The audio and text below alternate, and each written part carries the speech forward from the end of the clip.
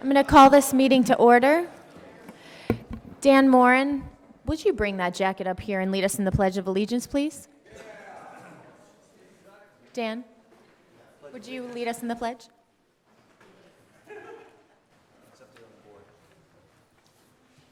God, I hope I remember it. I pledge allegiance to the flag of the United States of America and to the republic for which it stands, one nation, under God, indivisible, with liberty and justice for all. Oh, I see it on the board. Thanks.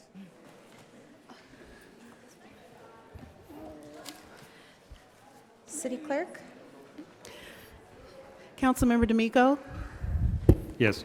Councilmember Duran? Here. Councilmember Heilman? Mayor Pro Tem Meister? Here. Mayor Horvath? Here. We have a quorum. Thank you. Is our closed captioning system working? We're good. All right. Thank you for that. Moving on to a report of our closed session agenda. Mr. City Attorney?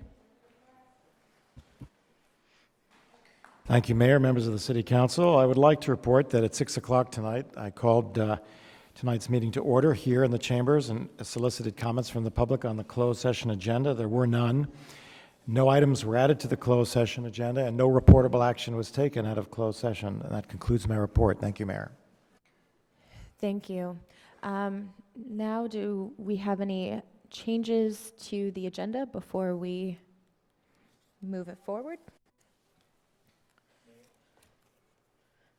Is it possible to move 4A and 5A to consent? I'm sorry, I don't think my mic is working. The request was for items 4A and 5A to be moved to consent. Item 4A is the advanced license plate recognition camera item, and item 5A is the increase in the grants in the schools program budget. I have some questions about 5A. 5A, so we'll keep that on. Is everyone okay with moving 4A to consent? Okay, so we will move item 4A. That is the license plate reader camera item. We will move that to consent, which means if you're interested in speaking on that item, your comment period will be moved to the beginning public comment period.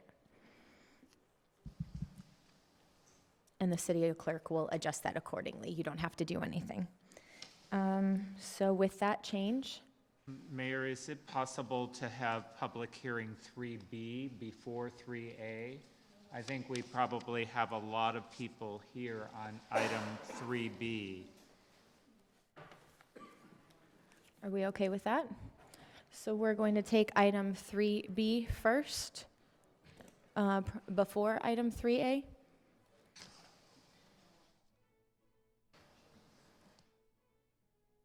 So with those changes, would someone like to move the agenda? It's been moved by Councilmember Heilman, seconded by D'Amico. And it passes unanimously.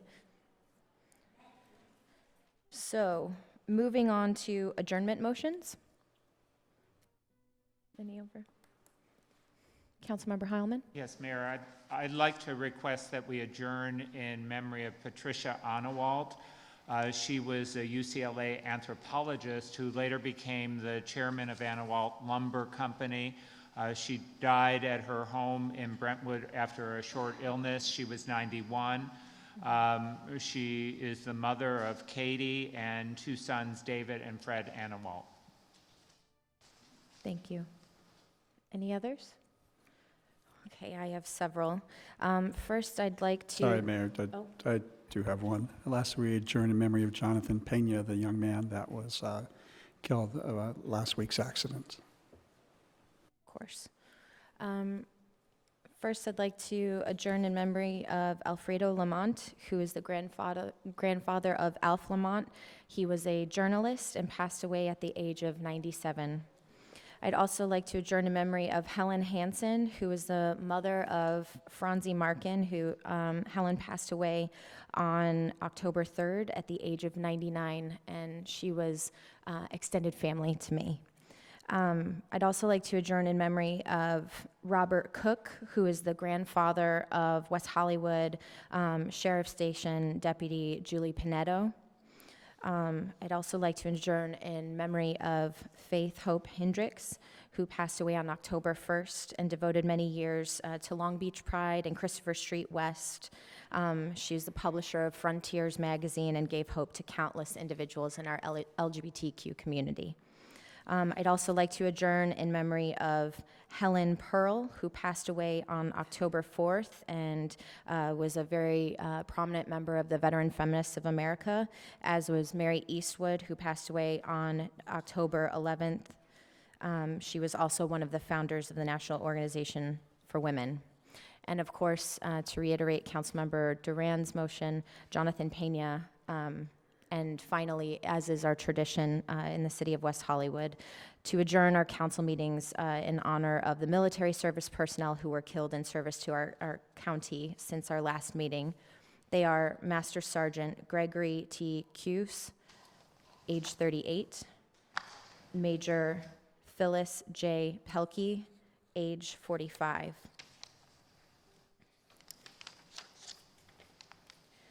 And to take one item out of order, as many of you know, this past Thursday evening, October 15th at 11:08 p.m., there was a tragic traffic accident that involved 2 West Hollywood sheriff's deputies and 2 pedestrians. The city is heartbroken by the death of one of the pedestrians, and our thoughts and deepest sympathies go out to the family of the deceased. The deputies and the other pedestrian are recovering from serious injuries at local hospitals, and we extend our well wishes to them at this time in hopes that they recover fully. An independent investigation as to the cause of the accident is being conducted by the California Highway Patrol, and I'd like to thank the Los Angeles County Sheriff's Department for their leadership in immediately calling for this independent review. In the meantime, we ask for your patience as to the cause of the accident. These things take time. We have to wait for all of the facts to come in and provide the experts room to fully investigate the matter. Our first responders provide a tremendous service to this community. They put their lives on the line for us each and every day. I want to commend the men and women who serve us at the West Hollywood Sheriff Station and at Fire Stations 7 and 8. We admire the work that you do for this community. Our hearts go out to each and every one of you when a tragedy like this occurs within your ranks. We thank you. And with that, I'd like to ask Acting Captain Sergio Loma from our Sheriff Station to come up to the podium to provide us with information, with an update on this incident.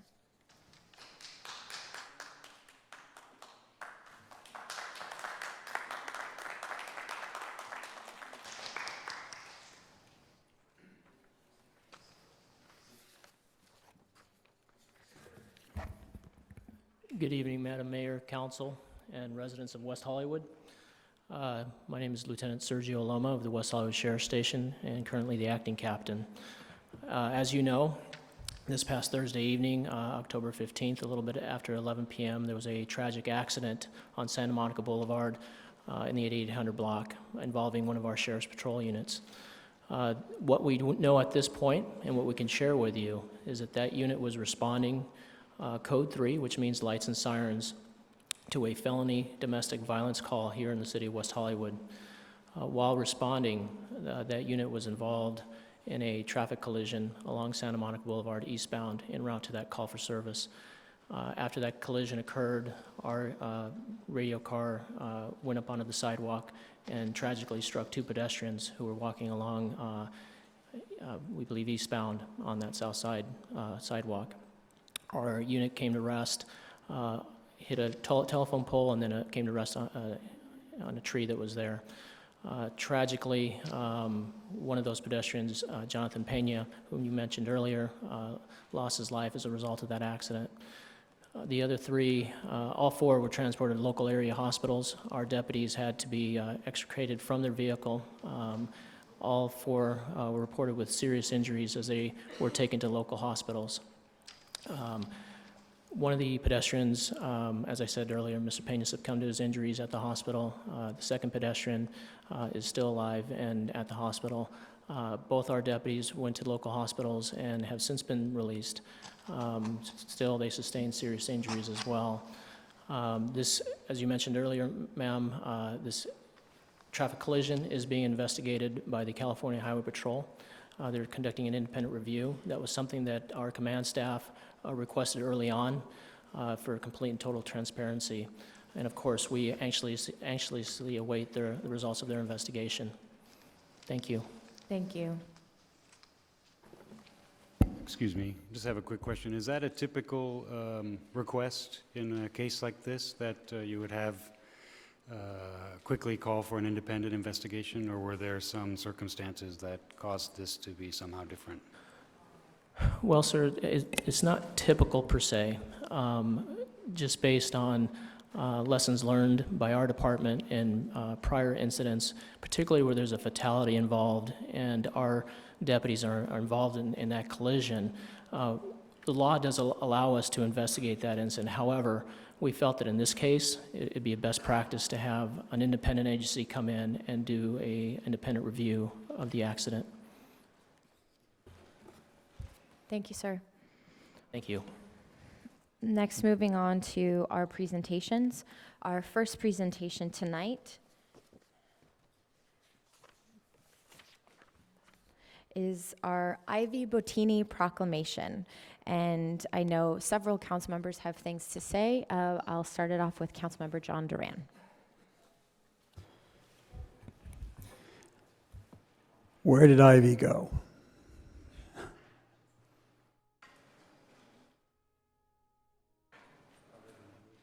I think Ivy's out of the room. Maybe we should wait till she comes back. We'll wait and take the next one first. Our other presentation tonight is for the 10th anniversary of the play Conversations About the Girls Proclamation. And Sonia Jackson, are you here? Very good. This item was on our last agenda, and the play is actually coming up this weekend, so we very much encourage you to enjoy it, as this year marks the 10th anniversary of the notable play Conversations About the Girls, which was created in West Hollywood and examines a woman's relationship with her breasts and how that relationship is or is not changed by the world around her. Creator and director Sonia Jackson wrote Conversations About the Girls. Good girl. To transform the lives of women through the power of understanding, empowering women to heal their bodies, minds, and spirits by discovering their inner strength, courage, and beauty, and encourage women to have a great expression of self-esteem and self-respect to increase the way men and women communicate with each other. And over the past 10 years, performances have benefited breast cancer charities. We're so lucky to have your creative energy and creative spirit in our community to support and empower women, to help raise a very important awareness around this issue. And we thank you for your example and the many productions you've done and are yet to do. We really appreciate you elevating this conversation in our community. Thank you.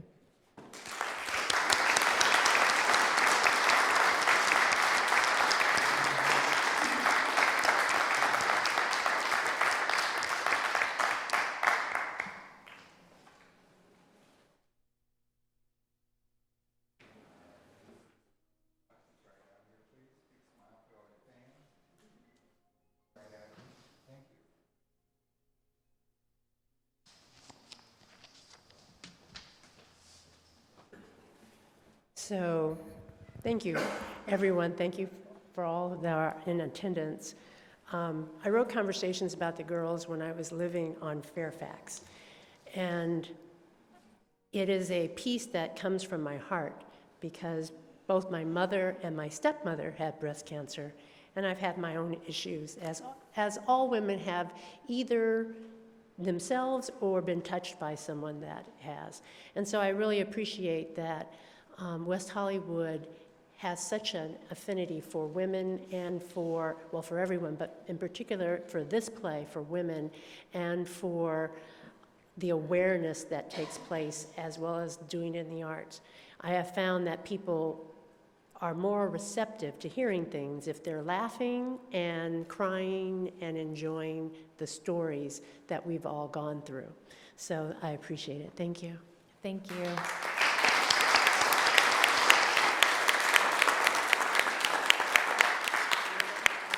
And now, Councilmember Duran.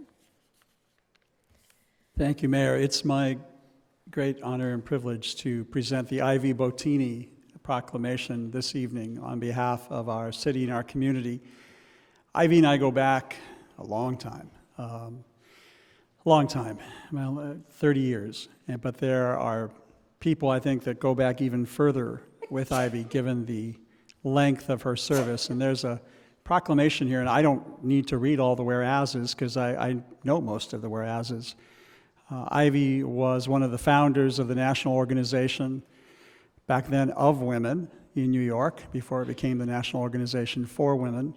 And one of her early tasks was to get now to consider advocating on behalf of lesbian issues. There was, I know, a great deal of resistance in the National Organization of Women to take on lesbian issues, but they were not accustomed to having somebody like Ivy Bottini in their midst to make sure that that happened.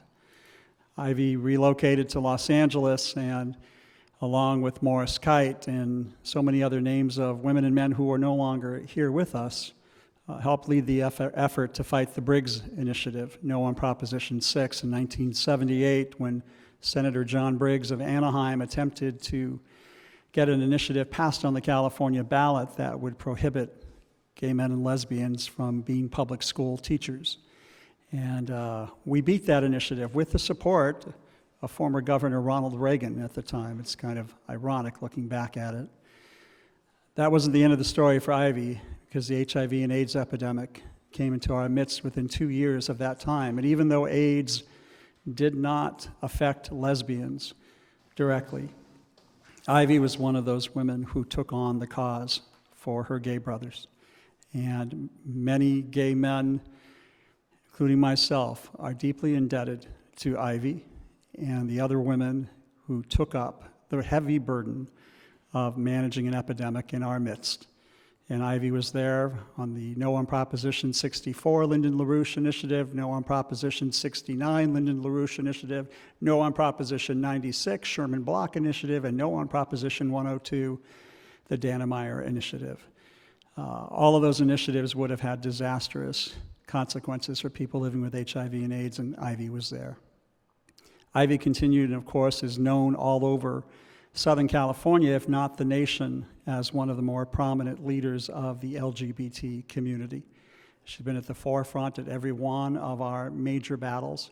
She's truly a jewel in our community, and she is funny as heck as a comedian. If you've never seen Ivy Bottini perform, you should see Ivy Bottini perform. So there's a time to every season, so says Ecclesiastes, time to sow. But Ivy, this is the time to reap the accolades, the recognitions, the proclamations for a job well done, not just in this decade, but over 40 years of your life dedicated to serving people, but most especially our LGBT family. So on behalf of the city of West Hollywood and LGBT people all over Southern California, the nation, and our world, we want to recognize and proclaim this to be Ivy Bottini Day, the city of West Hollywood.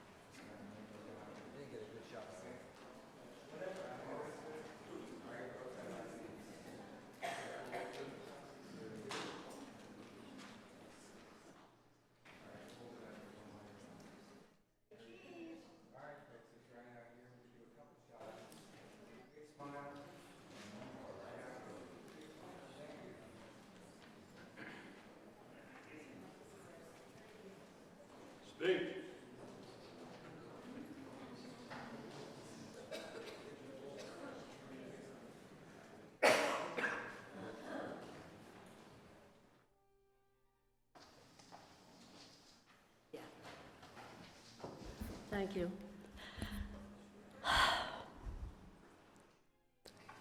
Thank you, Council. This, you brought tears to my eyes, John, and made me realize how exhausted I was.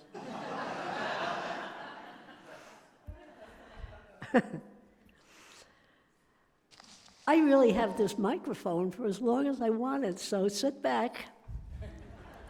No, I'm kidding. Kinda.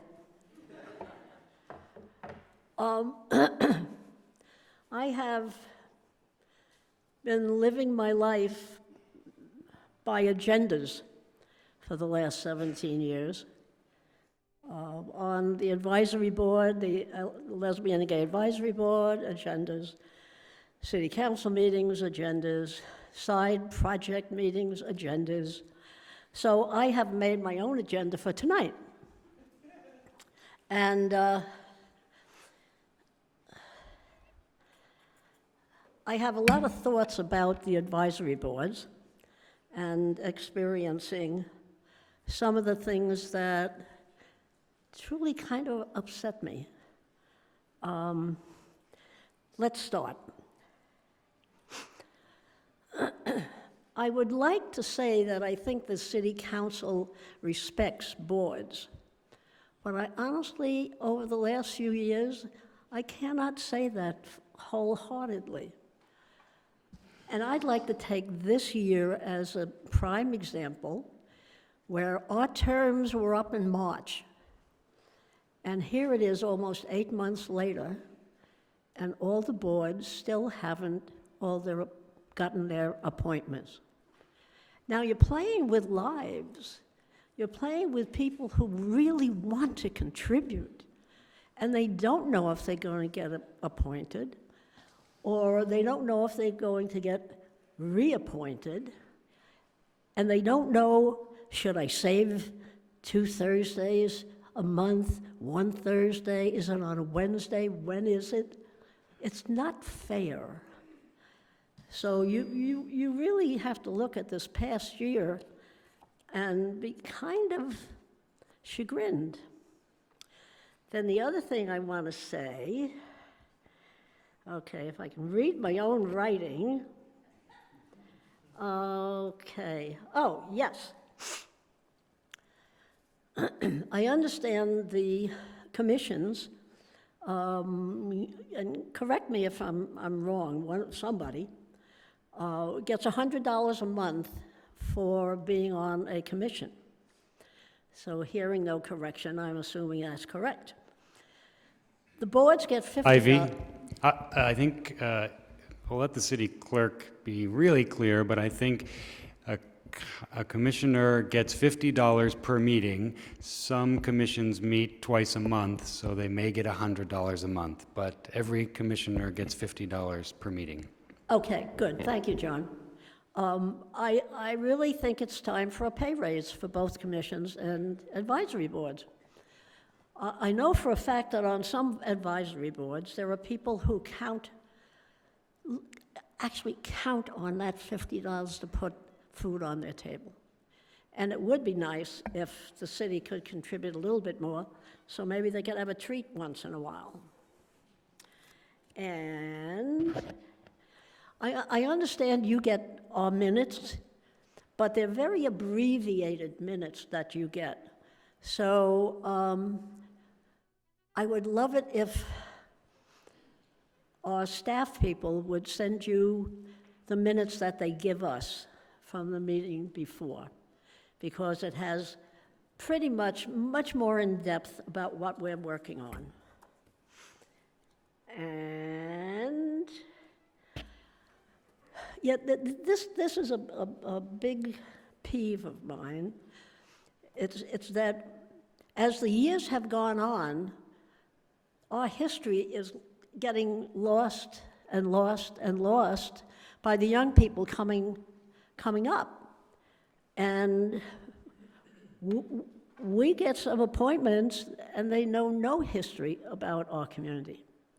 So I would like to propose that, at least for the Lesbian and Gay Advisory Board, because of the struggles that we've gone through, I would like to propose that there be an orientation day where somebody who knows the history will come in and speak to them and give them some background of who they are, where they come from, what pride they can take, so that they know when there's discussions and there's some underbelly information that the more experienced person knows, they'll be able to understand that too. So please train them, give them the information before they take the seat. And, yes, awards. This is kind of a sticky point. The Rainbow Key Awards. One of our ex-board members who served many years, she went to every board and asked them if when they give an award or something special, does the city council have to approve it? And all of them said, no. We just choose our awardee, and that's who it is. And the Rainbow Key, the lesbian and gay, they have to, we can make recommendations of who awards should go to, but they also must be approved by the city council. And I don't know if that's because there's members of my community on the council and they want to make sure everything's correct, but it just feels really odd that we're the only ones that you have to approve. And yeah, something strange happened about 4 or 5 months ago. I put on the agenda getting rid of the statute of limitations for rape and sexual assault. And the board was very enthusiastic to get to work on it, and then it was taken from us and given to the women's board, and we were told that it's really a women's issue. And I thought, what am I, chopped liver? You know, I mean, I'm a woman. It could happen to me. Gay men get raped. It's not just a women's issue. So that was very, very upsetting, and I decided that I'd bypass the city council and the city of West Hollywood, and I have now formed my own group that's moving very well. A lot of people are coming in, and there are survivors that are part of the group, and we're meeting on Monday night at NCJW because it's not an issue in the city, so we couldn't get rooms here on a continuing basis. So watch for the launch. We're going to have a rally and march. And the board actually voted unanimously to fight the destruction of the factory. I hope you notice that in the bare bones minutes you do get. So it's not going to go really smoothly. I figured I'd better tell you. And John Duran, I think you'd be most interested in this. The Ellis Act is killing our community. We are being slowly erased from this city because the Ellis Act is the developers are buying up old properties, rent-stabilized properties, and it's our people that have gotten old and lived in the city for 40 and 50 and 38 years. They're the ones being evicted. It's us and the elders in the straight world. It's them. So, John, you are a champion of our community, always have been. You're also quite an orator. I love it when you speak. You rattle off 50 names of for gay men, and I'm stunned. So I'm looking to you to maybe stop this bleeding of our community, being really kicked out of the city of West Hollywood. Because once they're Ellised out and they have to get out, they can't afford anything in the city. So they're gone.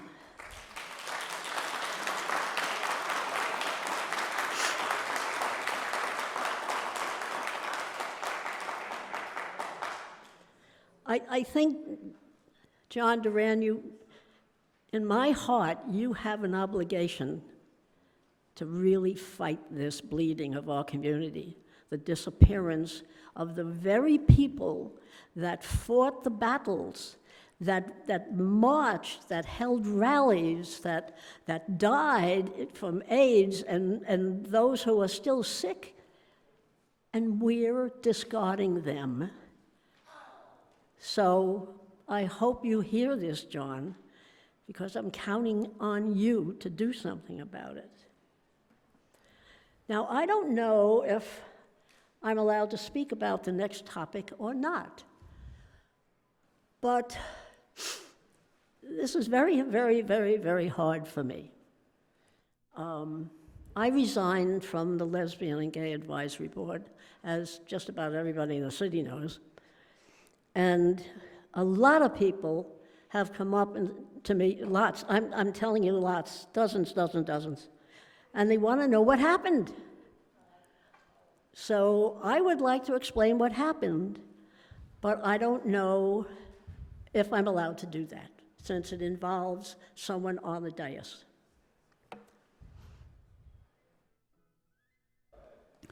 Ivy, I would say that there's a lot of people here waiting for an appeal that they probably haven't had time to go home for dinner yet, and probably have babysitter Who's issues. talking? I can't see. Oh, it's John Duran. Oh, okay, and I can't hear. We have an appeal on the agenda that I think a lot of people are here for, and that's actually the city's business. So.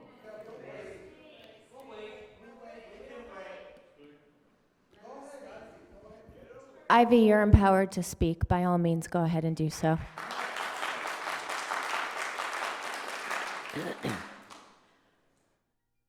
Okay.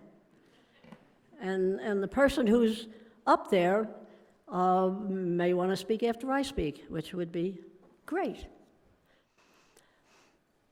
Months ago, I was having lunch with someone I admired, Lindsay Horvath, at Basics. And we both happened to order spaghetti and meatballs. And so we chatted and, girl talk. And towards the end, I said, my term is up, and would you reappoint me to the advisory board? And Lindsay, mayor, said, of course I will. And we went our separate ways. And then time went on, and a couple of months went by, and right over there in that aisle, Lindsay came down the aisle, and I was standing there, and I hadn't heard anything. I was feeling nervous. And I said, Lindsay, are you really going to reappoint me to the advisory board? And the mayor said, of course I am, laughingly and very friendly, and she went on her way.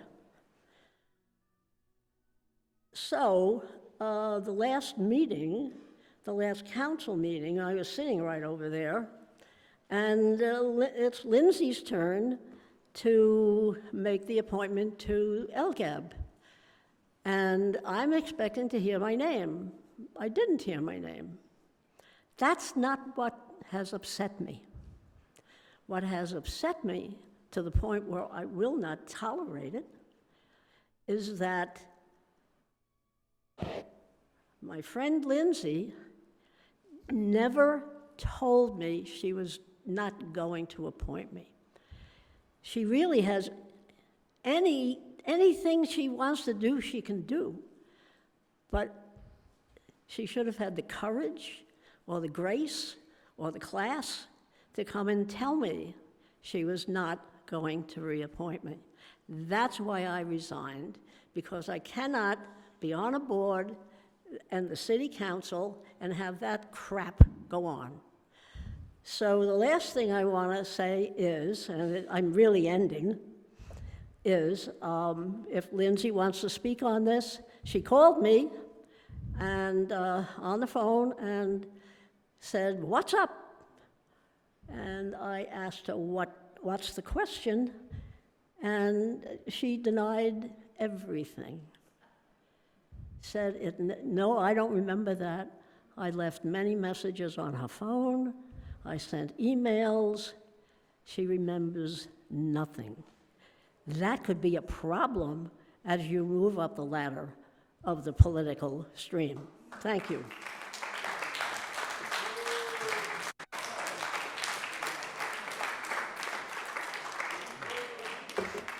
So next, we will have public comment. The City Council values your comments. However, pursuant to the Brown Act, the council cannot take action on items not listed on the posted agenda. The public comment period is limited to 20 minutes, with 2 minutes allotted for each speaker.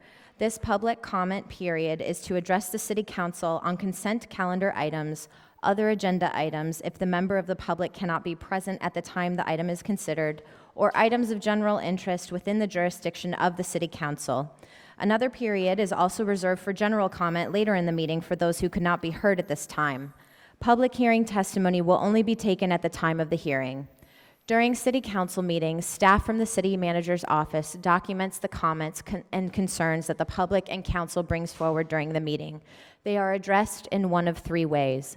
If the appropriate director or staff member is present at the meeting, they will reach out to the speaker and handle the matter accordingly.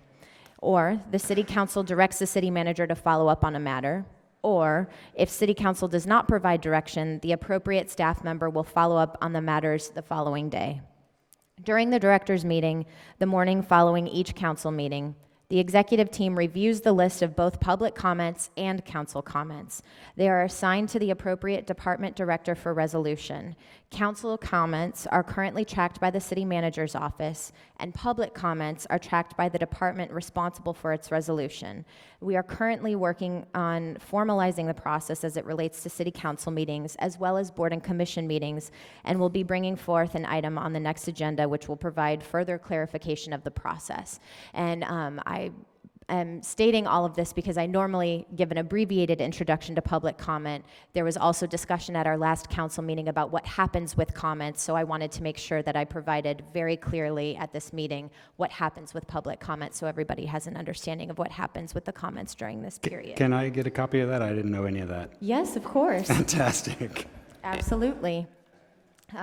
So with that, we will begin our public comment period. We have Ana Bustillos, did I say that right? Ana Bustillos to be followed by Martha Ortega. Hi, good evening. My name is Ana Bustillos. I'm the Director of Communications and Marketing for SPCA LA. We're the Society for Prevention of Cruelty to Animals, Los Angeles. Every year we find homes for about 3,000 animals, like Cupcake. She's today's doggy ambassador. We are a nonprofit that has served Southern California since 1877, and we are the only animal welfare organization in Los Angeles that is also law enforcement. There is no national SPCA or Humane Society. We are all independent organizations who fundraise separately, so please donate locally. Of our many programs and services, including animal cruelty investigations, I would like to make special mention of the Animal Safety Net. ASN provides free temporary housing for the pets of survivors of domestic violence so that they may refocus on their lives. Once safe, people and pets are reunited. For the City of West Hollywood, SPCA LA provides housing for lost pets. At the South Bay Pet Adoption Center, residents can visit or call the center or look for their lost pets online at spcala.com. West Hollywood and SPCALA will host a low-cost vaccine clinic on Saturday, October 24th from 10 a.m. to 1 p.m. at Plummer Park. Low-cost vaccines, microchips, and deworming are available for dogs and cats. We look forward to our continued partnership, and for more information, please visit spcala.com. Thank you. Thank you very much. Martha Ortega, to be followed by Nir Zilberman.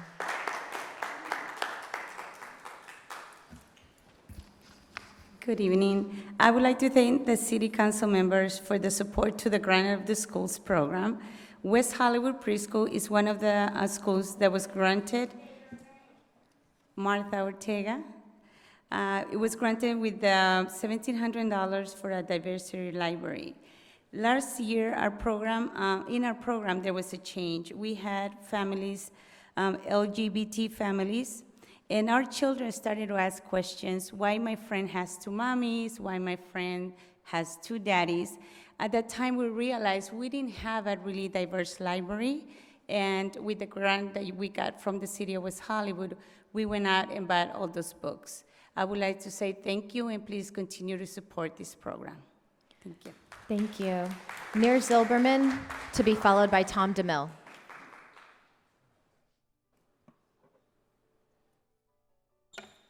Nir Zilberman, Love No Hate, West Hollywood. We are not a non-profit organization. I pay for the center for my own money. Two things I want to do. First, I want to invite everybody for Ivy. I was in the last LG meeting when she resigned, and I got home, I was crying in the meeting because to me, when Ivy left, it's Harvey Milk left our city. This is how I looked at her. So please, if you want, we have this for you guys. We have a brochure about what Love No Hate is. We raise love, no money. We are not a non-profit organization. It's all about love. Ivy, all what I can say, because I need to do it really fast. Woman, class, smart, patient, activist, anything that a lady should be. So I want to say thank you, and I love you, and I will see you Friday, and we have a huge, huge surprise for you coming up. The second thing I want to do, I'm a little surprised that you guys, all over the United States, people talk about what's happening in Israel. So what I would like to do, עוד לא אבדה תקוותנו, התקווה בת שנות 2000, להיות עם חופשי בארצנו, ארץ Zion, Yerushalayim. This is part of the anthem, and I'm not a singer, and I'm definitely not Lady Gaga. But you know, being who you are, you guys, I'm absolutely proud to be a Jewish man, a gay man that live in West Hollywood, and if I'm the only one that's proud of Israel, I will keep my voice and protect the people that protect us. If you guys don't do it, I will do it Saturday, 2 o'clock to 4 o'clock, we are going to have a rally, just like any other city in the United States did, from 2 to 4. Please support me. Thank you. Tom DeMille, to be followed by Yola DeRay. Tom DeMille, West Hollywood. You know, I see for years, for many, many years, maybe 20 years, you have been sending your letters to the State House, to the State Assembly, to the governor. What I need you to do is to send a letter to our president, because this is the first year in a long time we're not going to have a cost of living increase for all of the disabled and the senior citizens in our city. And you need to do that for us all, please. Make a letter, send it to the president, tell him what a jerk he is, and tell him, you know, he is a jerk, because, you know, he's done all these executive decisions, left and right, who knows for what, and didn't include any Americans, didn't include the Congress, just did whatever he wanted to do because he wanted to do it. Well, you know, he's leaving all of the senior citizens and the disabled across this country just out to lunch. We're out to lunch, you know, and it's just not right. It's just not right. Try living on what I live on. The other thing I want to talk about is the Sheriff's Department. I wear this pin on my lapel. I went to the Sheriff's Community Academy about 15 years ago because I ran for city council and I wanted to know what was going on at the Sheriff's Department, why we're spending all this money on the Sheriff's Department. What I found out was the Sheriff's Department, they have families, their mothers, their brothers, their sisters, they have uncles and grandfathers just like we do. They're just people like we do. And tragic accidents happen, and we all feel like hell over it. We really do. But no one feels worse than the Sheriff's Department. So if you're out there, wave to them, be a good witness, take care of other neighbors, look after one another, and look after them too, because they're looking after us. Thank you. Yola DeRay to be followed by Rick Watts.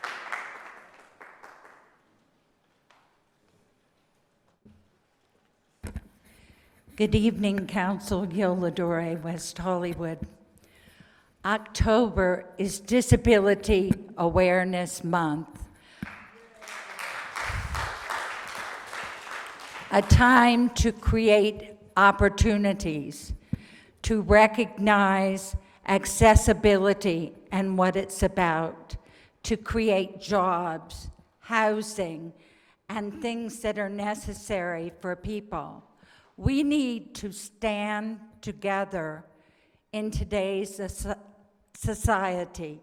It is the 25th anniversary of the Americans with Disabilities Act, and almost no place is as accessible as our city of West Hollywood.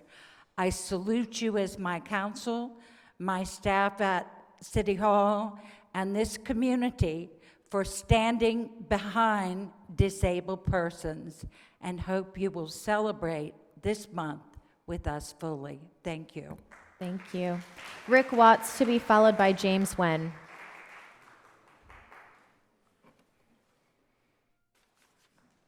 Good evening, Rick Watts, City of West Hollywood. I'd like to echo everything that Yola said. As a member of the Disabilities Advisory Board and immediate past chair, I would like to invite all of you and everyone here tonight to the Disabilities Advisory Board's second annual health screening event over at Plummer Park tomorrow morning from 10 a.m. until 2 p.m. I'll be giving out free flu shots, screening for a number of potential health problems, pneumococcal vaccines, and so please come by. And secondly, a week from this Wednesday, the 28th, here in Council Chambers, the Disabilities Advisory Board will be having its annual televised meeting and service awards. We'll be honoring Congressman Adam Schiff, Capital Drugs, the Gay and Lesbian Center here at West Hollywood Annex, and the Special Olympics of Southern California. As Yola noted, this is the 25th anniversary of the Special Olympics, of the Americans with Disabilities Act, a law which has had a profound influence on persons with disabilities. Virtually everyone in this room has or will be affected by disabilities, either directly, personally, or someone who is close to you. And as we go forward, the law needs to be protected, it needs to be strengthened, and as much as anything, we need to realize that persons with disabilities have many abilities as well. Lastly, I'd like to echo the salute and the thank you to Ivy Bottini for all that she has done over the years. As a person living with HIV for 32 years, 2 of those with HIV and AIDS, I would not be here today without the many contributions that she and her colleagues have given over the years. So thank you very much. James Wen to be followed by Amy Walia Fazio.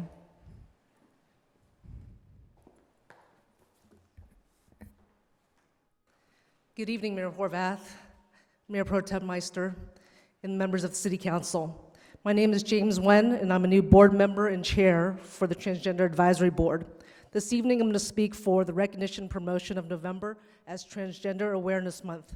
Many of you may be thinking, of course he's going to speak for it. But tonight, I'm going to advocate for those that do not have a voice. They may not have come out yet. They may just be beginning a life transition and trying to find their voice. Or they may no longer be with us because they're gone.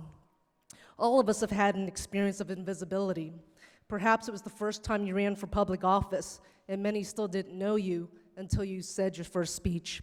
Perhaps you're the new person at a job, and people don't know your capabilities yet. Perhaps in your family of origin, you're overshadowed by a sibling.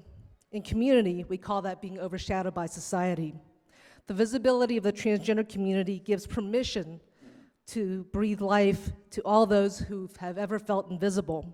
And for those who are gone, for a moment, they become visible again. I ask for the city's continued commitment for visibility for the transgender community and also for all those who have ever felt invisible. Thank you. Amy Waliafazio, to be followed by Stephanie Harker.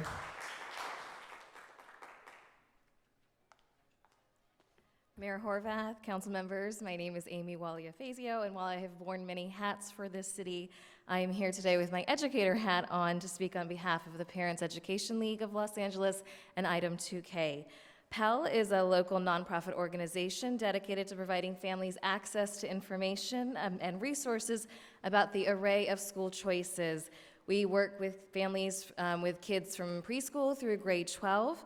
We cover all the landscape of school types, so we cover private, charter, magnet, public, neighborhood, homeschooling, you name it, we cover it. We are the region's only unbiased, accurate, comprehensive, and current resource for school information. We partner with local organizations, so we partner with LAUSD, we partner with California Charter Schools Association, we partner with ESAD and CSAD, the independent school consortiums, and we are partnering with LAUSD for this particular item 2K on the LAUSD Office of School Choice presentation. It's a great opportunity for families in our community and a little bit larger than our community to hear about LAUSD and what they offer.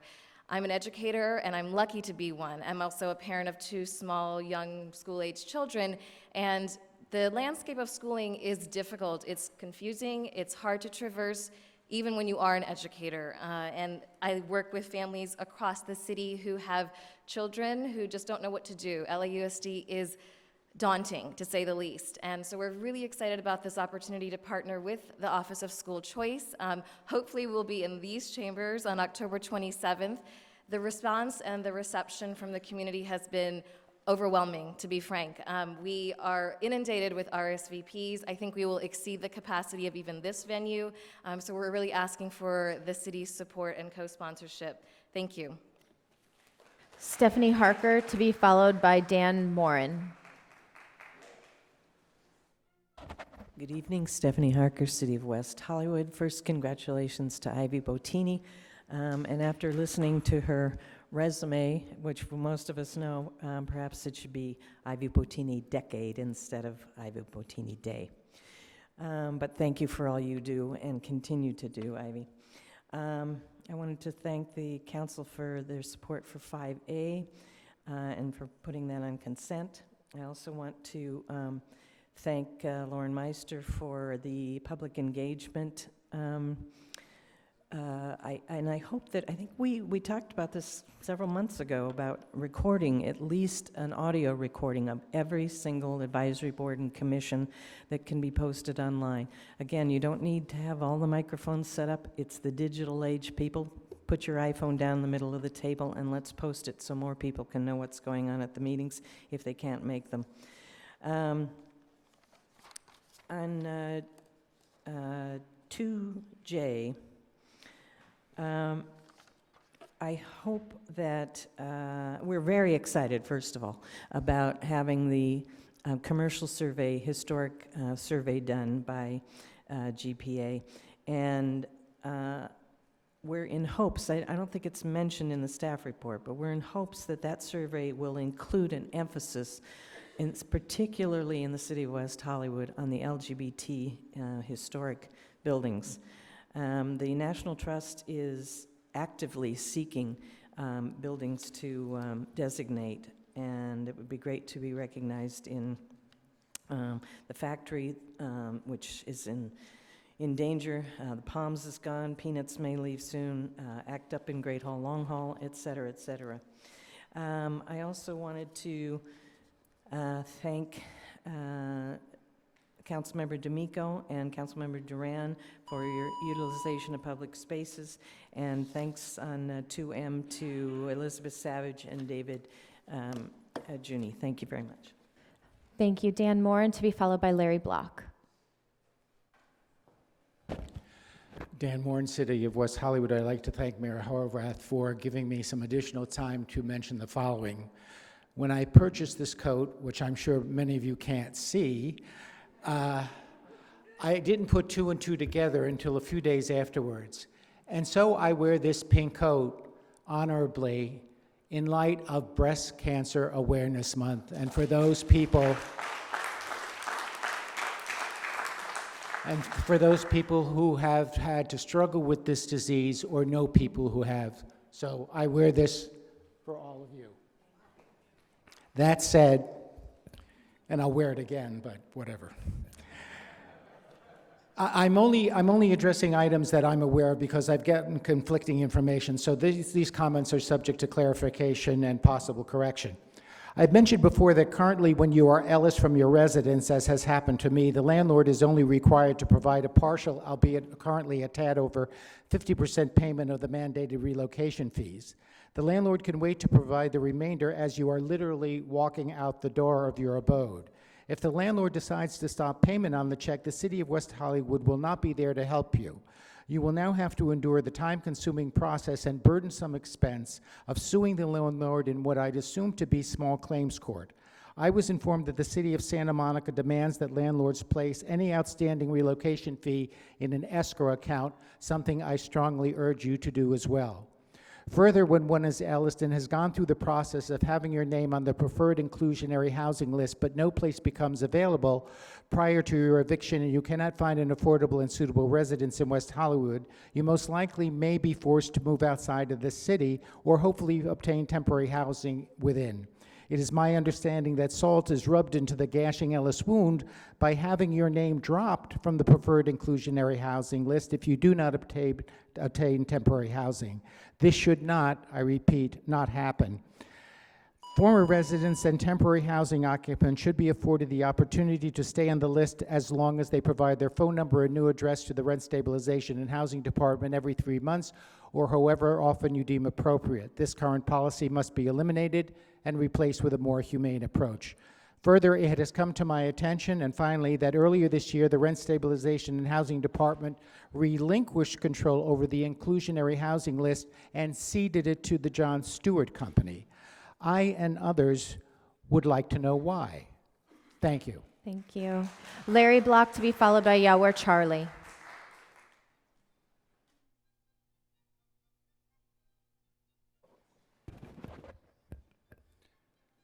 Larry Block, West Hollywood. In the last few months, there has been a war against building on-site affordable housing units on Beverly, Kings, Norton, Huntley, and more. Many of the same people arguing against on-site affordable housing are also arguing against building off-site affordable housing at the Detroit bungalows. That project was scaled down from 66 to 22 units and a loss of 44 affordable housing units. Some of us want to be reasonable, so we got together and began a Facebook page, Residents for Affordable Integrated Housing, RAID. Our goal is to work on solutions for affordable housing and with the private sector on creating housing that is affordable. Affordable housing is mandated by the state. Why should a builder be allowed to buy out their obligation? In lieu fees go to a fund to be built years down the line at tomorrow's cost of building, and dollars are eaten up all along the way on overhead. Responsible development is integrated development. Responsible development in a city with no land cannot rely on in lieu fees. Responsible development is building affordable housing today and not kicking the can down the road.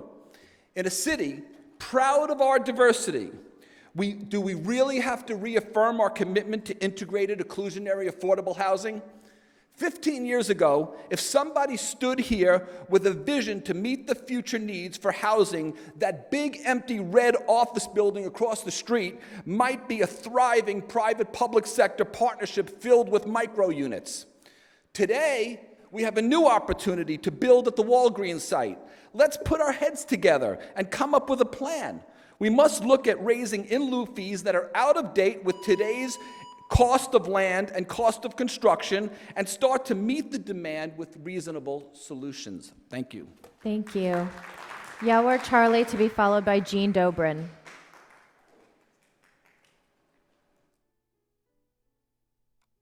Good evening, everyone. My name is Yawar Charlie, resident of the city of West Hollywood. I'm also on the Historic Preservation Commission. I serve as the chair. Though I'm not here in an official capacity, I am here to talk about the HPC. My goal when I was put on the commission was to try to bring HPC to the masses and kind of bring it to a new generation and have it exposed to a larger section of our community. And that's why I'm here tonight. A lot of people don't know that we have over 80 properties in the city limits that have historic designation. And other than the few marquee properties, people really don't know about them. And so I was trying to come up with ideas where we could have these properties and locations exposed to a larger group.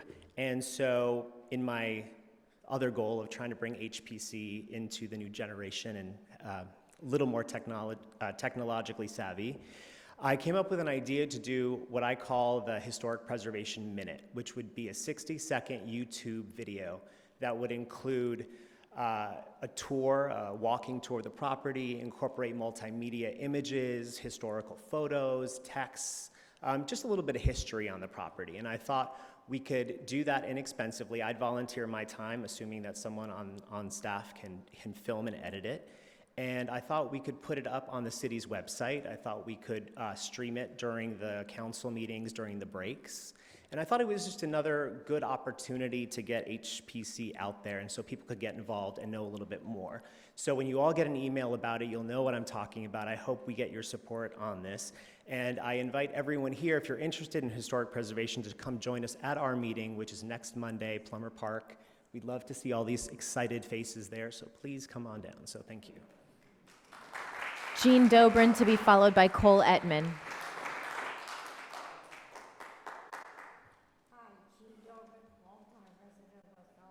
I am so happy to live in this city. This city is really a symbol of democracy, which I believe is a very important thing in the United States, which, by the way, the Republicans do not like. First of all, I always want to say that our city absolutely needs our own animal shelter. Our animal, per capita, we have more animals than any other city. Now, I want to say that on Wednesday, that's important, but quickly. On Wednesday night, we had a meeting here where a woman who works for some outfit, I don't know, but she's told me she lives in Oakland.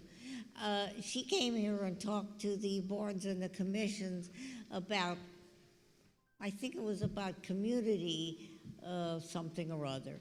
And she spoke for 1 hour. And the things that she said were very good, but unfortunately, a lot of the things that she said were repetitive. I appreciated her having her here. I tried to find out how much money the city paid her, but Lisa Bolsanti was not able to tell me. She told me later on she would call me. She works for another company. I think they send a prospectus to cities and they say they want to speak. But to tell you the truth, everything that she said could have been said in probably about 20 minutes. And I can only quote Shakespeare, much ado about nothing. Another thing, I heard the Down Act, the Brown Act, and I think that people in our city and who come here from ages about 18 to 35 are so young that every time they hear the Brown Act, they think it has to do with Jerry Brown or his father, Edmund Brown. No, it doesn't. There was a legislator in many past years who had no relation to them who came up with the Brown Act, which is a very important act in our city. So be warned. It has nothing to do with Jerry or Edmund. Thank you. Thank you. Cole Ettman to be followed by Graciela Iparaguirre. Cole Ettman, City West Hollywood. Good evening, City Council members and members of the public. I'm happy to be back. I apologize for a hiatus since the election. But let me tell you, I've learned a lot. I learned a lot since I ran for office this past June. I walk door to door and I learn that people really want change in this city. I learn that they want reasonable development, they want a safe community, and they want a city council that's going to put the community first, not their special interests first, not getting elected first. Sure, I wasn't successful. Actually, I came in last place. But when our sitting councilman who was elected was funded by developers to the tune of over $400,000, not Heidi, not Larry, and not myself ever had a chance. And we need to change that in our city. We need to make it so that people who want to serve have the opportunity. Because I could not afford to have someone call you all day long, 5 times a day, to tell you how awful I am, or that we need John in office. Where's the campaign finance? Where's the ethics reform? Are we a progressive city? The last election obviously shows we're not. The actions of some of our council members are not putting our community first. We're going to get hit with $1 million lawsuit. And let me tell you, the lawyers in my law practice wish they had that lawsuit because it's a good lawsuit. We need to stop and make change. We need to look at development. Look at what's going on Sunset Boulevard. If you're on Santa Monica, you can't see the hills anymore because we're going to build 10-story buildings. Why isn't our city council fighting the project on Sunset and Crescent Heights? Because the developers elected our council members. We have to stop. We must make change. I'm not going anywhere, and I will fight for our city continuously. Thank you. Thank you. Graciela Iparra-Aguirre.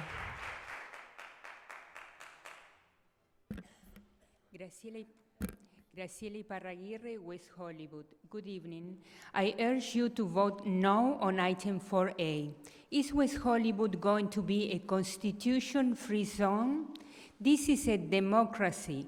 Law enforcement and other agencies must not be allowed to scan, follow, document, share every movement and information of millions of law-abiding citizens. These cameras are Trojan horses. They can be used to take pictures of vehicles' passengers. They can surveil anybody possessing an internet-ready device. We don't know what real capabilities the cameras are going to be fitted with. The information will be shared with multiple police agencies. The agencies will share with each other, and all agencies share with the Department of Homeland Security, and they will share, among others, with Vigilant Solutions and digital recognition systems, both private corporations, which also have been caught selling information, let alone the purposeful and accidental leaking and hacking. The real reason for these cameras is to keep the law-abiding public under a constant surveillance grid. The occasional catching of a criminal is just an excuse and does not warrant the violation of our priceless privacy, freedom, and liberties. Please vote no. Thank you. Michael Vojkolevich is our last speaker.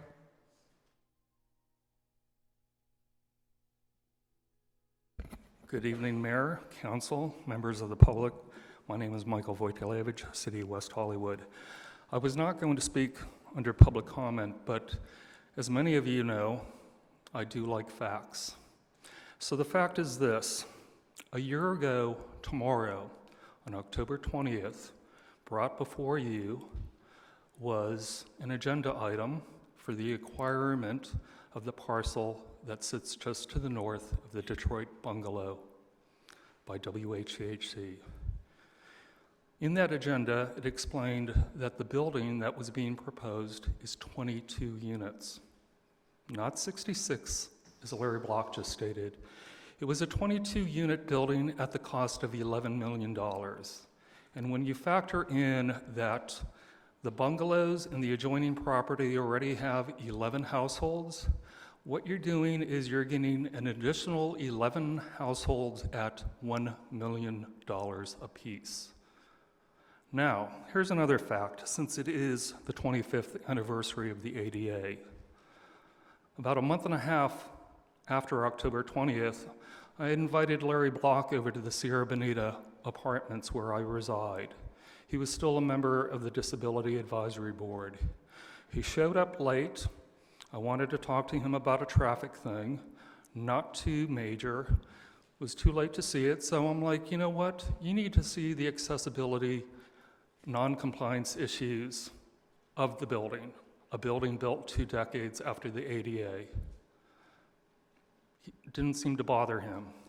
So again, just one final note. Again, appreciation for 2 weeks ago, item 2J.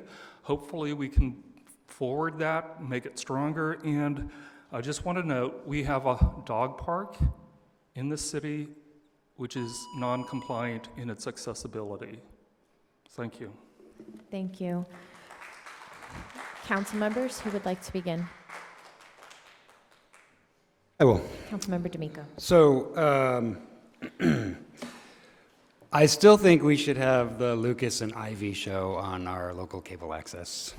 For those of you who know Lucas John, I propose that Lucas and Ivy get their own show. And Ivy, now it seems maybe you have a couple of extra hours a week, so maybe you and Lucas can start talking and remind us of our history. That was a really wonderful, and I just kept pinching myself, thinking, this is actually Ivy Bottini taking the time to explain it all to us for a minute. And when I have the chance to be in that experience, it's always a pleasure. And that reminds me of something that Corey Hay and the Mazer Archives and our own city put together, which was a reading of The Gay Revolution by Lillian Faderman yesterday afternoon. And Ivy, among others from this community, are featured prominently in this book. And I've read the reviews. It's supposedly a great read. I encourage everyone to pick up a copy from our own Mazer Archives. I wanted to follow up on some items that some people brought forward. I think Dan and his question about Ellis escrow accounts and the other question you had, I saw that Elizabeth came over to talk with you. I'm guessing you'll follow up with her. She would be our conduit to make some action on that. So if you have a connection there, we're good. I also wanted to follow up with the idea that if the Lucas and Ivy show doesn't happen, it might be a good idea to have a history lesson for LGAB. Maybe it's not every year, maybe it's every other year, maybe it's invited guests, maybe it's part of One City, One Pride. But I think Ivy and many others have begun to make that point, and it's probably not too soon to start thinking about the best way to go about that. I wanted to ask our city manager to give us an update, maybe not today, but we've had several items that have rolled through here, and I just want to make sure they're still moving forward. The first one is our living wage ordinance. We had some flurry of activity about that, and then haven't heard much about it since. The parking items that this council took on, I think in March or April, we were supposed to get some activity, and I know I myself got an update, and maybe we can share some of that with the public now that it's been through some commissions and boards, and I think people are interested to know what's happened with that.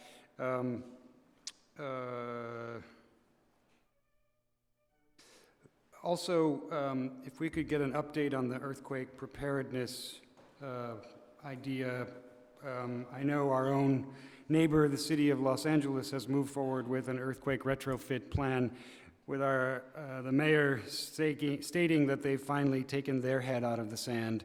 That certainly is a careful explanation of their many years, and I'm hoping we can extract our own heads soon, because as I have explained many times, I think it's time for us to work that problem until we get some solution happening. Finally, with respect to the accident that happened this weekend, it's probably a big ask, but perhaps, I know Oscar and the property that's on Crescent Heights, perhaps we could just have 2 paragraphs on whether that might be an appropriate place for the sheriff's station. If this part of town becomes a busier and busier place, maybe it's too much to ask our sheriff's station to be located, our main sheriff's station to be located there, to be running cars in and out of there at high speeds while we have patrons drinking and partying at increasing rates along that boulevard. It's just something that occurs to me. I don't know that Crescent Heights is an ideal spot for a sheriff's station, but it just occurs to me that perhaps we could have a satellite office across from our park and the main station somewhere further afield. Finally, I wanted to ask that perhaps we get an update on the Crescent Heights and Sunset property. I think the speaker, Cole, made a very good point. I know our city had reviewed the EIR and we had some fairly significant comments, mostly about sewage. And if you didn't know, flows downhill. And it was going to be flowing right through our city with no provision for upsizing the sewer pipes. So I think that is a fairly substantial piece of work that hopefully that EIR has taken into consideration. Finally, I wanted to say that I'm happy that my colleague John Duran was willing to, along with me, put together this item on the creative utilization of public spaces. I think our city really has an opportunity to take some of the underutilized leftover public space and put it into service. And there's one thing that's written here that I just wanted to read, and I think this is fairly close to my ideas, my politics with a capital P, that in the era of the monetization of private open space, there has been a counter movement of the democratization of public space. And I would hope that our city would start to take some of our public space and open it up for the public.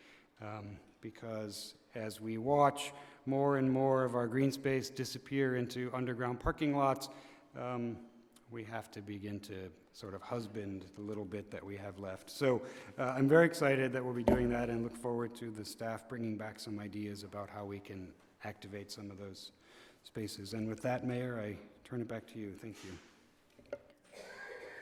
Councilmember Duran. Thank you, Mayor. I'm mindful of our time. We're almost an hour and a half into the meeting, and we haven't had our first public hearing yet. So I just want to, I'll just be short and tell everybody have a very safe and happy Halloween. Be very careful on Halloween night in West Hollywood. Thank you. Councilmember Heilman. I didn't hear you. Okay, I have a few comments. First of all, I want to thank all of the people who participated in AIDS Walk recently. I want to thank the sheriffs and firefighters and all our public safety staff. And I certainly want to thank the residents and businesses that accommodate this large event. I know it's an inconvenience to people in the community, and it was a very hot day for the walkers out there. But it really is the biggest fundraiser for AIDS Project Los Angeles. So it does benefit people in our community, and I want to thank everyone who participated in it. I also wanted to let people know about an upcoming event that is co-sponsored by the city and the Williams Institute at UCLA. On Wednesday, November 4th, 2015, upstairs in the community room here, there's going to be a forum on LGBT communities and challenges in the South, Midwest, and Mountain States. We'll have a number of panelists who are going to talk about what we on the West Coast can do to help people who are struggling for LGBT equality in the South and Midwest. And we have some great speakers from not only locally, but all across the country. And I hope everyone will have an opportunity to come out and participate. I want to thank Councilmember D'Amico for bringing up the Crescent Heights and Sunset development. I know our community development staff has expressed a lot of concerns through the EIR process. I met recently with some of the neighbors who are working in opposition to the current proposal. I also spoke with a representative from Councilmember Rue's office in Los Angeles expressing my concerns about that development. And I think that pretty much everyone on the council has raised concerns about it, but I think it's important that we get the word out to the officials in the city of LA because that site is located in Los Angeles. And then finally, I just wanted to give a brief update on the minimum wage. And again, thank you for raising that. That is a project that is moving forward. It is supposed to come back to us. It was supposed to come back at this meeting, but we have a lengthy hearing. And also some studies that we asked from UCLA were not completed. So we expect that to be brought back at our next council meeting. So thank you for that. And have a great Halloween. Mayor Pro Tem. Thank you, Mayor.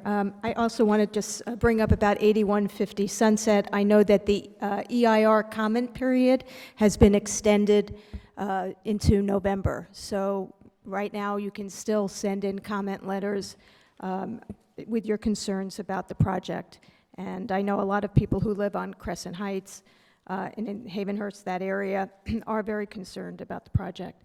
Wanted to let you know that I attended a panel on water issues and drought forum. It was hosted by the Metropolitan Water Board, and I was only able to attend the first panel, but there were actually quite a few local officials there that stated concerns that the board is very good about educating consumers, but maybe not doing as much as they can do to educate local officials on water usage and land use. So I think that's something they're going to be looking at in the future. I also attended a Planning and Conservation League symposium with Council Member D'Amico, and Kevin De Leon was the keynote speaker. And we talked about, well, they talked about transit and housing and sustainable cities. I want to keep this short too. On item 2Q, the mayor's item on workplace gender transition guidelines, I just wanted to add to that maybe we can have social services staff work with the Chamber of Commerce as well on this item. And on item 2J, which was the historic preservation, the historic survey for commercial buildings. I just wanted to make sure that staff reaches out to one of the people who sent us a letter of concern, Roy Oldenkamp, and make sure that he's aware of how we're moving forward with this. Thank you. Thank you. In addition to being Breast Cancer and Disabilities Awareness Month, October is also National Domestic Violence Awareness Month. And I want to, first of all, thank our domestic violence community response team for their efforts to eliminate incidents and to educate the community about what it looks like, who it affects, and how it can be prevented. All too often, these efforts are perceived as women's issues, special interest issues to be addressed by women, not as overall safety efforts in our community, somehow separate from the work that we ought to be doing to be keeping people safe. However, we know that domestic violence incidents in West Hollywood sometimes don't have women involved at all. And so even when these incidents do involve women, it's the responsibility of the aggressor, or the abuser, to act differently. It's not the responsibility of women to end the violence that's being perpetrated upon us. So we need to remember that domestic violence is a public safety issue for our entire community, and that it can happen not just between married couples, but all intimate partners and family members in a home. Violence doesn't need to be physical either. It can be emotional, spiritual, mental, and even financial abuse. They're all components of a violent living home. Preventing loved ones from accessing gainful employment, withholding money so they can't access medical care or housing, repeatedly demeaning them in language, or making threats of violence all constitute domestic violence. So that's why we're all wearing our purple ribbons up here, and there are materials available in our lobby, both here at the council meeting as well as at City Hall, and there's information available online. If you or someone you know is facing a home of domestic violence, please bring them or yourselves to these materials, and we would love to be able to help you transition to a safer living environment. And I want to thank Amy for coming out and speaking in favor of 2K. Our school board president and our board member, Steve Zimmer, will also be with us next Tuesday night for the Parents Education League panel on LAUSD choices. I recently attended both back to school night at West Hollywood Elementary, as well as did a site visit of Laurel Elementary with our school board president.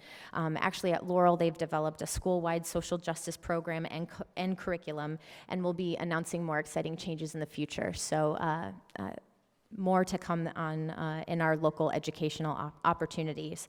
On item 2L, I just wanted to suggest that the northwest corner at Melrose and La Cienega be included. While this location is part of the design district streetscape recommendations, when the lanes are being narrowed on Melrose, it's a space that may be incorporated in that study as well. On item 2M, I wanted to make sure that we still continue to work with our sheriff's department to create a system for response to homelessness calls. Right now, our public is directed to call the sheriffs if they're experiencing issues with homeless in our community. Sometimes citation or jail time is not the appropriate response to homelessness in our community.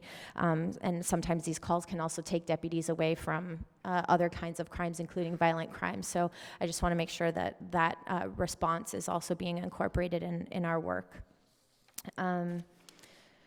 Tomorrow is the grand opening of the LA LGBT Center West Hollywood facility at 8745 Santa Monica Boulevard on the second floor from 6 to 9 p.m. We also will be having the Women Manifest Mixer, which is Women Manifest is a collection of women seeking to elevate the world that women create, and you can learn more about their work and vision tomorrow night at Evely from 7 to 9 p.m. This week, I'll be meeting with Mayor Gold as well as Beverly Hills staff to continue our conversations about the Beverly Hills Water District and specifically our residents' rates. So if you have any specific comments you'd like me to share, please email me or feel free to call City Hall. On Wednesday morning, I'll also be attending a meeting with Supervisor Kuehl and all mayors in the 3rd Supervisorial District to talk about housing and homelessness. And finally, Thursday, October 29th, is the Transgender Job Fair taking place right outside in the Auto Court from 10:30 a.m. to 4 p.m. I encourage you to attend and encourage others to participate. City Manager? Thank you, Mayor, members of the City Council. I am going to be quick. A number of follow-up items. I will respond to those. One of the things I appreciate from Councilmember D'Amico is really the need to formalize periodic check-ins on outstanding staff reports. I know that we did send an email out giving a status update on the earthquake retrofit, but that was an internal email. We did update, I think, a couple of council members on the parking initiatives, but I'll come up with something a little bit more standardized that updates all of the council, whether it's on a bi-monthly or quarterly basis. There's a number of other items that were discussed, and I'll just follow up on those tomorrow. Thank you. Thank you. With that, City Clerk, what is the fiscal impact of our consent agenda? The fiscal impact with the inclusion of item 4A is $585,484 in expenditures, $0 in potential revenue, and $5,270 in waived fees. We have a motion from Councilmember Heilman and a second from Councilmember D'Amico. All those in favor?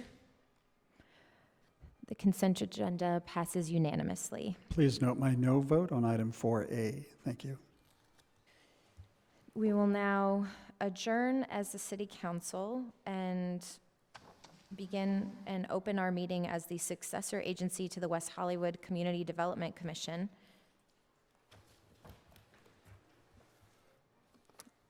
City Clerk, would you like to take a roll call, please? Sure. Board Member D'Amico? Here. Board Member Duran? Here. Board Member Heilman? Here. Vice Chair Meister? Here. Chair Horvath? Here.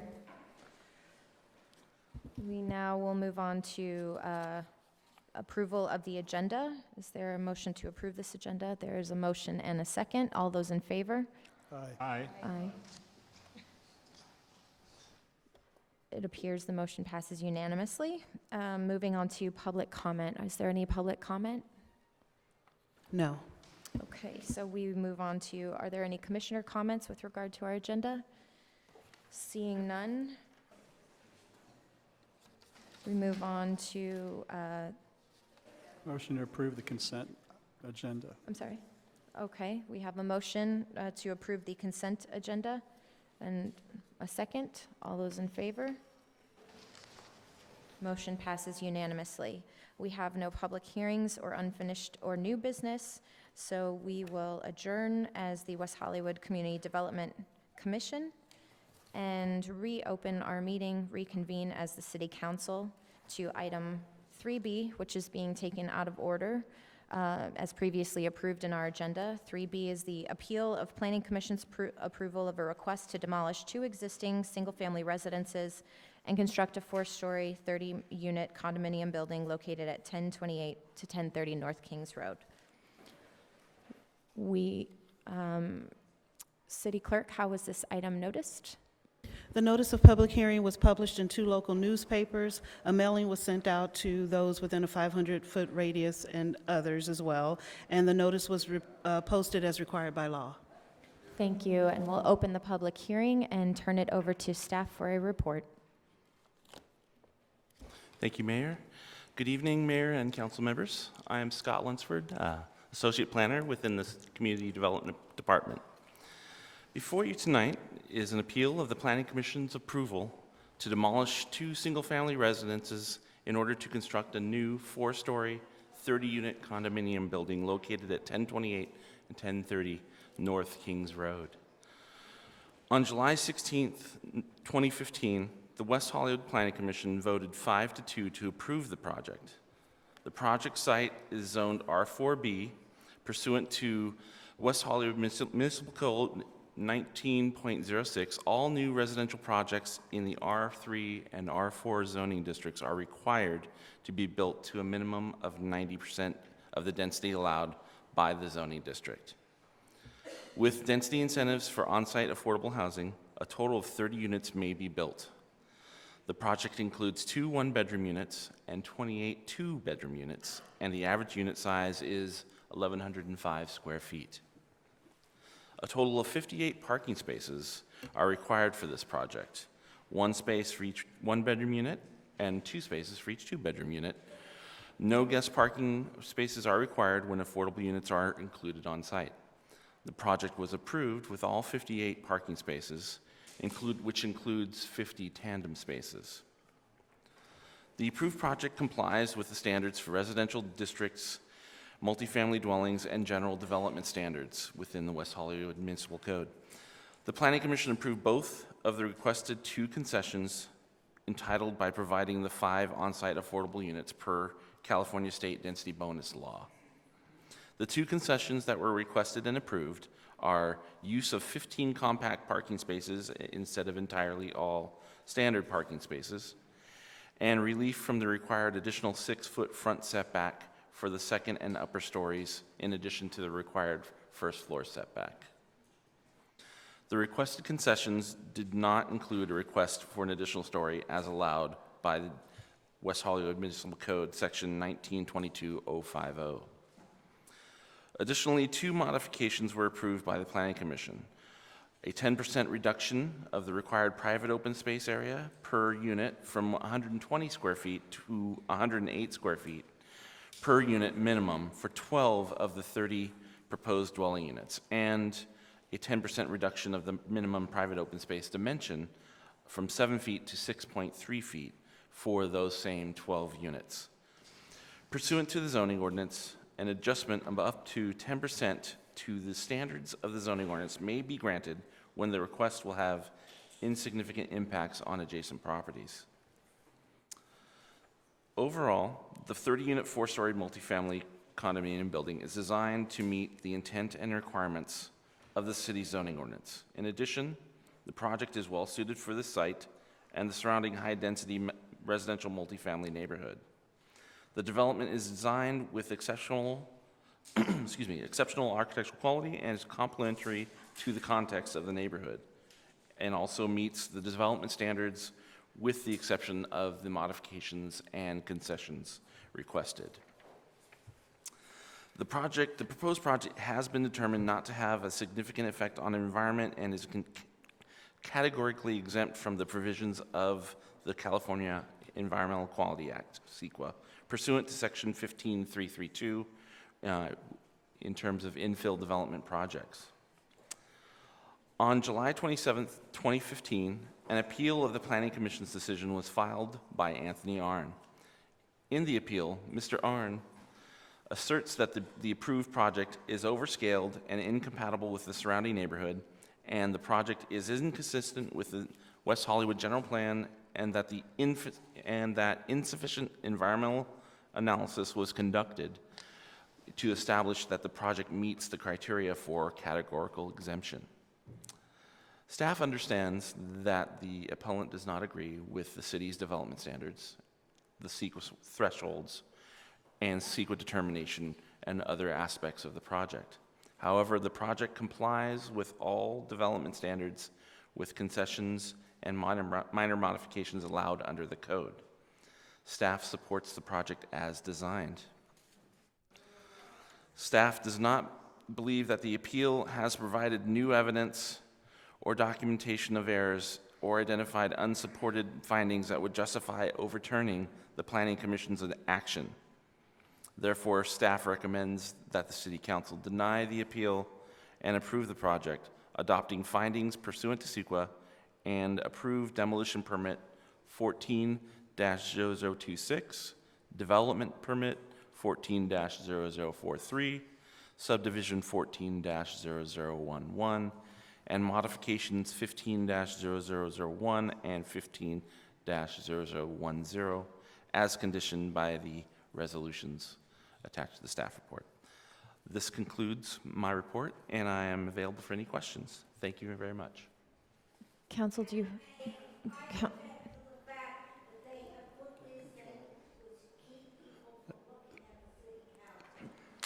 I was going to ask the same thing, if we could get those taken down. Thank you. I was going to ask the same thing, if we could get those taken down, Todd. Thank you. Thank you. And Thank Mr. you. Your Luntz- comment has been heard. We can move the, if we can move these presentation boards over in front of these so they're all combined in the same area and not blocking the view of anybody in the audience. Can you put the parcel map that shows the zoning up? Sure.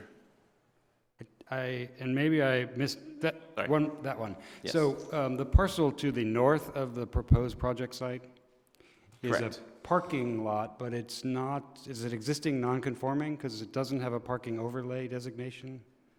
I think that was just a, yeah, it is a legal non-conforming current use. There's no parking overlay on that property. It is just residentially zoned, but it is part of the Gelson's parking lot. So Gelson's could sell that portion and a residential building could be built there. I believe that it's actually lot tied, that it's all part of the same lot, that it's tied to the commercial portion of it, but I can look into that to verify that. The other issue is that they would need to make up any parking that was lost, which would make that Understood. unlikely. I mean, if they redeveloped it and put parking underground or on the roof, but I'm saying that this project is being built in a residential neighborhood that is zoned residential on both sides for now. I guess it could actually also ask to have its zoning to the north rezoned. Correct. Thank you. Are there any other questions of staff before we hear from the public? Okay, so first we will have the appellant, Mr. Arn. You will have 10 minutes. Good evening, Honorable Mayor Horvath and council members. I have provided you a written copy of my statement, and the relevant citations are in your print copy. My name is Tony Arn. I am the appellant and represent the hundreds of residents of West Hollywood who support this appeal, and as a member of United Neighbors for Responsible Development. We have brought our appeal pursuant to the California Environmental Quality Act, CEQA. Many issues here were also presented in the appeal process regarding 826 Kings Road, which the council voted unanimously to remand for redesign. That led to a remarkable process of collaboration between developers, architects, and neighborhood residents. At the October 1st Planning Commission hearing, all of the many residents present spoke in favor of both the process and the redesign, including residents from the 106 units of affordable housing next door to that project. This kind of cooperation exemplifies the spirit of West Hollywood, and this spirit of cooperation between developers, the city, and the community should be a model for responsible development throughout our city. As was clear at your May 4th hearing on the 826 Kings appeal, there were two very differing opinions about whether CEQA applied. One of the fundamental purposes of CEQA is to enable the public to determine the environmental and economic values of their elected and appointed officials, thus allowing for appropriate action come election day should a majority of voters disagree. Staff claims that Section 15332 infill development supports a categorical exemption for this project. We strongly disagree with this because it only applies where a project is consistent with applicable zoning and regulations and where it will not have significant effects on traffic. In the case of this development, these criteria are not met because, in part, the city's general plan EIR, which was based on a scenario for growth that was short of full build-out potential, did not take into account the cumulative environmental impact of even substantial build-out of a particular area such as Kings Road. Therefore, we offer an alternative. We ask City Council to comply with its zoning codes and remand this project for a redesign to construct a 22-unit rental apartment building consisting of 100% affordable units on this site. This alternative would be welcomed by the community, would be compatible with the neighborhood, and would actually contribute in a meaningful way to meeting the city's urgent need for the creation of affordable housing. Furthermore, as currently designed, exceptions to the exemption apply because the current design of this building will have a significant effect on the environment, and especially because under CEQA 15300.2a, the cumulative impact of successive projects of the same type in the same place over time is significant. Cumulative impacts will occur because of 3 other similar developments on the same street. The combination of all 4 developments on 3 blocks of Kings Road will have significant impacts. State law requires the assessment of cumulative impacts of all types, and the cumulative impacts render it inconsistent with the West Hollywood's general plan EIR analysis. Traffic and parking. While staff concludes the project is not significant because it will not generate sufficient trips and will not impact nearby intersections, the truth is that when considered cumulatively, it will worsen and make dangerous an already aggravated situation. The added traffic is from a dense condo building replacing 2 single-family residences. Because this individual project falls below standards of significance, the cumulative impacts of the 4 projects in these 3 blocks are not captured. But staff and Mr. Elliott's statement ignore crucial elements of the city's traffic study thresholds memo of October 19, 2009, setting the standards for future without project condition and the future with project condition. The future without project condition, quote, represents cumulative traffic growth from approved, proposed, and reasonably foreseeable future development projects, end quote. The first of 2 provisions of the future with project condition is, quote, 1, by identifying other future development projects in the general study area that reasonably may be completed in the time frame of the subject project and forecasting traffic growth from these projects, end quote. Therefore, regardless of whether the project individually triggers a requirement for a traffic impact study, there is no indication that any examination of the cumulative traffic growth as demanded by the city's own memo has been done for any of the proposed projects on Kings Road. In the memo's argument for adopting the 2009 standards of smart growth design, it states that they will, quote, enable staff to capture the change in travel patterns and land use interaction when multiple developments take place and how future projects will interact with each other. In violation of this standard approved by the City Council, staff has consistently refused to consider these interactions. In addition, staff and Mr. Elliott also claim that the project would have no significant effect on Kings Road parking, which any of us who lives on the street can state it's already a problem before any of the 4 new projects have been completed. This failure demands a reevaluation of this project and should trigger a remand for redesign. Another cumulative impact is water supply. For the past 4 years, we've been in the midst of a historic drought. The governor's drought proclamation last year marked California's official drought state of emergency. Staff cited a ruling from 2012 on the basis that this project would not cause a drought to occur. We never stated nor implied that this project would cause a drought, so this assertion holds no relevance to the issue of cumulative impact. And I think we're all well aware that the water landscape has changed drastically since 2012. Drought conditions have created an urgent need for additional water planning, and this concern is reflected in the city's announcement last week of a water conservation plan, which is good, but is really just a drop in the bucket regarding a serious response to the water situation.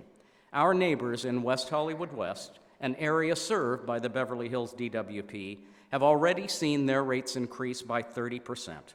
Is the rest of the city to be next in the face of the cumulative impact of relentless development instead of the smaller 100% affordable projects we really need? Wastewater. Another cumulative impact is on sewers.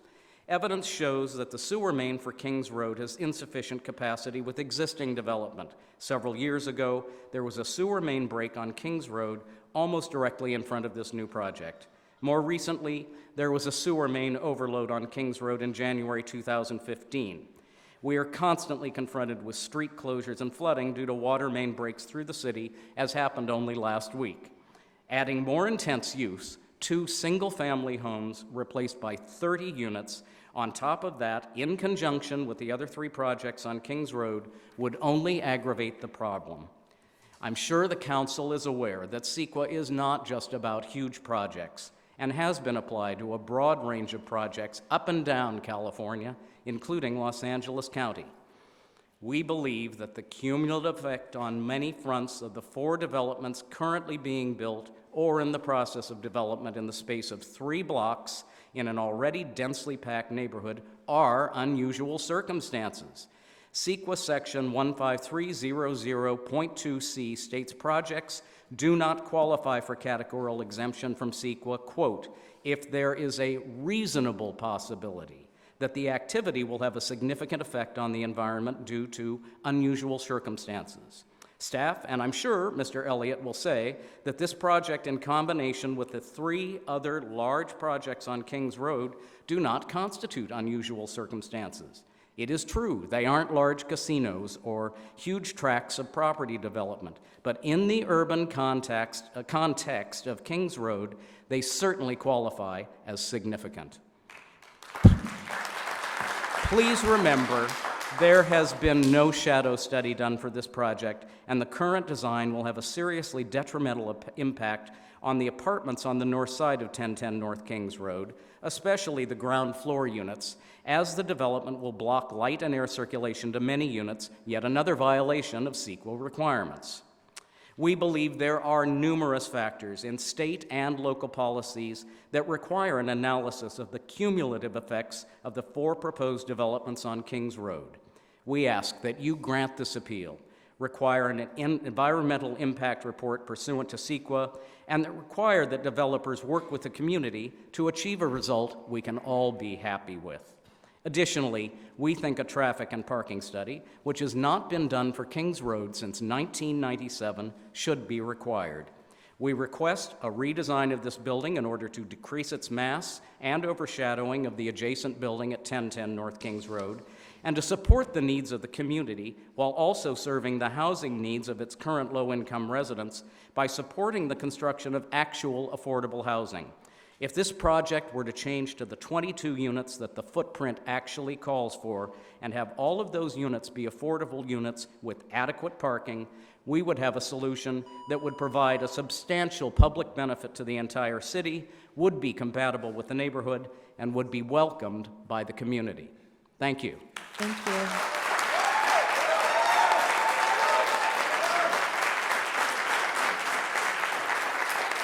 We will now hear from the applicant.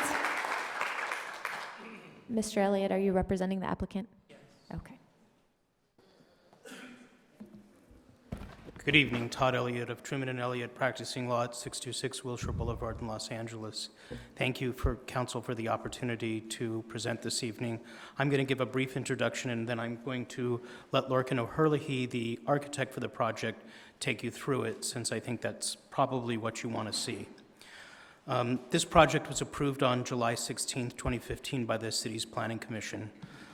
As you know, in 2011, the city enacted a new general plan as a framework for the next 20 years. 1028, 1030 Kings Road has always been zoned R4, high-density residential.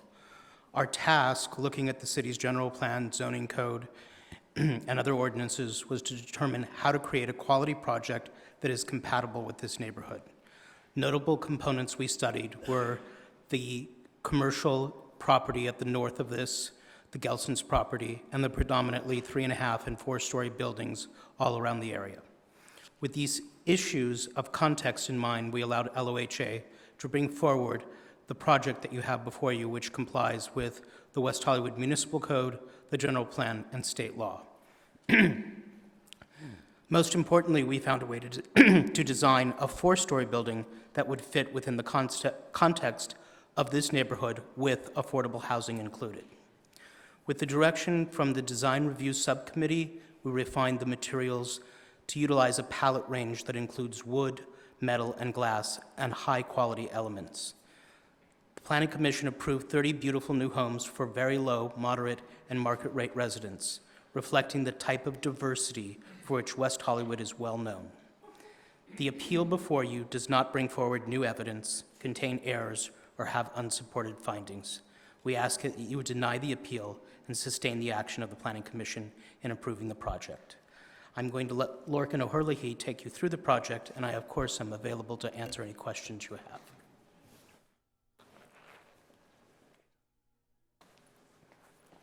Hello there, I'm Lorcan O'Herlihy, Principal Lorcan O'Herlihy Architects. Pleasure to be here.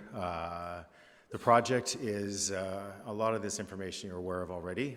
Project site is, needless to say, it's on Kings Road. This is a breakdown of the neighboring zoning and massing.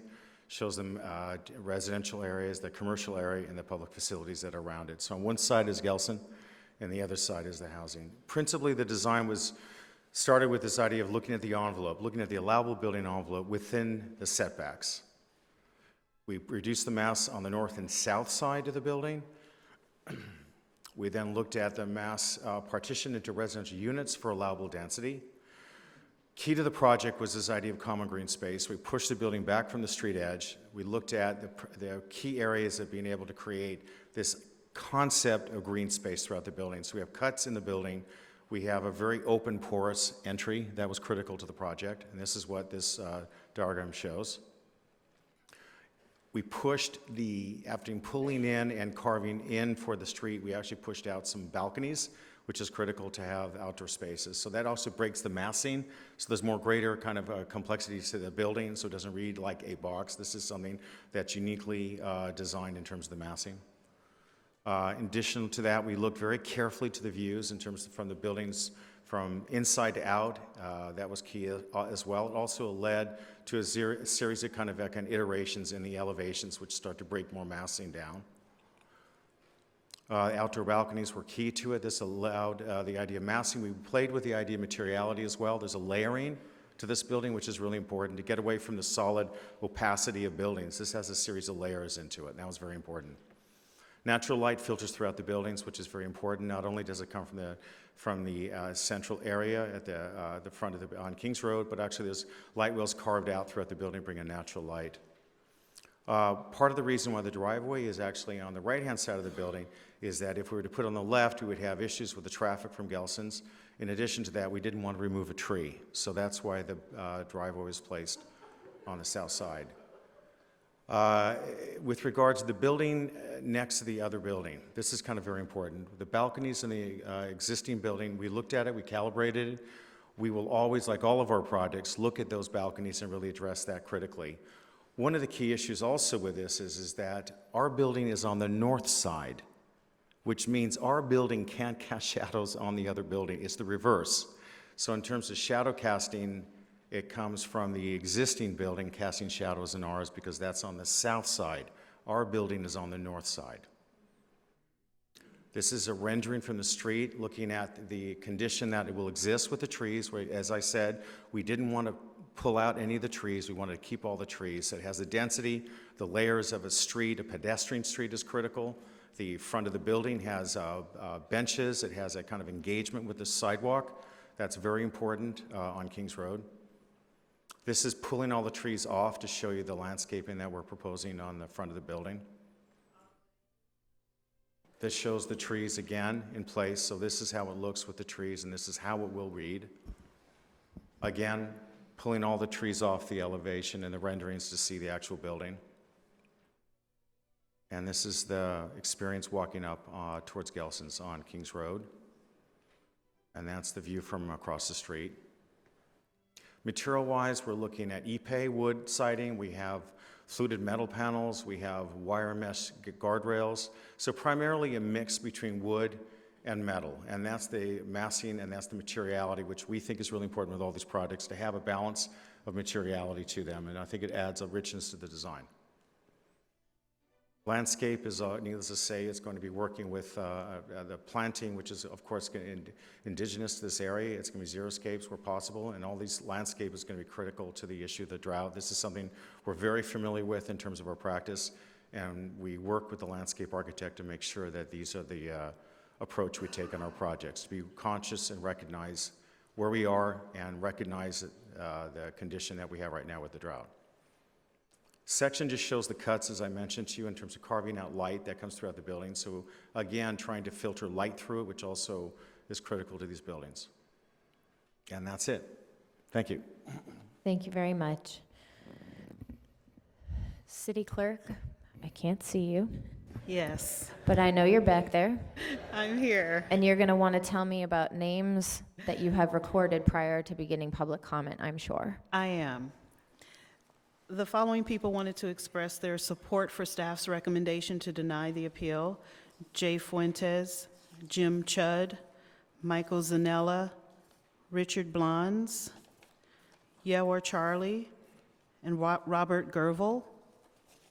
And the following people wanted to express their opposition to staff's recommendation to deny the appeal: Estevan Montemayor, Chrissy Gosney, Kate Eggert, Kay McLean, Karen Bennett, Michael Vojkolevich, Jim Knoll, Stephen Andrews, James Duke Mason, Aida A., I'm sorry, I can't read your last name, Lion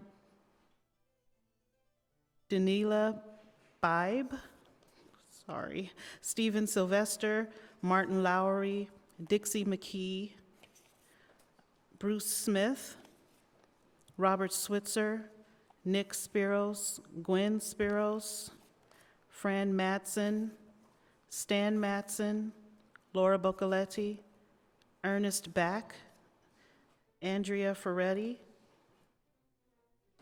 George Cradle, Becky Manukian, Robert Caffey, Anita Kay, Thomas Paul, Carol Propp, Boris Blanowski, and Anatoly Bronowski. Okay, so we have many speakers who will have their 2 minutes. I know we all have opinions about this item, so if we can make sure to focus our attention to each speaker, it will help us move through everybody's comments to the best that we can. And we will, of course, hear from everyone. If you haven't already filled out a speaker slip and wish to speak on this item, the speaker slips are located in the lobby. You can fill it out and bring it up to the city clerk, and we'll make sure you're heard. Mayor? Yes. I'm sorry, for point of clarification, the names I read were for those who did not wish to speak, and you submitted a white form? Okay, you can come up.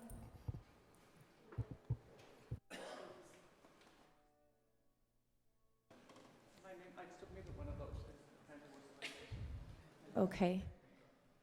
While that issue is resolved, are there any disclosures from our council members at this time? Yes, I did meet with the appellant, and I spoke with the applicant on the phone, and I did not receive any contributions from either. Thank you. Okay, Councilmember Heilman? Yes, I met with the appellant, and I also met with the applicant's attorney, and I've been to the site, and I don't know if it's been cleaned up, but there was a lot of trash outside of there yesterday, so I hope staff has cleaned it up, and I would ask the city manager to follow up on that. Okay. Any additional comments?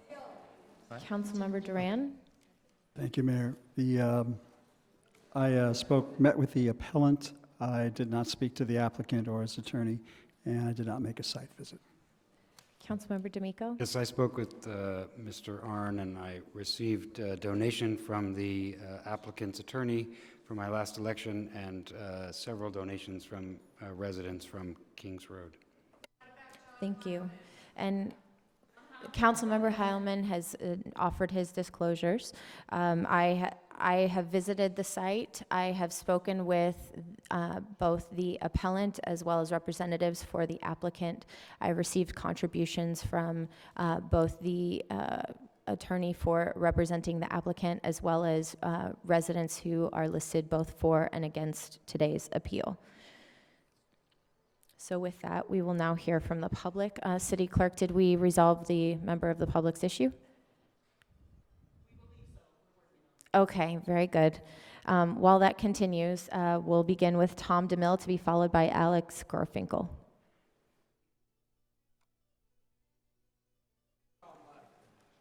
Tom DeMille? Thank you. Alex Garfinkel to be followed by Jennifer Dinsfriend.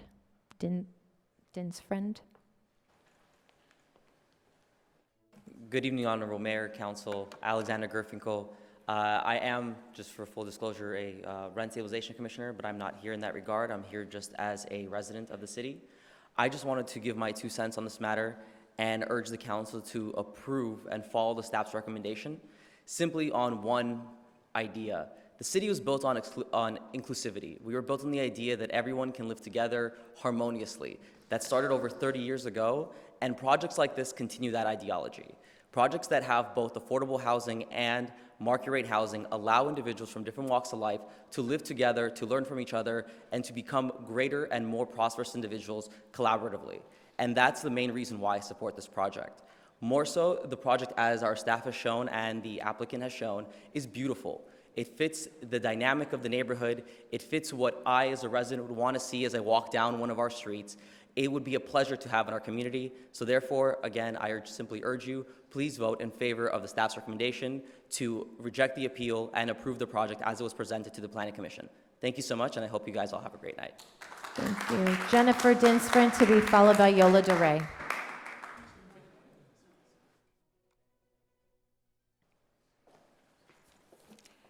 Good evening, Honorable Mayor and members of the City Council. My name is Jennifer Dinsfriend, and I'm a West Hollywood homeowner and have been a resident of the city for over 5 years. I support the project at 1028, 1030 Kings Road as approved by the Planning Commission. Basically, I echo what was said before. It's beautifully designed, it's compatible with the neighborhood, and it includes affordable housing, which I strongly support. I strongly urge you to deny the appeal and uphold the Planning Commission's decision. I think it's imperative that the existing state and city affordable housing laws are upheld and not wheeled and dealed away behind closed doors, as was the case with the 826 Kings Road project. I implore the council to uphold the vision of the founders of the city who created our strong affordable housing laws. Diversity, including economic diversity, is a part of what distinguishes West Hollywood from other world-class cities and gives it its unique flavor. Thank you. Thank you. Yola DeRay to be followed by Sam Borelli. Yola?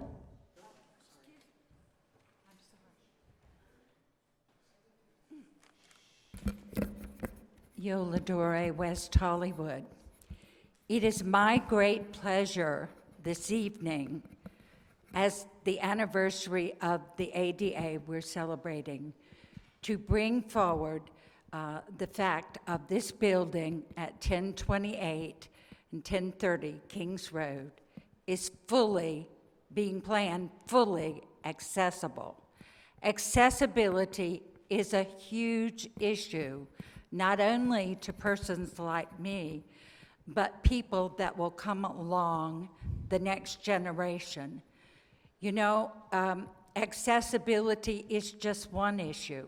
The other issue is, of course, affordability. Today, when I turned on the internet, I saw an article that said by the year 2025, the average American person living in this area in Southern California would be paying over 50% of their income to housing. That is unbelievable. So tonight, I would like you to consider following staff's advice.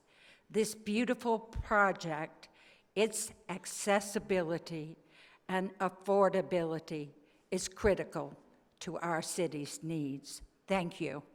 Thank you. Sam Borelli, to be followed by Dan Morin.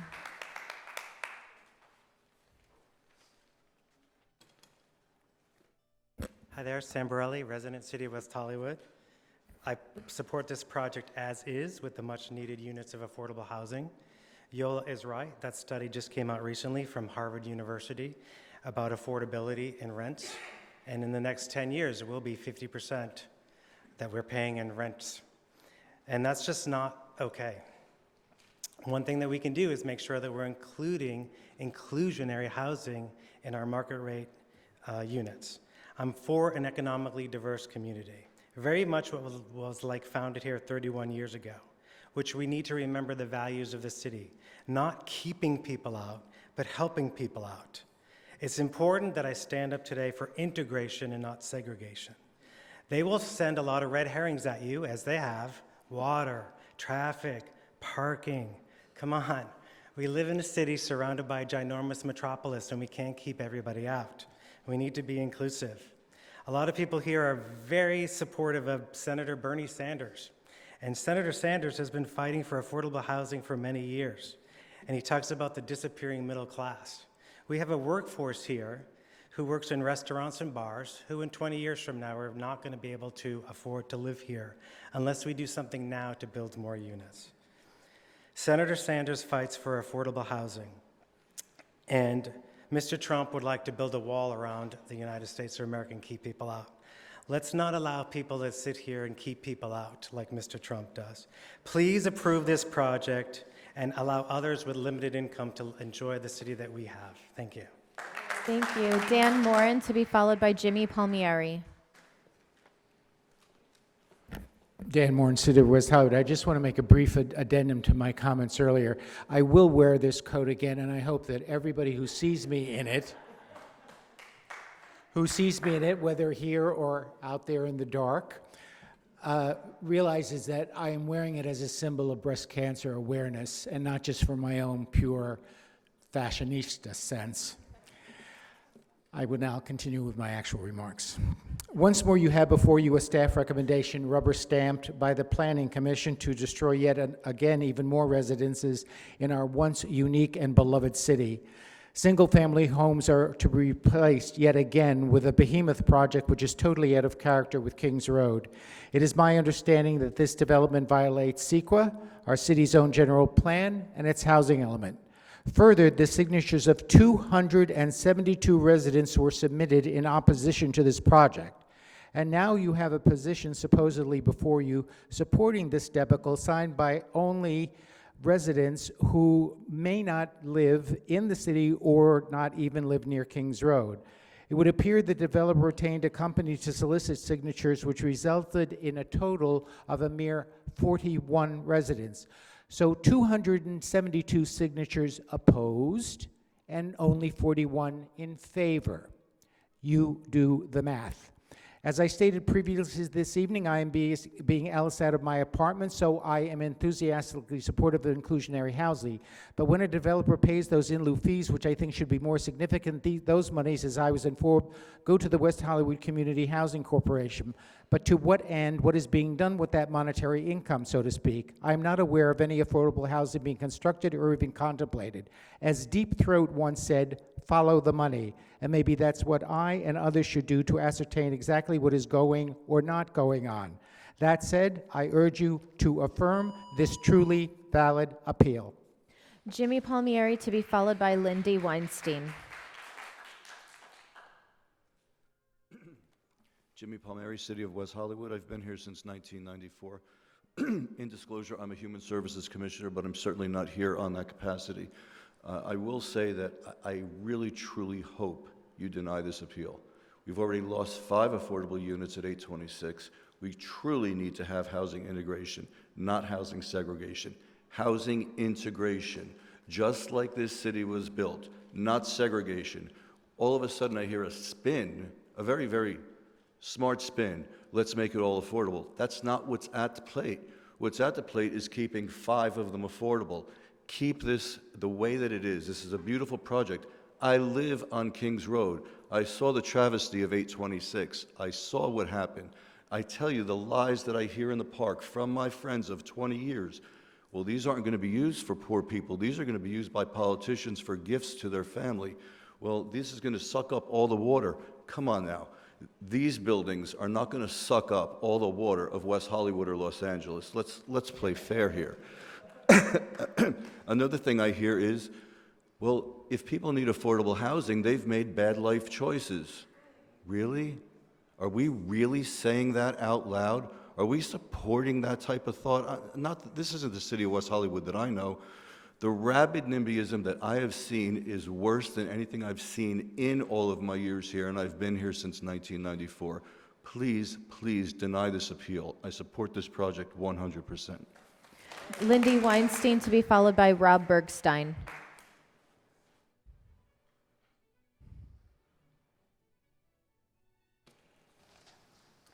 My name is Lindy Weinstein, and I've been a resident of West Hollywood for 28 years. And I live on Kings Road. And I'm also adamantly opposed to the oversized development at 1028, 1030 North Kings Road. I had a few things planned to say, but I want to make a comment because I resent the fact that people are saying, because I'm against it, it's not about inclusion or exclusion. That is not the issue, and I'm a special education teacher.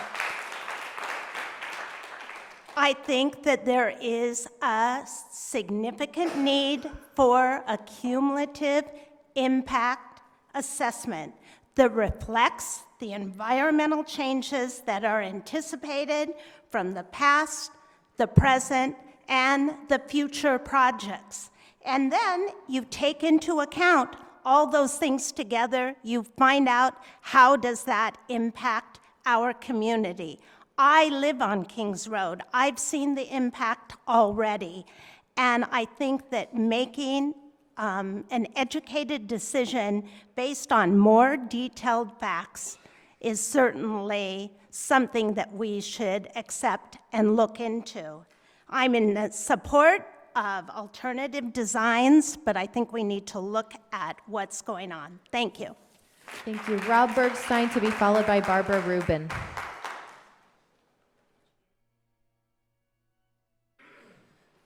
Good evening, Honorable Mayor and Council members. My name is Rob Bergstein. I'm a resident of the City of West Hollywood. I'm speaking in favor of staff's recommendation to deny the appeal. Over the last 10 years, because of the state of California's Costa-Hawkins law, over 65% of our rental housing stock has turned over and gone to market rate. Of the remaining units that have not turned over, while they may be affordable for the current residents, they are not affordable housing units, and when they are vacated, they will go to market rate. My non-scientific prediction is that in less than 10 years, there will be no residential units left in West Hollywood that are below market rent, and the only affordable housing will be those that the city helped to have built by the West Hollywood Community Housing Corporation or inclusionary units such as are planned for the project before you tonight. I've been increasingly concerned with conversations I've heard over the last few years of, we're not opposed to affordable housing, but for reasons X, Y, and Z, just not here. I would ask those residents to say, not in my neighborhood or on my street, then where? We are a city of 1.9 square miles. There's not that far that anything can go. I lived at 750 Kings Road for the 8 years before I bought my home in West Hollywood, and if I were still a Kings Road resident today, I'd still be in favor of this project.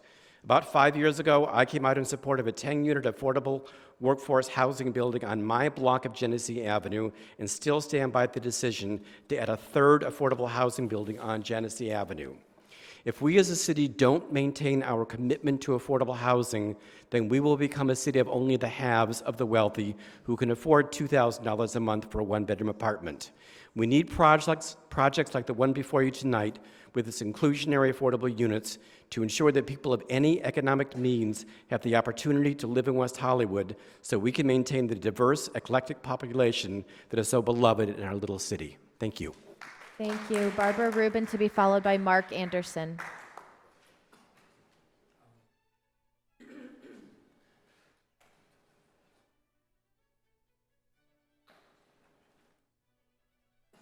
Hi, I'm Dr. Barbara Rubin, and I am a resident of West Hollywood, and I've been living on Kings Road for over 30 years. I'm adamantly opposed to the oversized development of 1028 and 1030 North Kings Road. Please, do not dismiss my arguments because, unlike the developer, I'm unable to afford a lawyer to present my case. Counsel's argument is his professional opinion and his interpretation of the law. He has done his research to reach his conclusions, but do not think that I haven't done mine. To presume that the developer's presentation is more credible simply because it is presented by a lawyer would be a denial of not only my right as a citizen to due process of law, but also of the rights of all of us, all the 272 citizens who signed the appeal opposing the oversized development at 1028 and 1030 North Kings Road, and to all the citizens who have shown up here tonight to oppose this project and to offer alternatives. The appeal cites numerous violations of CEQA, of the city's general plan, and of its housing element.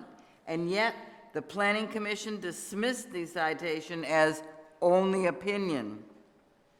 How is it that a citizen citation of a section of law applying directly and properly to an area of dispute is immediately dismissed when a lawyer's interpretation may not be on point and is accepted?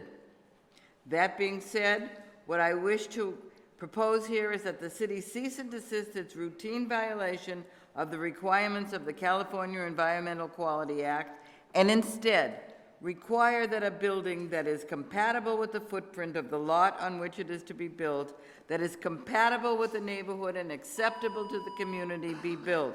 Considering the city's often discussed urgent need for affordable housing, I suggest that the City Council uphold the appeal of this oversized building and require the developers to build a 22-unit building consisting of more affordable housing than is now planned on this site and more adequate parking. Thank you. Mark Anderson to be followed by Amanda Hyde. Good evening, Council. My name is Mark Anderson. I'm a resident of West Hollywood, and I live on the north side of 1010 Kings. I'll be brief because I know my colleagues or my other residents will be verbose. But I just appreciate you considering the appeal. I absolutely love the street. I love West Hollywood. I had a friend visiting this weekend who hadn't been here in about 10 years, and he's from Houston, and he commented on how many big box things had been built. And I hadn't thought about it, but I agreed when I drove him around town. There are a lot of big boxes that are in our city that probably weren't here 10 years ago. And then if you would just please consider the cumulative aspect of the multiple projects on Kings Road. And then just personally, I'm just disappointed in the size of the building next door. It is literally 13 feet from my balcony. And I don't mind new neighbors, but that's a little close. And so again, we appreciate your time. Thank you. Thank you. Amanda Hyde to be followed by Alster, Harshal, and Drew.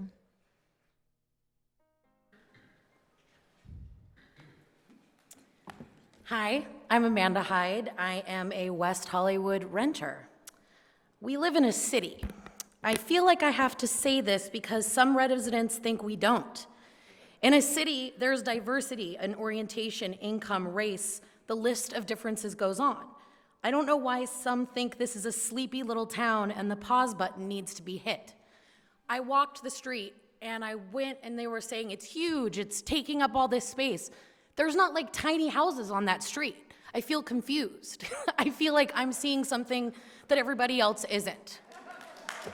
And I know that they do these objections under the guise of it's going to take up water, it's going to make environmental impacts, traffic, traffic, traffic.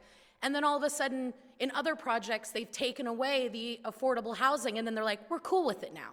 Now we're okay with it. Here's the deal. I feel that a lot of people have received special services in this city and its protections, and now they want to put up a gate and the walls to be closed, and that there is no more for anybody else. Well, I'm here to say that they're wrong. I want mentally ill, poor, weak. I want all people from all walks of life to feel free, welcomed in the city of West Hollywood, and not shunned as a result of the number of commas reflected on their paychecks.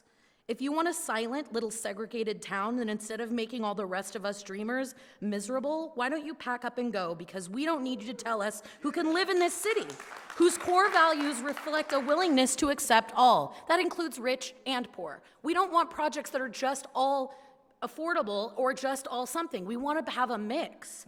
And you have to stop digging in your heels on every project that is proposed. If there isn't any more building, there will be no more affordable housing. We have to come together and find something in the middle. And like I said, I'm just sick of all of these excuses. And to be honest, look at the amount of people that have come up and objected. It's all the same type of people. Alster Harshal Andrew, to be followed by Alexander Perinelli. Alster, are you here? Am I saying your name wrong and you're waiting for me to say it correctly? It says Alstair, Harshal-Andrew.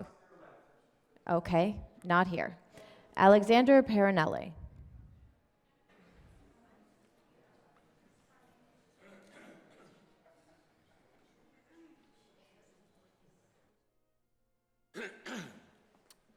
Good evening. My name is Alexandre Perinel. I live at 1010 North Kings Road since March of 1984. So I'm a resident for 31 years. I would like to remind the City Council that they have an obligation to the residents and its constituents who have elected them to protect the lifestyle of our community.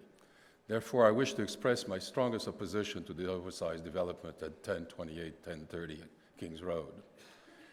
Kings Road has become a freeway. Adding these extra units is really causing a terrible situation. Therefore, I wish to express my strong opposition to the oversized development.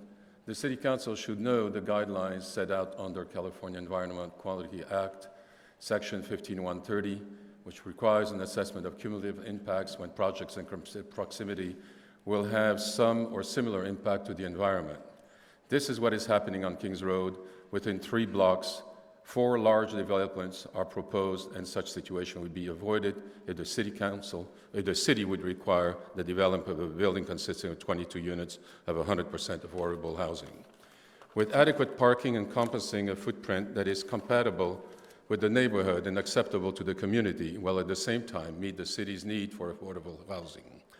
Therefore, it is a clear violation of statute to approve this project without a complete assessment of the cumulative impact of all 4 proposed developments on Kings Road and how they interact, especially when we, as a community, present an acceptable alternative in the form of a development consisting of all affordable units. Thus, I respectfully and strongly urge the City Council to uphold the appeal of the Planning Commission short-sighted, unoriginal approval of this development and demand an assessment of the costs and impacts of creating housing on this site that the city actually needs rather than just another high oversized design underparked bulky building. Therefore, again, respectfully, I urge the City Council to approve the appeal of the Planning Commission, faulty approval of this development, and require a redesign of the building to a 22-unit, 100% affordable housing. Thank you. Thank you. Manny Rodriguez, to be followed by Bruce Smith.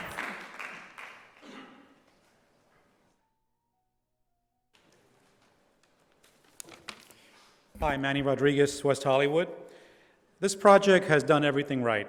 It's well designed, appropriate in scale, compatible to its surroundings, and enhances the neighborhood. The developer isn't asking for anything more than what they're entitled to. It isn't asking for a general planned amendment. It isn't asking for a zone change. It isn't asking to kick the affordable housing can further up Kings Road. Although there are other ways to develop true affordable housing, inclusionary affordable housing has proven to be effective, equitable, sustainable, and immediate. This developer should be commended for including affordable units in their project. The only difference between this building and many other buildings on Kings Road is that this project is smaller and better. I encourage you to deny this frivolous, cut-and-paste appeal and support this project. Bruce Smith, to be followed by Bruce Lessinger.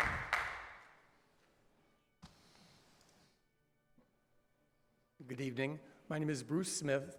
I've been a resident of West Hollywood since 1978, and I've been a resident of North Kings Road since 1990. The building that's proposed, the design that's proposed, is in many ways commendable, but like the building that was originally proposed for 826, it's too large.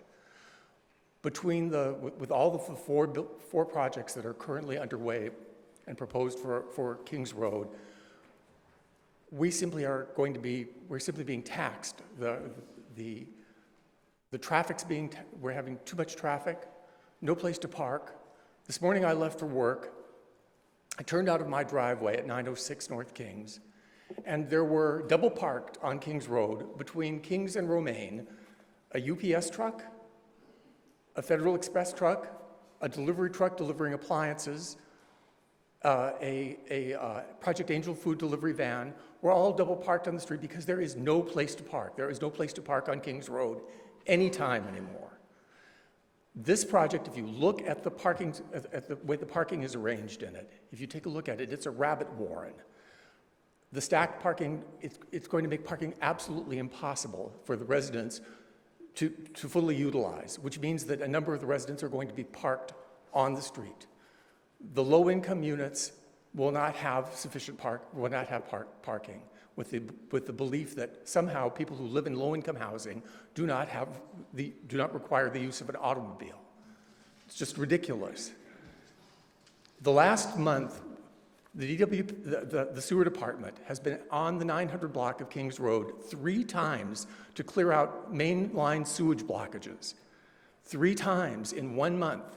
Now you add total number of units by nearly 10% more than what we currently have now on the street, and you think that that's going to not continue to be a problem. There's just too much stress on the infrastructure, and I want you to take that into consideration, please. Thank you. Thank you. Bruce Lessinger, to be followed by Ivy Bottini.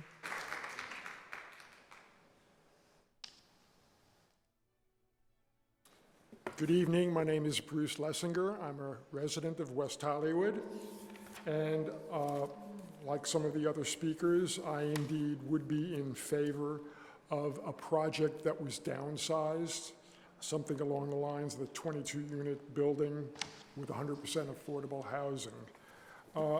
I noticed, I have the staff report here, where the question of aesthetics is addressed, and it says in here that in justifying where the community is on this, and I'm going to quote, at their October 1st meeting, the Planning Commission unanimously approved a 4-story apartment building at 826 Kings Road. At the public hearing, 20 individuals from the neighborhood spoke in favor of 826 Kings, and 18 individuals chose not to speak but were also in favor of the project. My emphasis, thus, there is a neighborhood support for projects of similar mass and scale as the proposed project at 1028 North Kings. It's a completely disingenuous comment. The 826 project, the community and the developer got together, Many alterations were made, and it became acceptable to the community. In this case, that has not gone forward. The developer has not been willing to make any changes that the community was in favor of. In addition, I would like you to seriously consider the cumulative effect. Staff quotes the number of feet that the projects are apart, the actual, I'm losing my train of thought, but I would like you to use common sense, good judgment. If there are 4 projects going on Kings Road, there's a cumulative effect, traffic-wise and otherwise, and I'd like you to consider that. Thank you very much. Thank you. Ivy Bottini to be followed by T. Keta Hodgson. Parking sucks on Kings Road. And the drive, I don't care what staff says. I truly don't, because they're wrong when they don't think about cumulative. There are 3, 4, and Santa Monica Boulevard making the right turn a few feet more. They're all where cars are going to come out of driveways, go in driveways, make right-hand turns onto our street. I guarantee there's going to be accidents there and probably some injuries. It's going to be horrible. And I'm sitting over there chuckling when I hear people say, we want this diverse city, and I'm thinking, the middle class is leaving. They can't afford West Hollywood anymore, and it's getting worse. We have $1 million condos. Who's going to live in those? Middle-class people? No. The poor, moderate income? No. Low income? Absolutely not.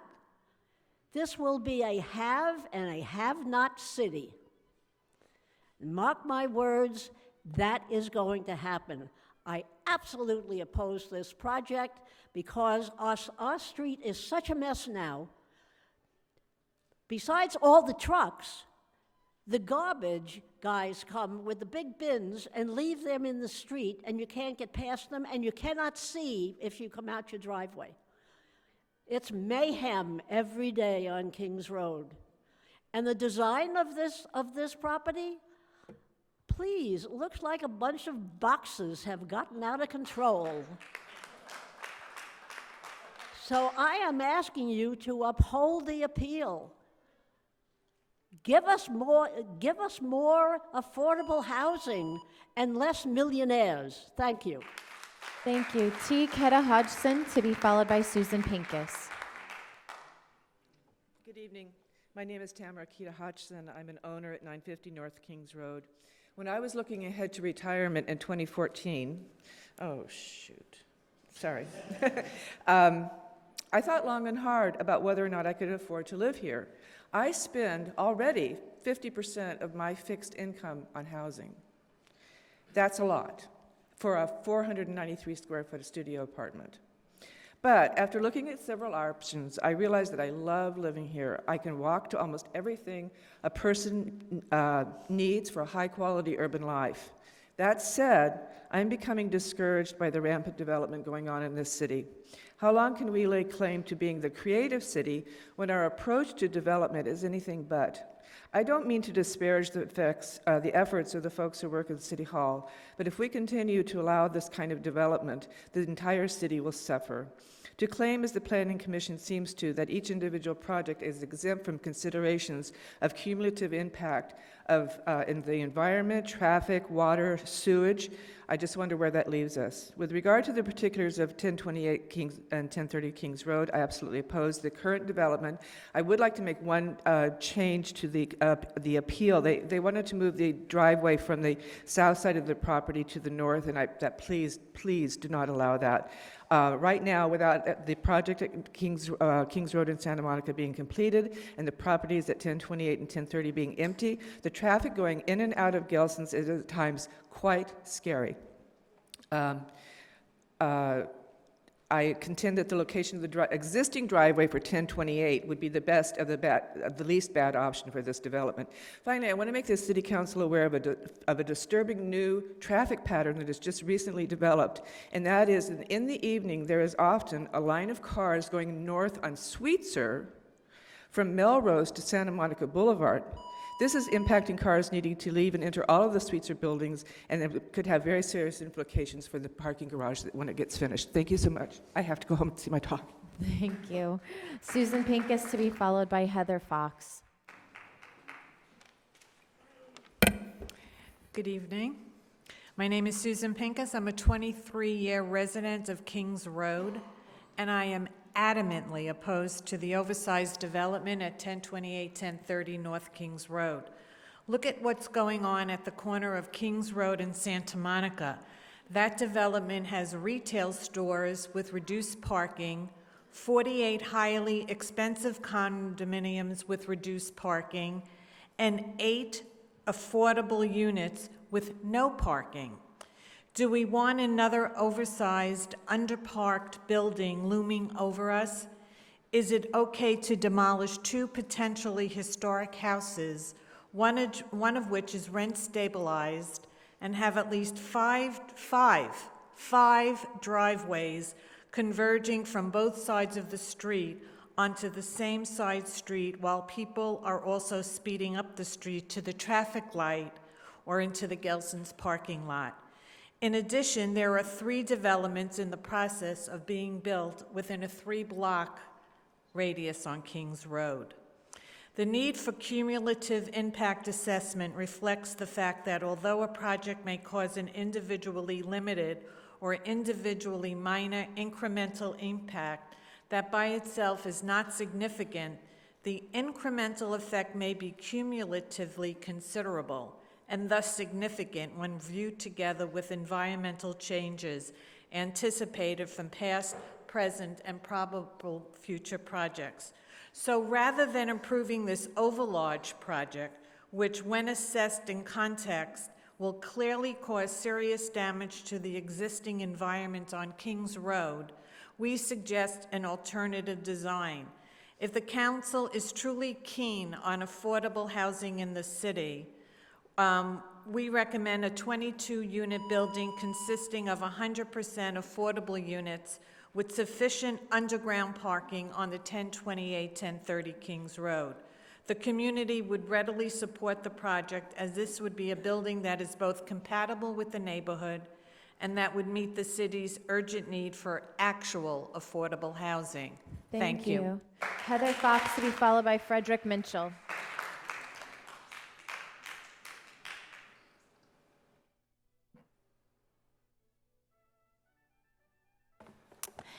My name is Heather Fox, and I am a resident of Los Angeles, 1 block from West Hollywood. I am adamantly opposed to the oversized development at 1028 to 1030 North Kings Road. I drive to the Kings Road Park for classes with my toddler several times a week, classes provided by the City of West Hollywood, which I love, along with many other families. We often have conversations at the park about the ease of parking and the convenience for visiting families. As a neighbor of West Hollywood and an active supporter of the West Hollywood community, I am concerned that the oversized development would not only affect my ability and desire to visit the park, but the many other families I know who gather there because it is a quiet and peaceful place to play. As we all know, there is a shortage of parks and parking in these areas. Tandem parking is not effective. I live on a street with a similar complex, and our parking is compromised, as well as Ubers flooding the streets at all hours. So rather than approving this, in my opinion, appalling project that would cause serious damage to the existing environment on Kings Road, please, for the love of the disappearing middle class, consider the construction of a 22-unit building consisting of 100% affordable units with sufficient underground parking for all units. Thank you so much. Frederick Minchell, to be followed by Bronwyn McGarva.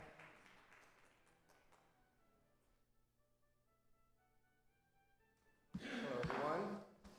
I don't live on Kings Road, so I can't speak to the traffic or the environmental impact. And all due respect to the architects, I have no problem with the design of the building.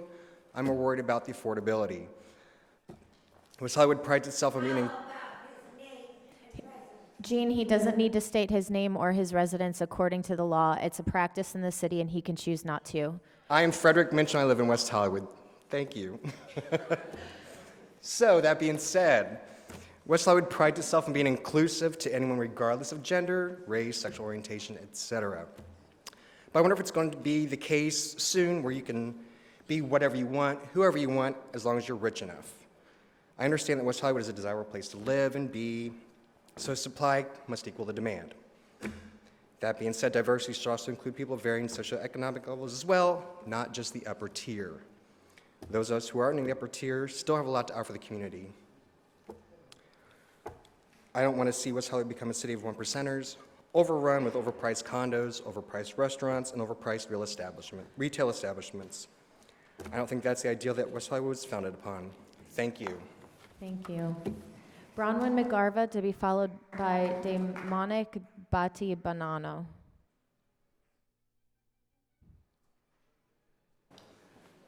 Good evening, Mayor and City Council members. I better state that my name is Bronwyn McGarva, and I'm a resident of West Hollywood.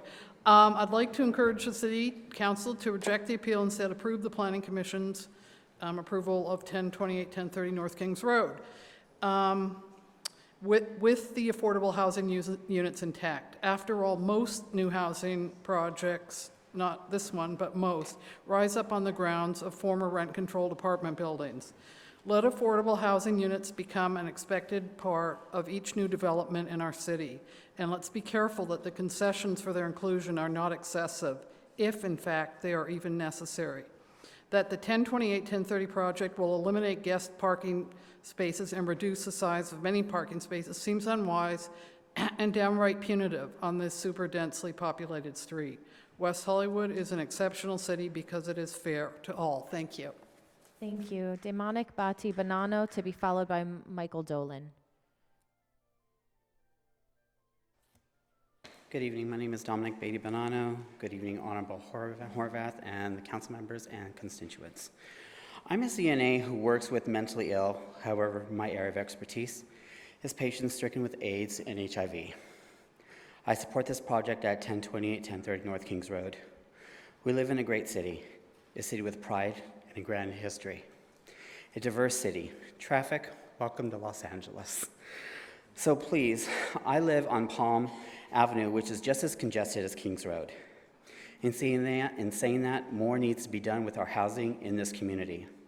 I remember visiting as a teenager where at the time it was founded on taking care of the LGBTQ community, as well as the elderly and affordable housing.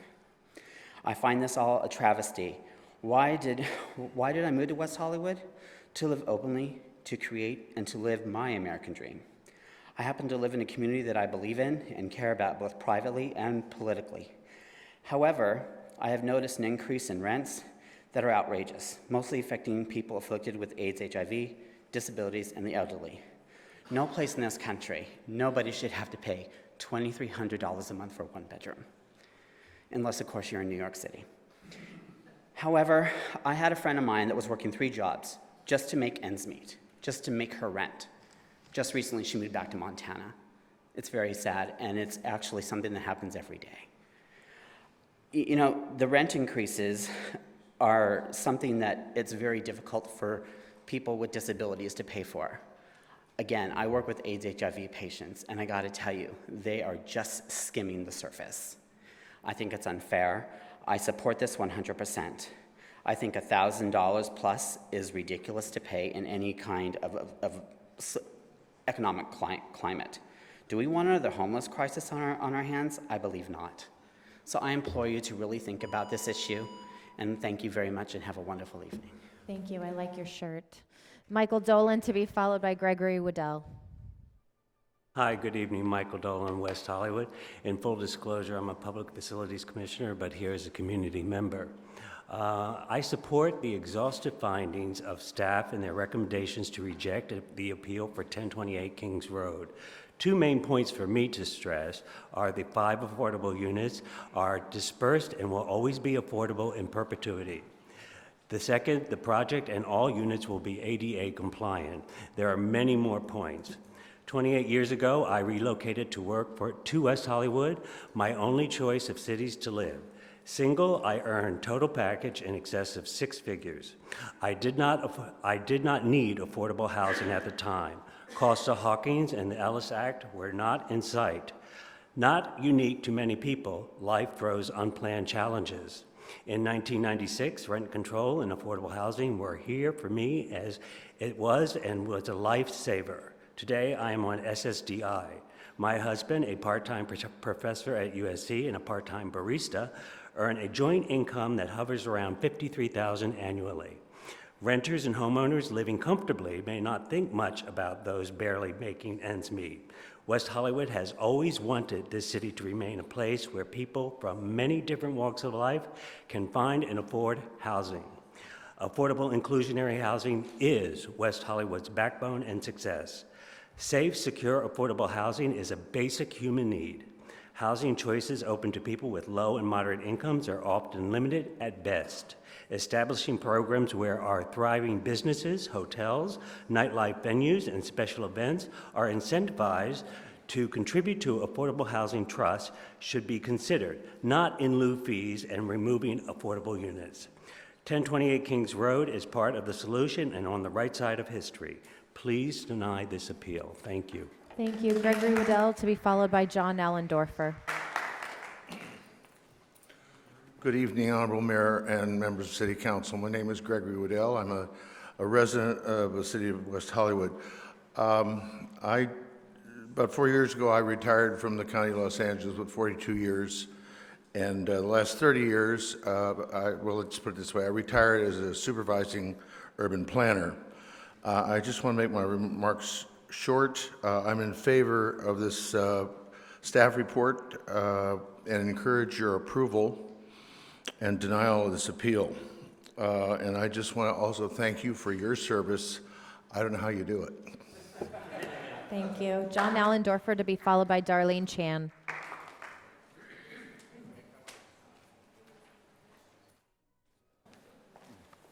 Good evening, City Council. John Allendorfer, resident of City of West Hollywood. Okay, I don't live on Kings Road, but I live on Larrabee, which is a very congested street. We have the high rises, we have the London, so I know what congestion is. But I'm speaking from the viewpoint of a manager. I've been the manager in my apartment building for 9 years. And in the last 2 or 3 years, I've seen a lot of applicants coming from New York and San Francisco because of the increased rents. And these are young people, and they want to come to West Hollywood. And our rents are pretty good for them. So I'm coming from the viewpoint that I believe in the integration of affordable and non-affordable. Because for the young people coming to this city, to make this city grow, we have to have housing for them, affordable housing unit, and this project provides 5 affordable units. But we also have to provide for people who have a middle income or have a higher income. They can contribute to the city. They can make the city grow. We are not a village, we are a city. So I definitely say, deny the appeal, I approve the project. And living on Larrabee, I know what congestion is, but welcome to the city, not the village. Thank you. Thank you. Darlene Chan, to be followed by Cynthia Blatt.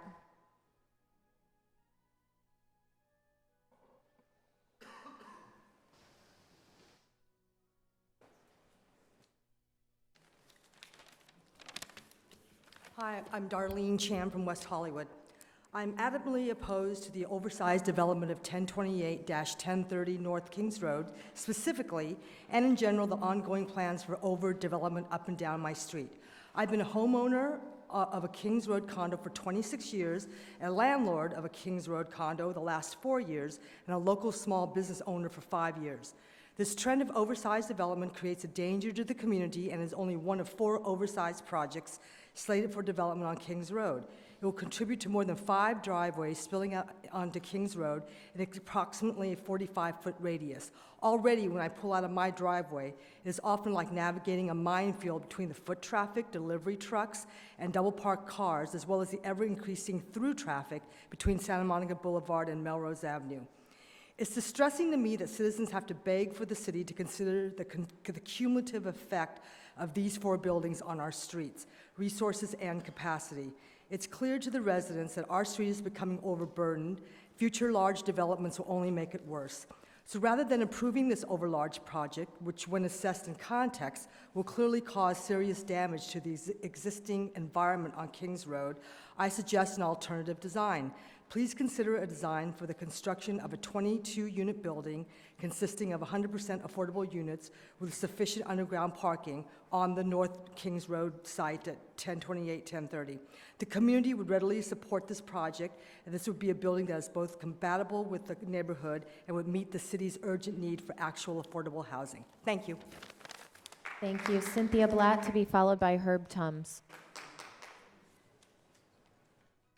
Hi, Cynthia Blatt, West Hollywood. You know, I had written something, but I'm not going to do that. I'm going to say, first of all, that I really agree with all of the people that have stood up and asked that the appeal of Tony Arn be upheld, and I want to thank Tony for his excellent appeal. What I've heard here tonight is stunning to me, because a lot of people are getting up and saying that they want the staff's recommendation upheld because they want affordable housing.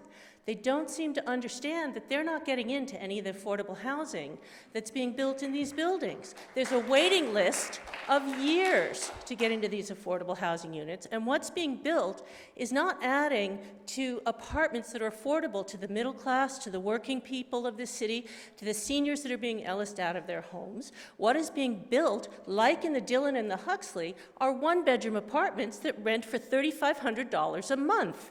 So I don't understand how people get up here and instead of having any kind of intelligent discourse because we have a difference of opinion, they call people names, they talk about special backroom deals, which I don't understand, and the other half talk about the need for affordable housing, which is what we stand for, and why so many of us have gotten up here this evening to say, instead of approving one more bulky building for the wealthy, why not demonstrate the city's commitment to affordable housing by building an 100% affordable housing project on Kings Road at 1028, 1030 North Kings Road? Thank you very much. Herb Tums, to be followed by Wendell Jones.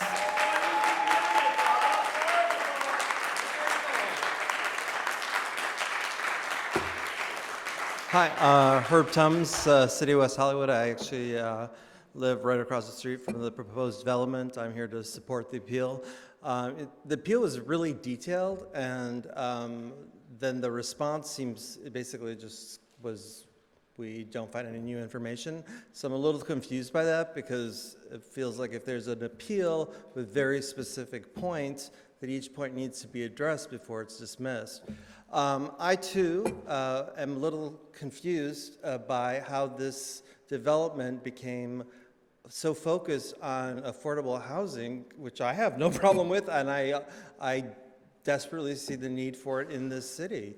And somehow that development became about affordable housing, or the people who seem to be speaking for it are making it about that. And I feel like I'm suddenly being demonized for being against it and making up facts. Like the reality is, the commission looked at this building in isolation. And the reality is that this building is one of 4 buildings being built within a 3-block radius. That is a fact, and that does have an effect. And I think it's the council's responsibility to look at that, the effect of that, before they make a decision to let it go. Because it is not something people are just pulling out of the air. It's a 3-block radius, 4 oversized buildings that weren't there before. That the Planning Commission needed to study it in those terms, not as just, it's a 30-unit building and it's being built along this one little stretch of Kings Road. That's it, you know, and it's gonna be a long night, I appreciate that, but Yeah, as part of, we elect you all to represent the community. This is the community of West Hollywood on Kings Road, and I hope you recognize the validity of these concerns. Thank you. Wendell Jones to be followed by Vince Roncone.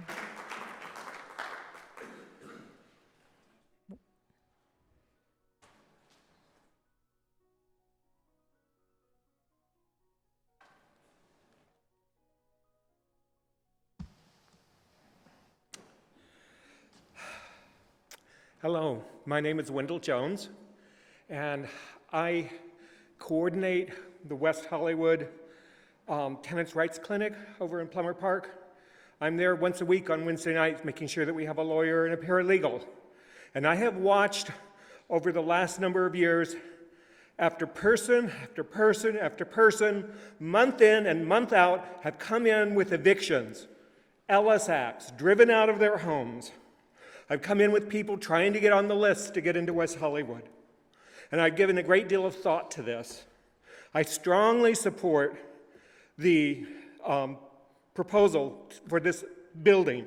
And the reason I support it is because every unit that we have that comes in that has affordable housing will have people come in and oppose it.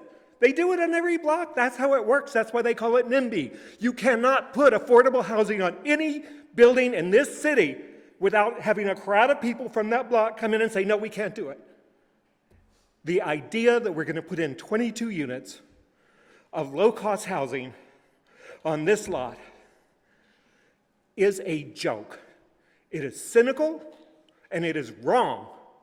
I am so angry and hurt to hear people get up and seriously say that that's going to happen, because we know it's not.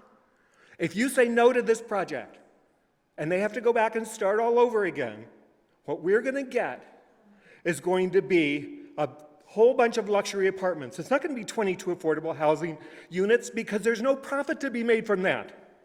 You're setting a precedent tonight. You guys are deciding whether we're going to have affordable housing attached to each of the new units that comes in as they get built, one at a time, one at a time, one at a time. If that happens, we will have affordable housing.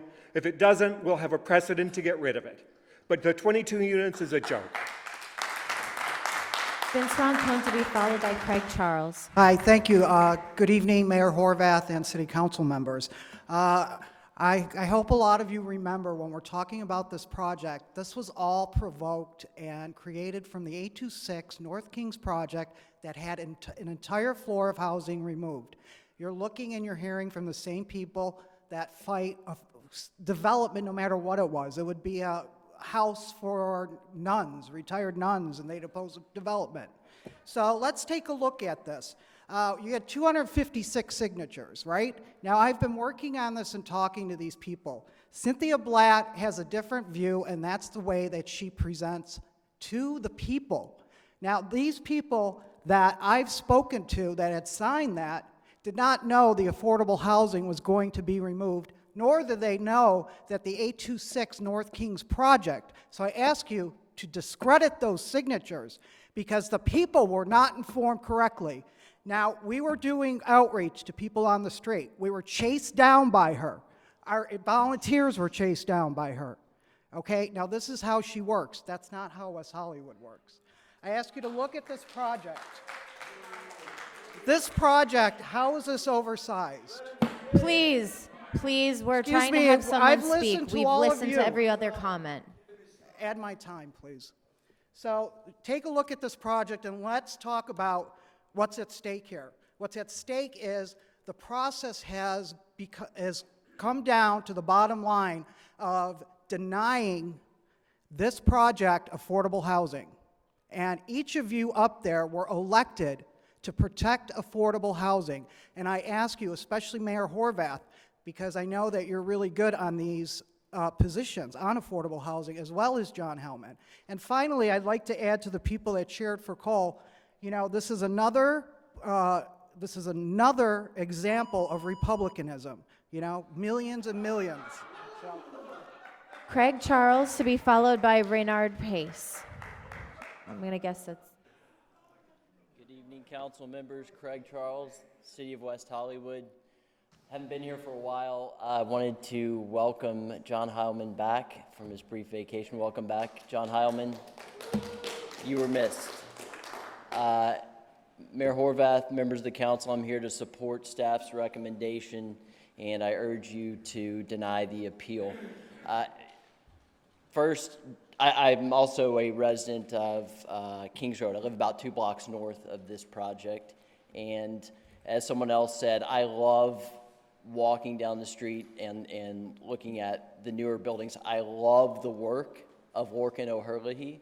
I love their aesthetics. I would love to see this project on my street, but that's really not the issue that I'd like to speak about. I think that I was amazed by Wendell Jones. He's the guy who runs the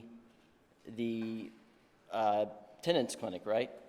This is a guy who's down in the trenches every day. I mean, this is a guy who is voicing his favor for denying this appeal, for having this project go forward. And I think it's a very cogent point in that he knows that it is a pipe dream that if this goes back to the drawing board, that there are going to be affordable housing units. We have a really concrete plan in front of you right now to provide 5 affordable housing units, not some pie-in-the-sky dream. I urge you to move forward with it. I urge you to deny it and allow the project to move forward and allow these 5 affordable housing units to be included. Thank you. Craig, Charles, Craig. Excuse me, sir. Craig, I have a question for you. You said you live north of the project, so do you live north of Santa Monica Boulevard then? Yes, ma'am. Okay, do you have residential parking, you have permit parking on your street? We do have permit parking on our street. Okay, Yes. thank you. Yes. Raynard Pace, to be followed by Karen O'Keefe. Hello, Raynard Pace, City of West Hollywood. Hello, Council. And I've been sitting listening to both sides, no name calling. And so for me, it's been interesting because I think a lot of people have a lot of facts which I've been learning about. And so I've been going back and forth, and I lean towards denying the appeal.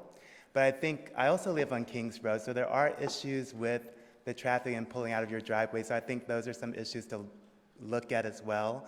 But as far as this particular project, I think it should move forward with the 5 affordable housing units. And so as far as the sewage and toilets flowing and all of those things like that, those are things for us to look at. But as far as the size of this project, I think it's a fair size for the lot and fits in with other qualities that the staff has mentioned. And so that's my position, deny the appeal and move forward with the project, and also address the other issues on Kings Road as far as the traffic and the trucks and all of that. So there you go. Thank you. Karen O'Keefe, to be followed by Stephanie Harker.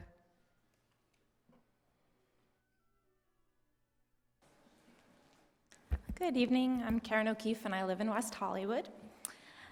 3 weeks before he was assassinated, Dr. Martin Luther King Jr. delivered a speech, The Other America, at the high school I would later attend in Grosse Pointe, Michigan.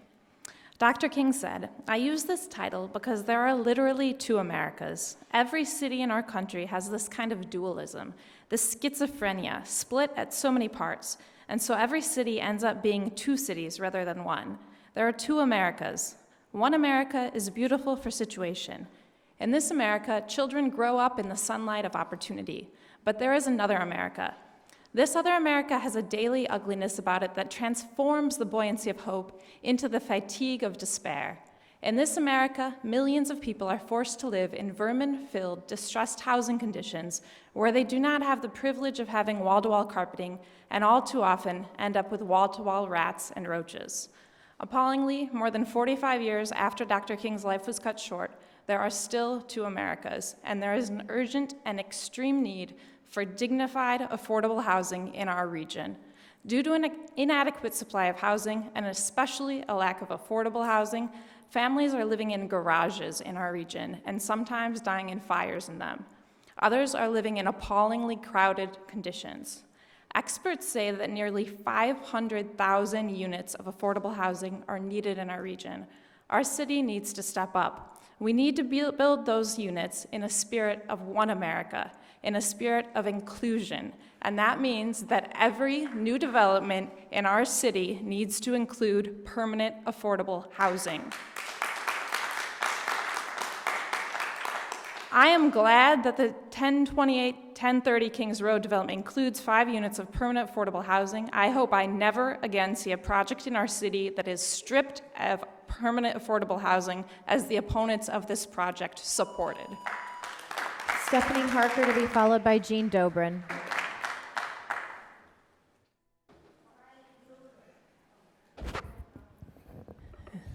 Good evening, Stephanie Harker, City of West Hollywood. A thought struck me while I was listening to all of the back and forth. It was a new sign. Welcome to West Hollywood, you low-income residents. Enjoy our city. Just don't own a car that you travel to work in. Don't have any friends who have a car, and don't have any caregivers who own a car. Although one of the planning commissioners suggested people could park at Gelson's, I think that's not feasible. Yes, we need housing of all kinds throughout the city. The West Side could use some housing. City Center could use some housing.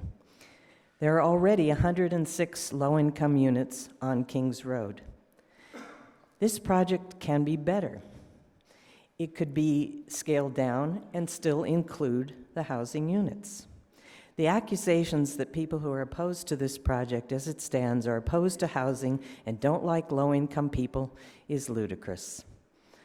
I sincerely hope that all of the people on the other side of this fight come out to save the loss of 13 units of stabilized housing on Norton when that appeal comes up. As far as discrediting signatures of the petitioners, many of the 41 signatures on the petition supporting this project are more than questionable, and curiously, not one resident of Kings Road or the neighborhood. I urge you to oppose the staff recommendation for 3B and to send this project back to the drawing board for a better project. Thank you. Jean Dobrin to be followed by Larry Block. Jean? Yes.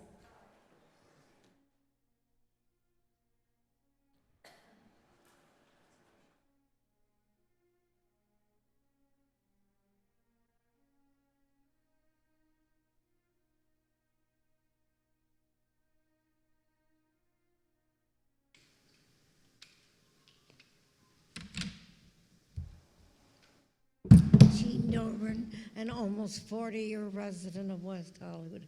This development is something that should never happen in West Hollywood. Why? Just think, 29 units for rich people, 5 affordable housing. I am in favor of affordable housing, although I live in a condominium, but 5 affordable units, they think that the heaven has come here. Let me tell you something.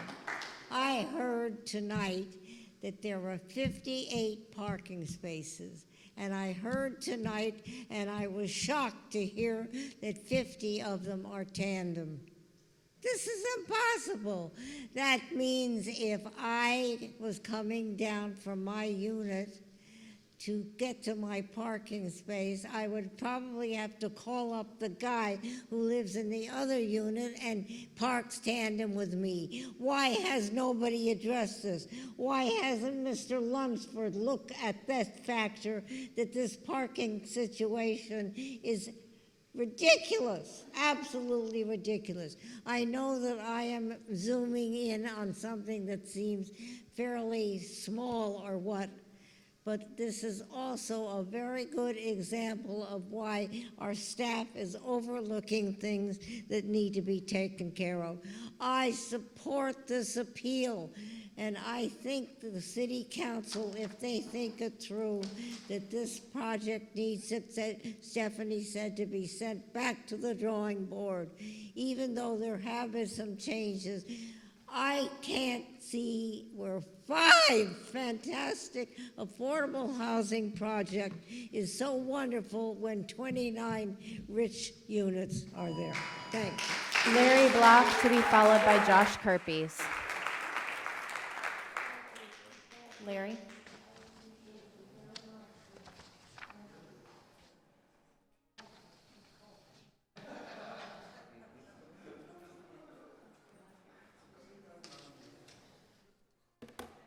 Larry Block, West Hollywood. The first thing is that I advocated for the citywide EIR all through the campaign, and we should look at a citywide EIR. But this project is not the tipping point of the EIR for the whole city. So yes, we probably should look forward to that. But this is not 826 Kings, although you see many of the same faces. At 826 Kings, the argument was made that it's a historic zone with the Schindler House and the Charlie Hotel, and there was no parking downstairs, and that was the premise. And you see the same faces arguing now against this particular project, and that's, that's not really, excuse me, Gene. Please. That's not really true. The other premise about this is all about the water. That's complete bullshit, okay? If you double the size of West Hollywood, the water rates will go down. Water rates are determined by density. So you will, if they build this project up and that by household, the individual water rate go down, the water rate goes down for the whole city. So yes, that's true. And that was in the Beverly Hills Water District. It's true there. Maybe not on the other Department of Water and Power, but that's the way it goes. I urge you to support the staff recommendation. This is the goal of some people. The city doesn't own the property. You can't tell them to build a 22-unit affordable housing unit. This is owned by a private person. Private person can develop the property the way they see fit. They did not put 5 floors. This is not overdeveloped. This is 4 floors. You think you're going to go back to the drawing board and get 1 floor with 22 housing affordable units? There's still going to be 4 floors. So the idea that this is overdeveloped is really untrue. The idea that these people can say, we want 22 affordable using, that's not true either. The developer has discretion, and he's built a project that's within the confines of what his rights are. I don't think we should be taking away people's property rights. Thank you very much. Thank you. Josh Kerpies to be followed by Michael Voigt-Kulevich.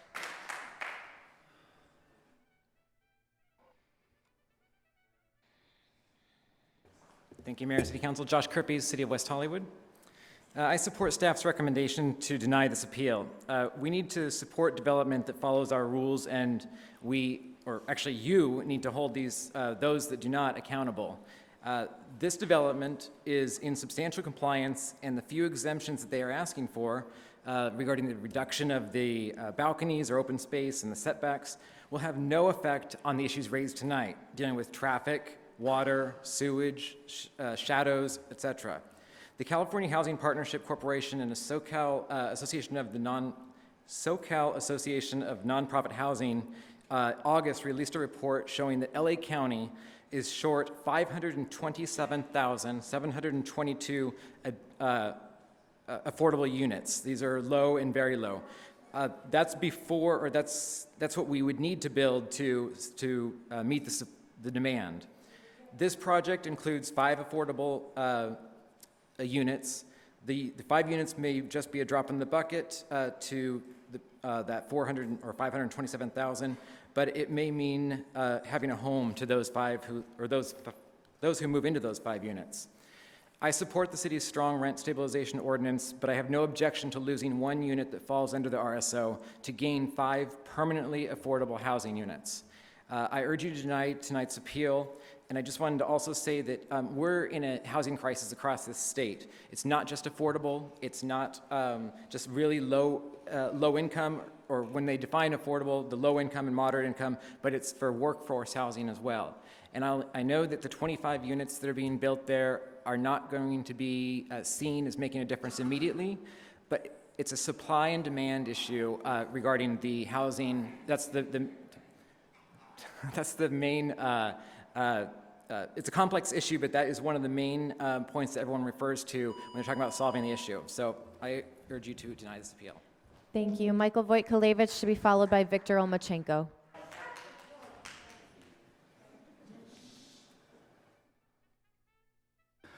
council, staff, members of the public, Michael Wojtkiewicz, City of West Hollywood. Two disconnects for me. The newest, latest annual report 2014, introduction, first paragraph, a slight abbreviation of the last line. West Hollywood has demonstrated a commitment to securing for residents a high quality of residential life, which is a core value of the city. So I ask this, why give minor modifications? Why give a reduction of what already is current in code and stated as a minimum? Whether it's open spaces, balconies, or parking spaces, why not be the creative city and be dedicated to a higher quality of life by giving a little bit more than the minimum stated as opposed to less? Visitor spaces, non-tandem spaces, standard spaces over compact. Why not give minimum or a little more instead of giving less than required through minor modifications, which does have an effect on the day-to-day quality of life? As far as those who have spoke about building walls, segregation rather than integration, I'm very surprised none of them spoke about item 2J tonight, especially those present from the Human Services Commission who received a presentation this month on that proposal. Item 2J, the expansion of mental health services for the homeless, is to ship them and send them off to Step Up on 2nd in Hollywood, as opposed to the 5 local mental health service providers that presented also to the Human Services Commission last September. This includes JFS, APLA, Being Alive, NCJW, LA Gay and Lesbian Center. The homeless, part of the community, is being sent out of the community for services, and no one in this room spoke about it. Victor Olmachenko, to be followed by Lynn Russell.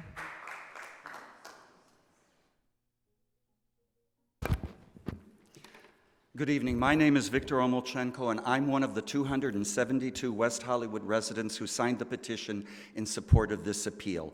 I oppose this project because it does not consider the cumulative impacts of all of the development that's taking place on Kings Road in particular, and the impacts on our city as a whole.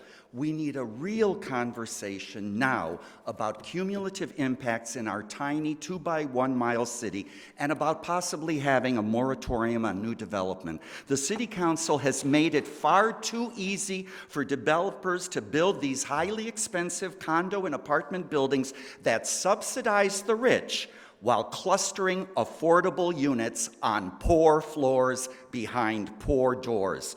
The city is approving projects on residential side streets without sufficient consideration of violations of the city's general plan.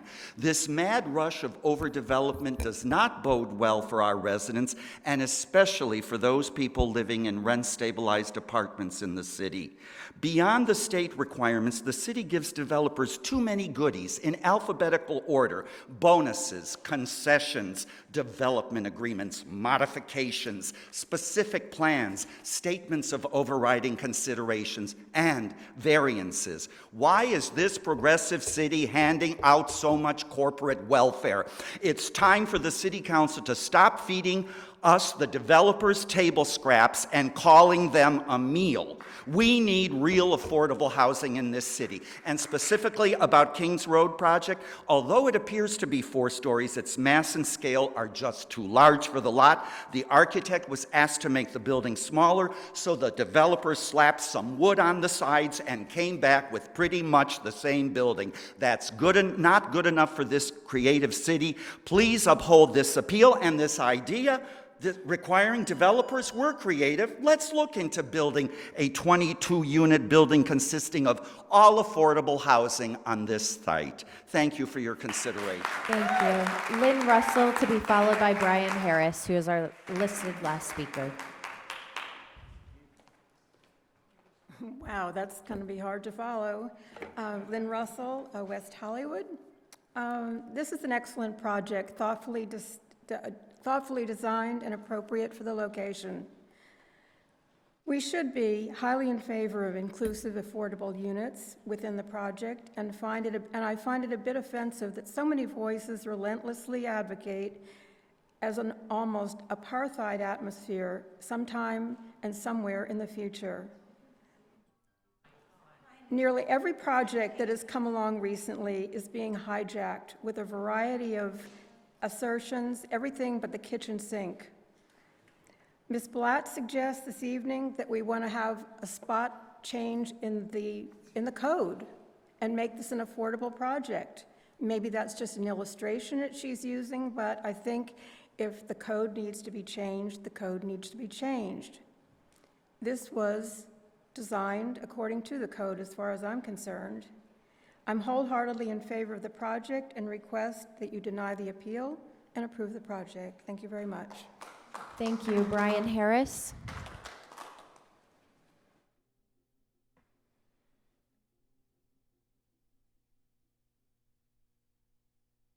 Hi, I'm Brian Harris. I live in the city of Los Angeles, 2 blocks away from West Hollywood. I spend probably more time in West Hollywood than I do in the city of Los Angeles.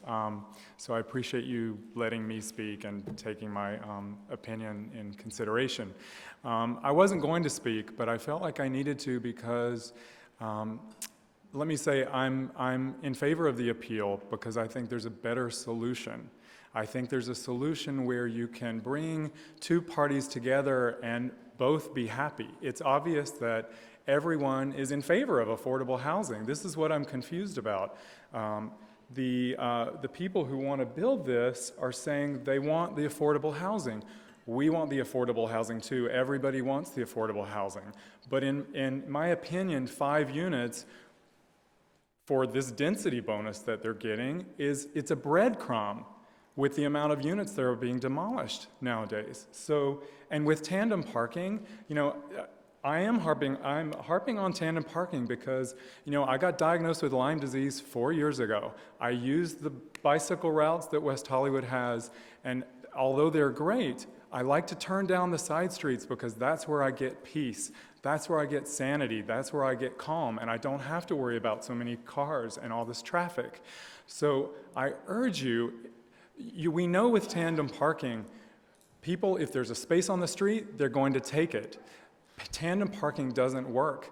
These units don't work. There's too many, and 5 affordable units just isn't enough. I really, really urge you to come to a compromise. It may not be 100% affordable, but why not half affordable and half higher priced?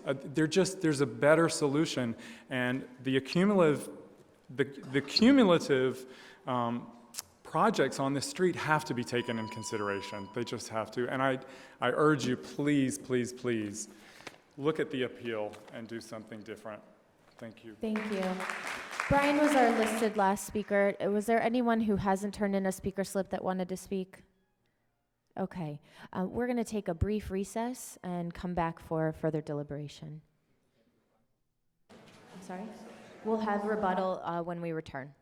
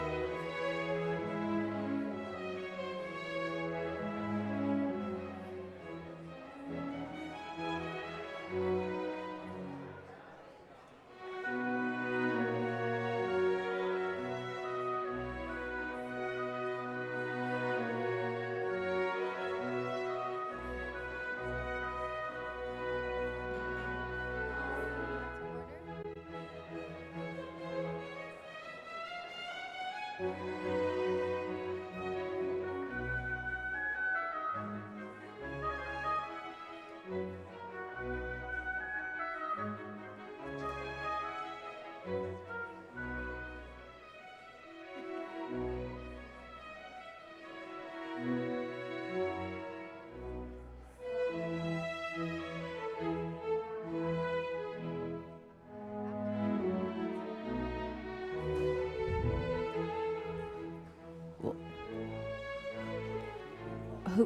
the appellant can go first.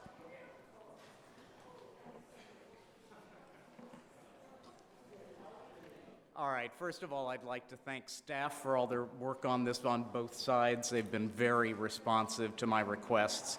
And my comments tonight are in no way a reflection on them, but reasonable people can disagree.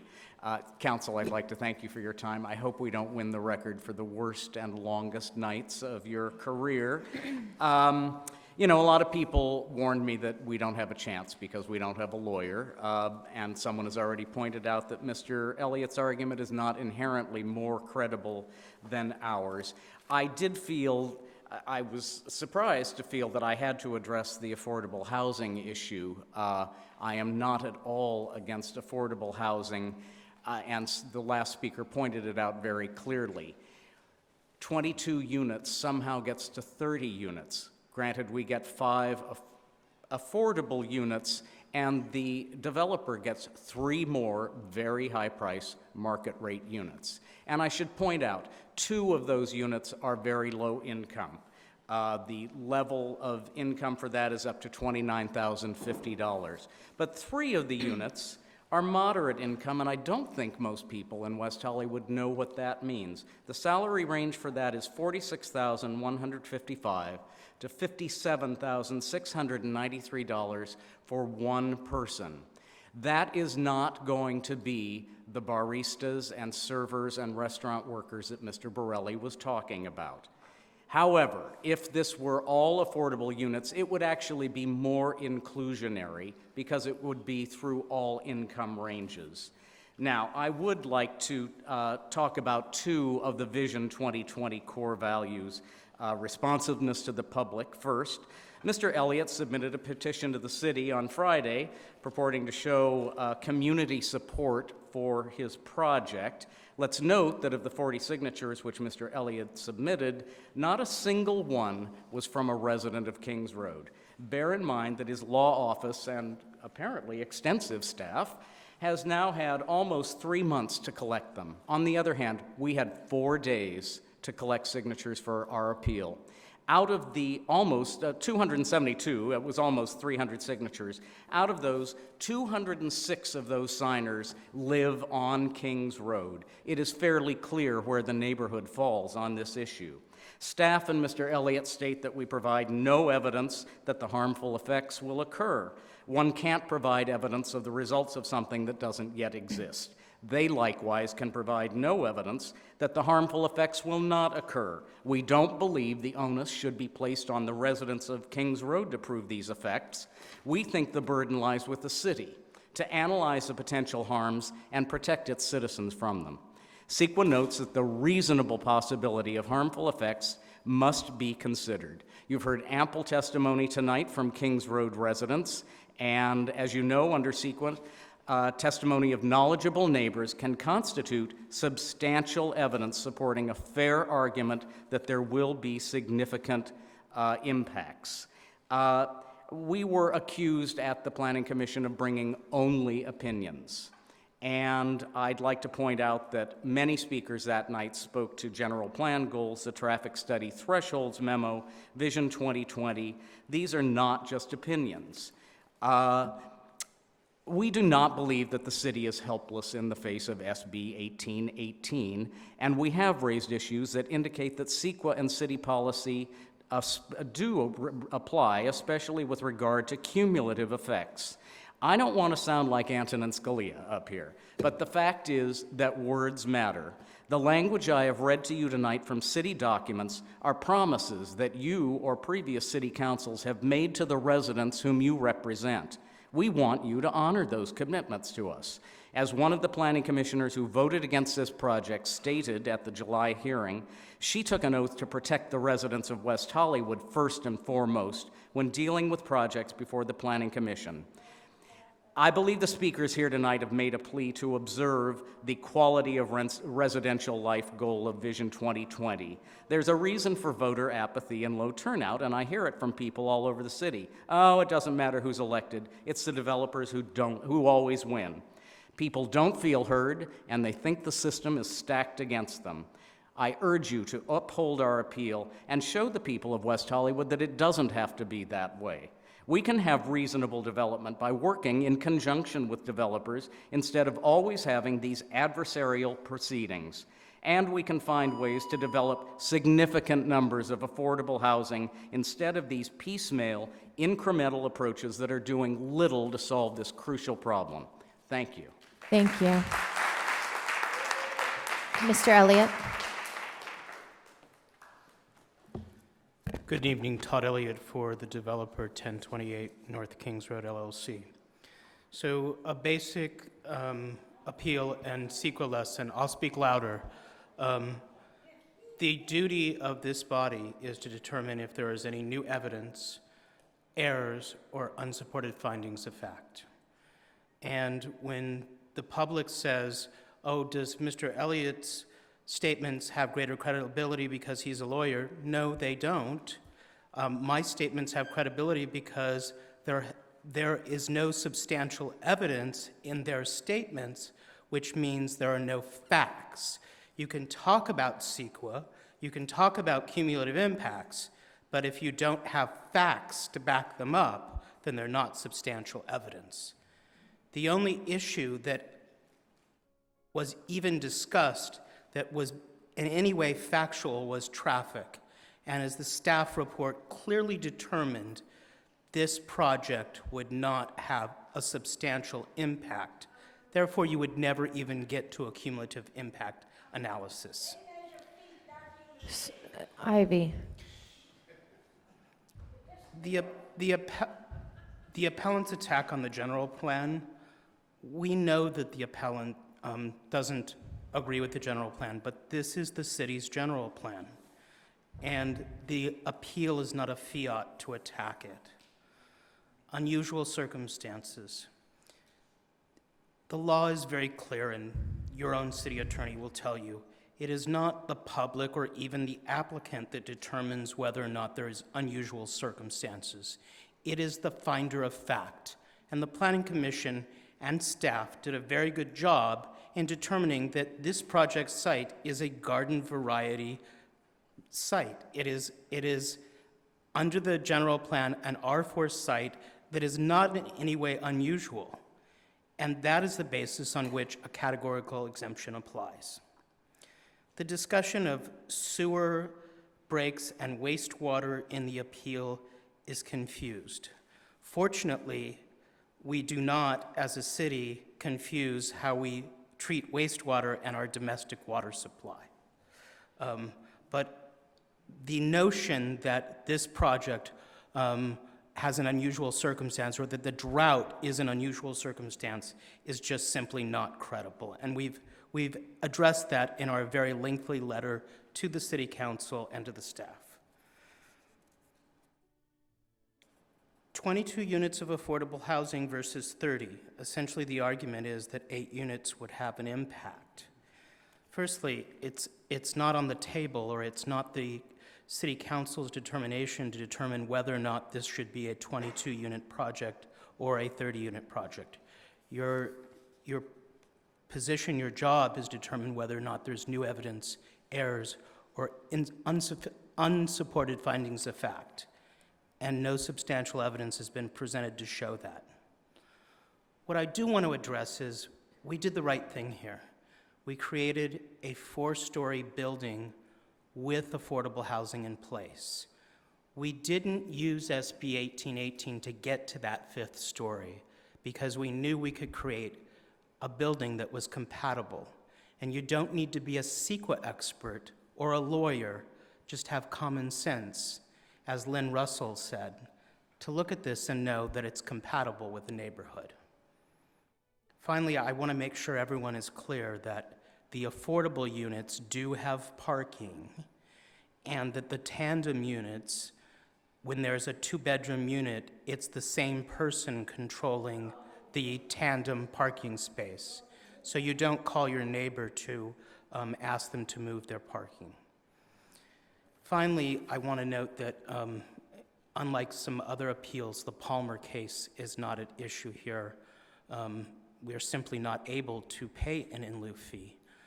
This is a condominium project, and we are required to supply affordable housing under the city's code. So we have done everything that we are required to do. We ask simply that you deny the appeal and approve the project. Thank you. Thank you. Councilmember Duran. Thank you, Mayor. I have a question for staff before I make my comments. Cumulative traffic impacts. Can somebody please respond to me the traffic counts, both cumulative on the 3 neighboring projects and maybe the peak hour traffic impacts as well? Well, again, looking at this from an environmental standpoint, the project was, again, within the bounds of what was first approved back in 2011 as part of the city's general plan EIR. And so looking at that in terms of the thresholds that were allowed through the city's traffic study thresholds, that was Exhibit L, states that if a project generates less than 500 net trips or 60 net new vehicle hour trips, then that generates the need for a traffic study. Given the fact that the project is deemed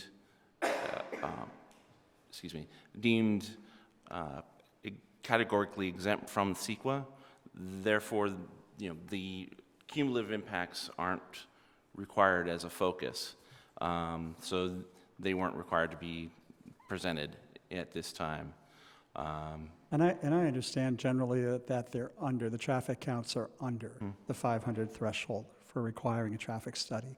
But I think what the appellant and his supporters are raising are the cumulative impacts of all the other projects on Kings Road. So I'd like to know if we have a count on traffic trips. I did an informal count. I don't have those numbers with me. I apologize. I had them when I was at the Planning Commission meeting. I do remember that the cumulative count was less than 500 trips per day for all the projects. But I think there was a point where if you added them all together, the Santa Monica and Kings Road project, there was different numbers that they provided based on different AM peak hours and PM peak hours as opposed to just peak hours. And combining, I forget if it was AM or PM, there was a point where they were all 4 above 60 trips, peak hour trips. But again, that was with the 34 unit project at 826, not the 25 unit, because that wasn't on the table yet when I did the count. Okay, all right, thank you. I have my comments now if you want. Sure. All right. Excuse me. This is now time for council member questions and comments. Thank you. This is our time to talk. Our time to talk. I've listened patiently for an hour, almost 2 hours, from all of you. Now I'm going to ask you to please be quiet and listen to us.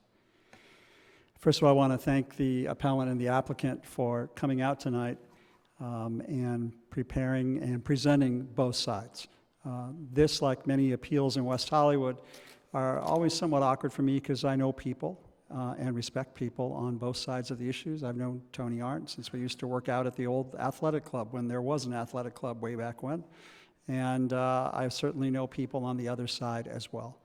So whenever I'm presented with a case like this where I have friends on both sides, I'm not going to vote based upon what side I like or don't like. And I think I've realized after 14 years of being here that the reality is that I'm not going to agree with any of you 100% of the time. I don't even agree with these 4 people 100% of the time. So instead, I try to analyze each case individually based upon what's presented to us. I think both sides at least have one point in agreement. Both want to see the building of more affordable housing in our city. And I think that all 5 council members also share that same desire. Now there's the reality check called the real world.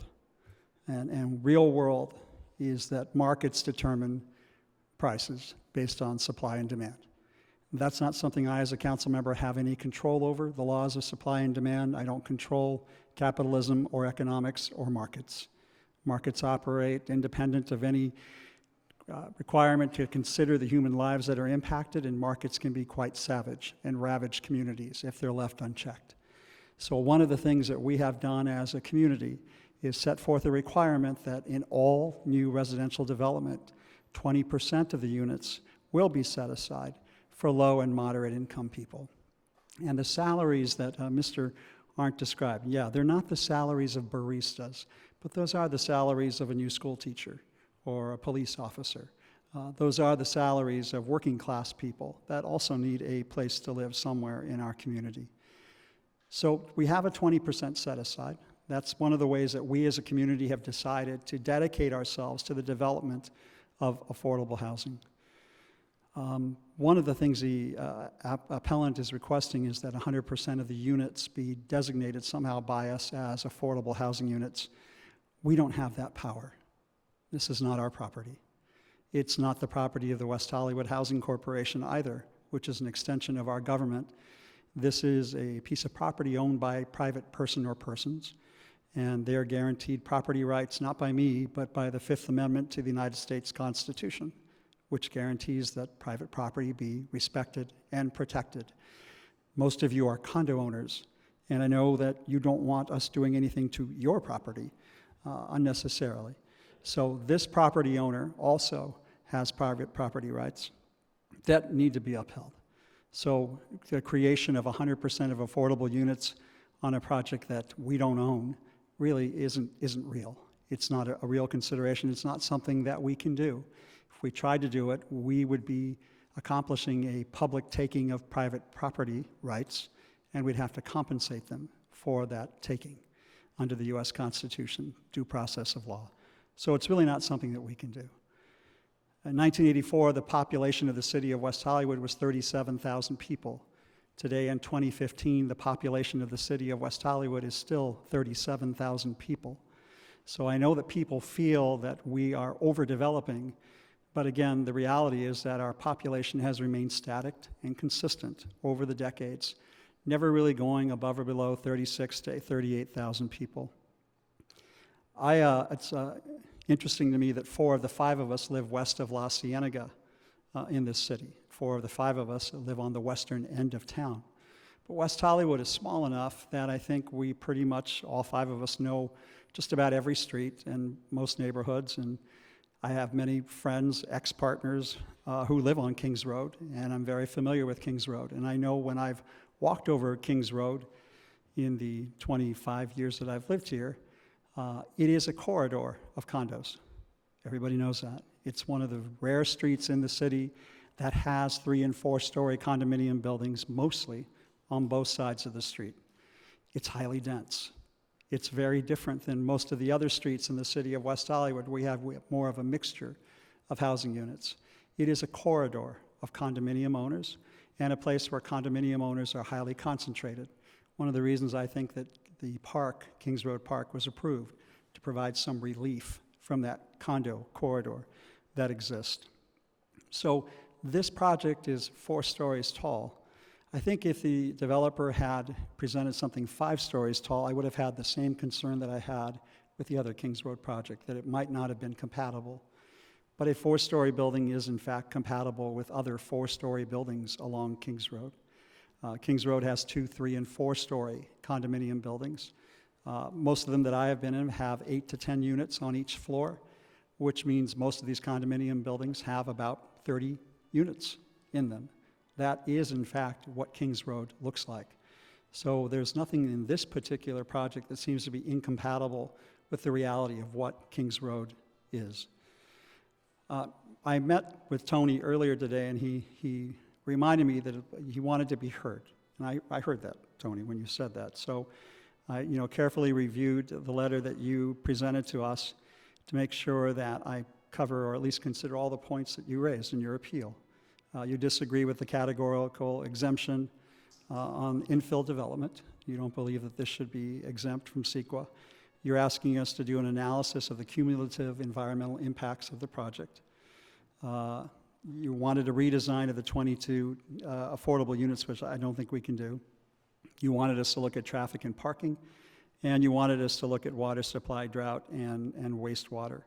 And the remedies that you're asking for is that we do an environmental impact report, that we do a traffic and parking study, and again, the 100% affordable units. So I understand, I hear, and I've listened to what it is that you're asking for.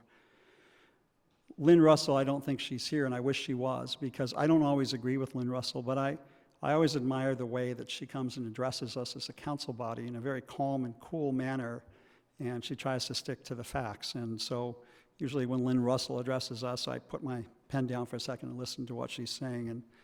And she doesn't always support development. She does support this one. At the end of the day, it's a 4-story building with 30 units. It's not, in my mind, anything different than anything else we see along an R4, a residential multifamily high-density corridor. That is Kings Road. Our law requires that the project be built out to 90% of its capacity. That is what our zoning law says. And our West Hollywood law says that 20% of the units must be made affordable. And that's what's being accomplished here. The 58 parking spaces that are required, there are 28 2-bedrooms and there are 2 1-bedrooms that are proposed, totaling 30, 28 and 2. The 28 2-bedrooms, assuming 2 parking spaces, would total 56, and the 2 1-bedrooms would be 2. Assuming 1 person, that would be 58. So they've met the minimum requirement in terms of parking. And I do want to note that all units have to have a parking space or spaces. It's the no guest parking that would be the issue. So looking at what we have here, we have some infill development. What is categorically exempt from infill? First question is whether this is consistent with the general plan and the zoning ordinance.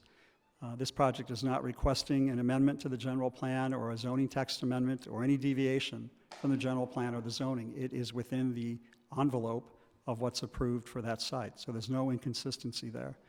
It's not greater than 5 acres, which would also possibly trigger a CEQA evaluation. It's not in any danger as a habitat for any endangered species, which would also require a CEQA evaluation. So really, the issue, the site would be adequately served by all required utilities and public services. We do have will serve letters from the utility companies, including water, gas, and electric. So really, the only issue that would trigger some sort of EIR would be the issue around significant effects relating to traffic or noise. And that's the reason why I asked about the cumulative traffic studies. I know that it's tough at peak hours for all of us to get around. I live off the strip, and I know that 7 in the morning till 9 in the morning, it's tough to get out, and coming home 5 to 7, it's tough to get back in. And those are the peak hours that I think everybody in our city and all of greater Los Angeles, we do experience that. The appellants are asking us to go from 30 units down to 22, which would mean 8 less units or 16 less people. 16 less people, in my mind, doesn't tip the scale significantly one way or the other. 16 people, in my mind, is not a significant number.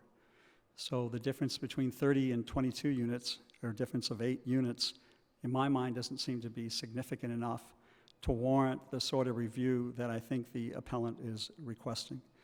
I think one of the issues, however, that was brought up by the appeal are the impacts of construction happening simultaneously on Kings Road all at the same time. And I think when you have multiple projects under construction all at the same time, that the impacts to Kings Road and the people who live on Kings Road could be severe. So if we are going to approve anything under this tonight, I'm going to ask that we have staff carefully evaluate the construction mitigation measures that we might possibly take, given that there is construction going on different ends of Kings Road and projects being approved. And it may mean a delay possibly, of construction times or periods. But I think having all the construction happening simultaneously would make Kings Road unbearable over a significant period of time. So I do think that is a place that we should focus ourselves.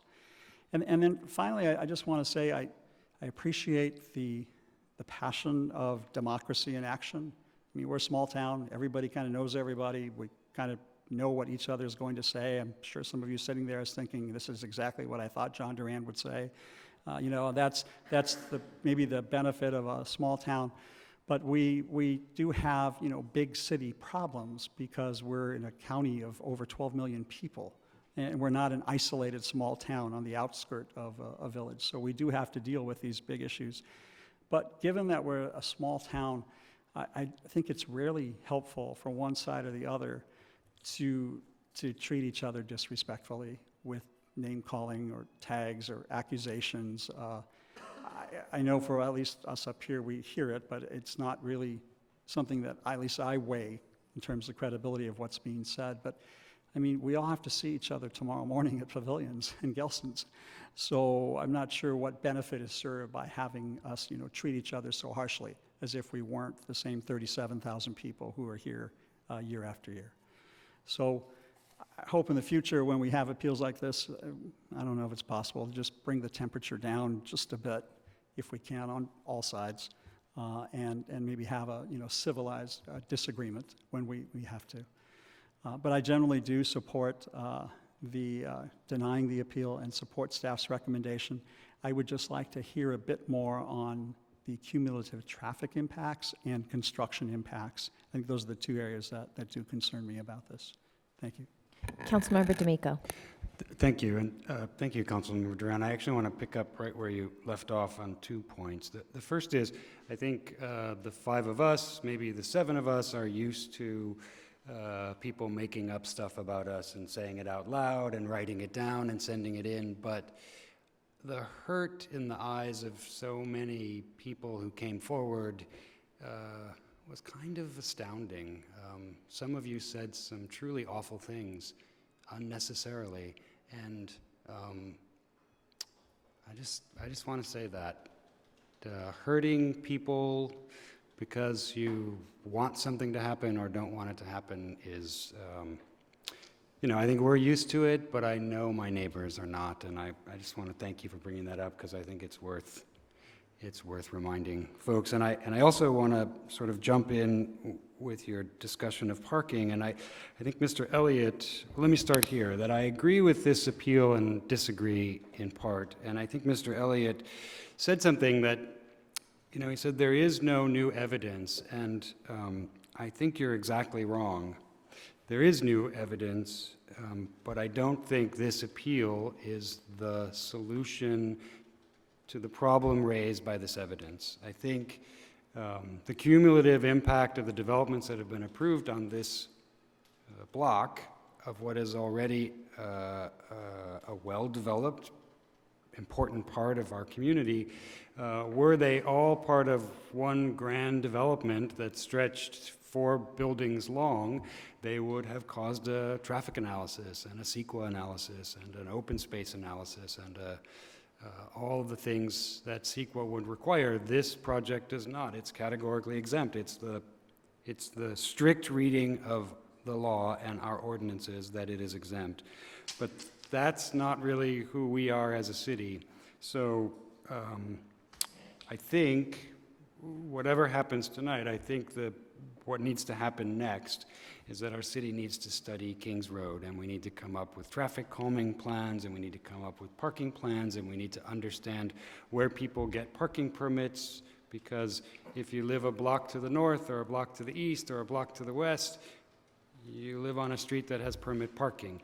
If you live on Kings Road, there's 750, 900 residents. There's no possible way to get 50% of them to agree to a permit parking plan. So I think for me, the strict reading of the law, Mr. Lunsford, is in fact, this is categorically exempt. It's 30 units, it's 40 people, it's 58 cars, boom. But the more complicated reading is that this street in the early 80s, this was the gay divorcee row, right? We all remember that? That's where gay guys were sentenced when their rich lovers kicked them out. They had to go live on Kings Road. And now it's a totally different place with, it's booming. It's a beautiful street. It's extraordinary. It has its own park.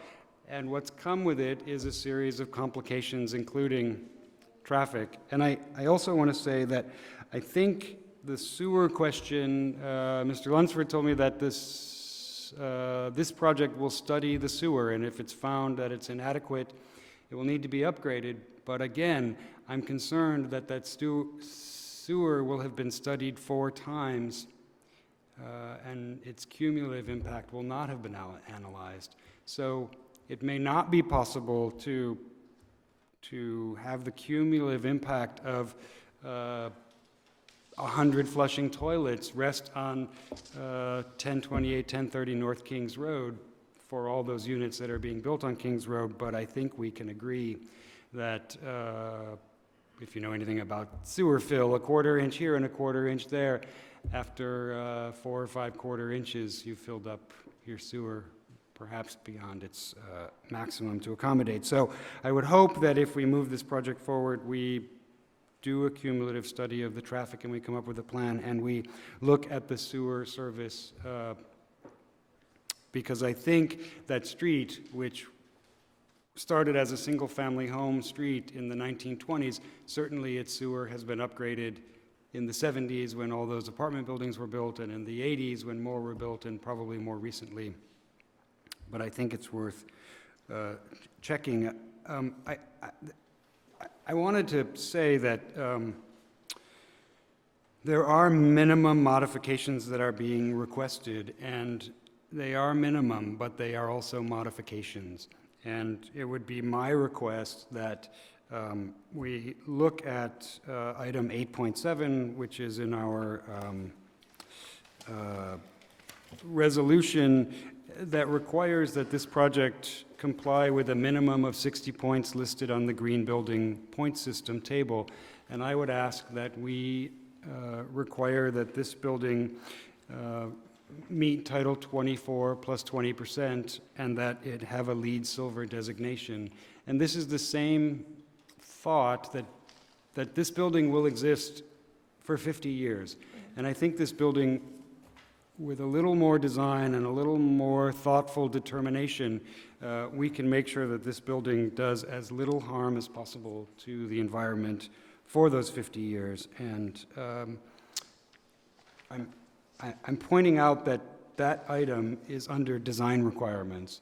It's not under good things we might want to do because we are good people, but it's a design requirement. And I think our design requirement can be beefed up there a little bit to require that this project just go a little bit further, 20% more than Title 24, and have a LEED Silver designation.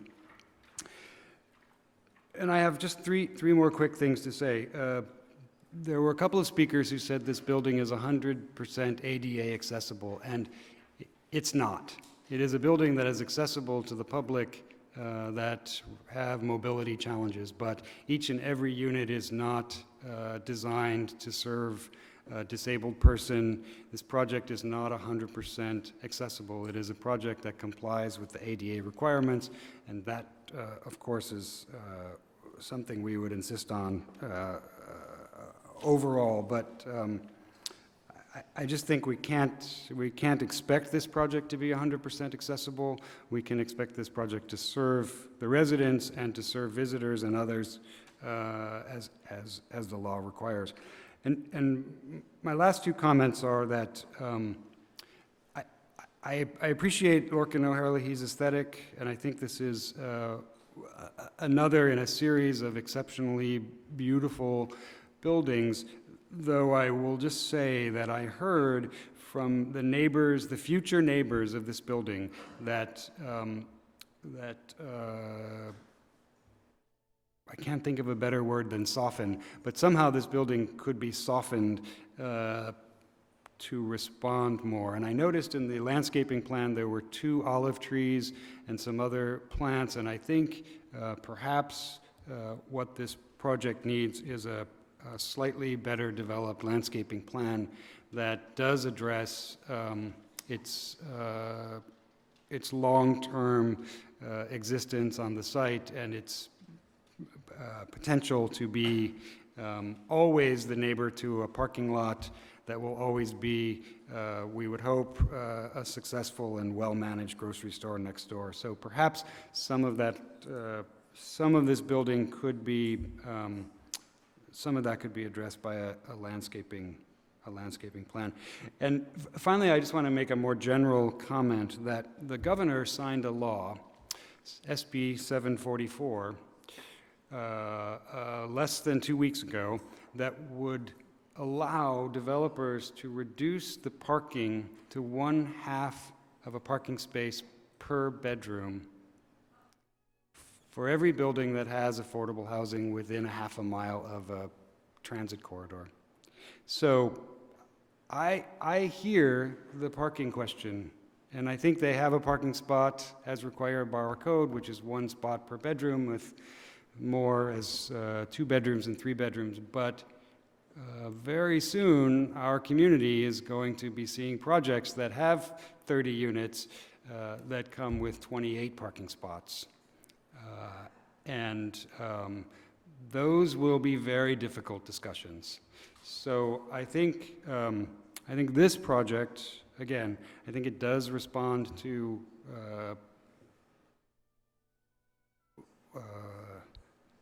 I think the architect has responded to our requirements, but I do think, as their representative said, I do think there is new evidence. I just don't think that this appeal is the way to address it. So I would hope, if as we move forward, we come up with ways to address some of these concerns and not leave them high and dry. Thank you. Can you, I think we heard 8.7, but that stipulates trees. I think it's condition 9.8. We're in 9.8? Page 13 of 17. I'm seeing 16 of 21. Yeah, Okay. I think it's our condition 9.8. I still can read after all of this. Okay. Councilmember Heilman? Thank you, Mayor, and thank you to everyone who came out to speak tonight. Thank you to our staff. Thank you to the appellant, and thank you to the applicant. And I do think that even though people were very passionate on both sides, the vast majority of you were also extremely respectful of one another, and I certainly appreciated that. I know some of you still need to work a little bit more on that, but I think overall it was a very good hearing, and I appreciate all the comments that were made. And I will say that this certainly hasn't been our worst public hearing ever, and it is certainly not going to be our longest night. We once had a meeting that started at 5 p.m. and ended at 4 in the morning, so hopefully we'll not have one of those in the future. I did have a question for staff. The applicant responded to this, but I want to make sure that the applicant was accurate. In terms of the parking, my understanding reading the staff report is that there is parking for every single unit, including the affordable units. Is that correct? That is correct, yes. And that the tandem parking spaces, a tandem space would be allocated to one of the 2-bedroom units. So kind of like people who have a single-family home and park in a driveway, they'll have to arrange with their roommate or their partner or their spouse who's going to park in the interior and who's going to park behind. Exactly. Okay. I wanted to respond to some of the comments that were made. I have to say I didn't respond well to the comments about this being too large, an oversized development, a big box, because if this development is oversized and too large and a big box, then a lot of the existing buildings on Kings Road probably need to be torn down, because this building is really no bigger than many of the buildings on Kings Road that are already there. In terms of the design, I think the design is very high quality.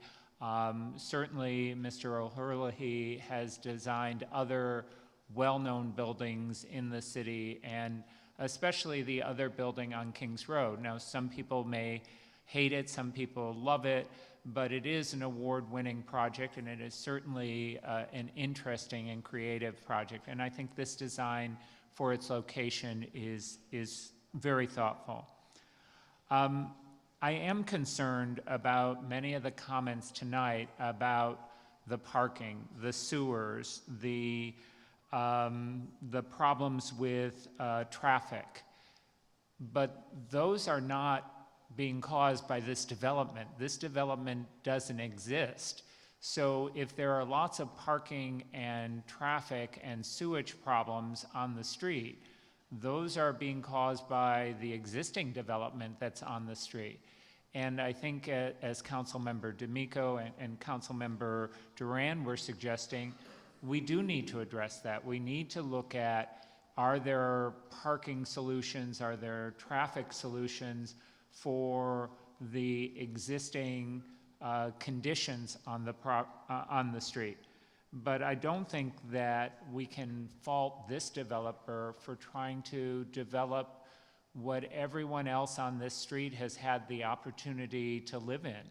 A well-designed condo that is 45 feet, that is 30 units, and actually that is smaller than a lot of other condos that are on Kings Road. I know other properties have many more units than 30. People spoke about cumulative impact, and I want to talk about cumulative impact in another regard, and that is with respect to affordable housing. Yes, it's only 5 units, but as development occurs, there is a cumulative impact in terms of addressing affordable housing if we require on-site affordable. Each new development will have, in some cases, a handful like this, 5, and some developments will have larger numbers of units, and really big developments will have a significant number of units. And all of those units have a cumulative impact in terms of addressing the affordable housing shortage in the city of West Hollywood. And that's why I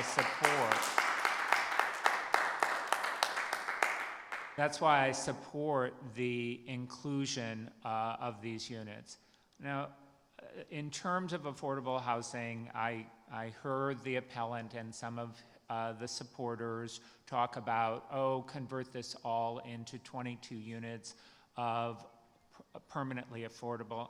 And I have to say that I didn't really take that too seriously. And the reason for that is because there is a history here. There was another project down the street where at least some of the members who were opposing this project opposed the affordable in that project.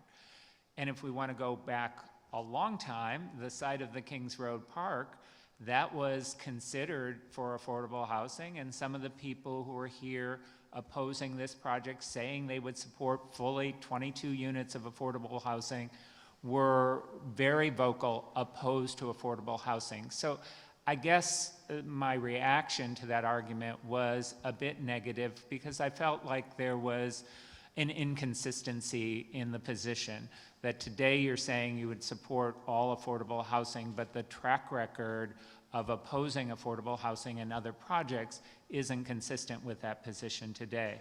But I think the bigger response to that, however, is the response that my colleague, Councilmember Duran made, and that is, this is not our property. We don't own it. If we owned it, I would certainly be advocating that it be all affordable housing, and I suspect that some of the neighbors would be out opposing that too. What I'm looking at is I feel like we should deny the appeal, but I like Councilmember D'Amico's suggestion that we try to improve the environmental quality of the new building, that we look at improving the landscaping of the building, and that we separately have a discussion, apart from this development, about the sewage on the street, and asking our staff and our engineer to investigate why are there breaks of the sewage piping there, and do we need to upgrade regardless of whether this development occurs? And are there things that we can do to improve traffic and parking on the street? Permit parking is available, but a lot of people on Kings Road actually oppose permit parking. So I don't think we can compare this to other areas where they have permit, because there the neighbors have come out to support permit parking on their street. So those are my thoughts, and again, thank you everyone for coming out to speak tonight. Thank you. Mayor Pro Tem Meister. Thank you, Mayor. To me, this appeal wasn't about affordable housing. It really was about impacts of the project, traffic and parking, and mostly about parking. When I look at the project, I actually think that the project is a good project, and if I look at the project in isolation, it's a project that I could support. I think my biggest problem with the Planning Commission decision is that they made no attempt to mitigate the potential impacts of the project, and that was because there was no environmental work, even if it was just a negative declaration or a mitigated negative declaration. Our program, EIR, that was done for the general plan provided only a first tier of analysis of environmental effects, and it didn't cover the various new developments on Santa Monica Boulevard and the residential developments. I think that if I were to have appealed the project I would have appealed was the project on Santa Monica Boulevard at Kings Road that didn't offer any parking to the low-income units, because that's to say that there have been studies that have proven that low-income households need their vehicles more than anyone else, because they need to get to two jobs. They need to leave their child off at daycare. So I mean, that's something we need to really look at in the future, and maybe it's something we have to look at in terms of at the state level. But we do need to look at the impacts, and we need to think about the fact that our general plan did not study the build-out. One of the responses to one of the assertions was that the urban water management plan was based on SCAG projections, and that we have enough water. Well, our general plan actually says that our population is going to exceed SCAG projections. So what does that mean? Where's the water coming from to fill the gap? Do I think this project is going to affect? No, I don't. But I think those are things we have to look at, and I want to thank the appellant, Tony Arnn, because I think he brought up a lot. He wrote a very good appeal, and I think he brought up a lot of really good issues, which is why we're able to have this conversation now. I feel that we need to mitigate the issues that are going to be caused cumulatively, but not necessarily that this is being caused by this specific project. So I think we do need to look at the neighborhood, look at Kings Road. We said the same thing when 826 Kings Road came to us. We need to look at parking for the area. We need to look at doing a traffic study, and we maybe need to look at using our parking garages, maybe making them available somewhere down the line with permits. So if people don't want to have permit parking on Kings Road, or it's difficult to get because you have to get over 50% of the people to agree to it, that maybe they would have the opportunity to purchase a permit to one of our parking garages that will be a block away. So I think that for me, it's looking at it as approving or denying the appeal in part, but making some, actually doing what the Planning Commission should have done, which is to mitigate the potential impacts. and I'm favorable towards the change in the 9.8. I'm also favorable towards revising the landscaping plan. And I think as, to staff, I really think we need to look at the urban water management plan and see how we reconcile that with our general plan. And we need to look at this neighborhood and make looking at parking and traffic a priority. Thank you. Thank you. So I think, well, first of all, I want to thank everyone who came to speak tonight. I know that it takes a long time not only to speak, but even longer time to listen. And I think that's the most important part of what happened tonight, is for people to hear each other and hear our opinions and the diversity of opinions that exists in our community, and how we try to bring all of those opinions together to an outcome that we can all be happy with. I know that it was mentioned that 826 North Kings to be used as an example or a template for how to proceed with development in a residential community. And I want to just kind of go through what happened there, because I think there are some things that haven't been mentioned. First, the request from at the time that appeal came to the council, the request from the attorney representing the developer was for an extension to have a conversation with the neighborhood to contemplate whether an in lieu fee could be paid as a result of the Palmer case, which applies to apartments, which is different than this project. In this case, they're not requesting an extension. We're dealing with condos, and ultimately the size and scale of this project is ultimately what the approved project at 826 North Kings became. The cumulative traffic impacts from this project are actually less than 826 North Kings.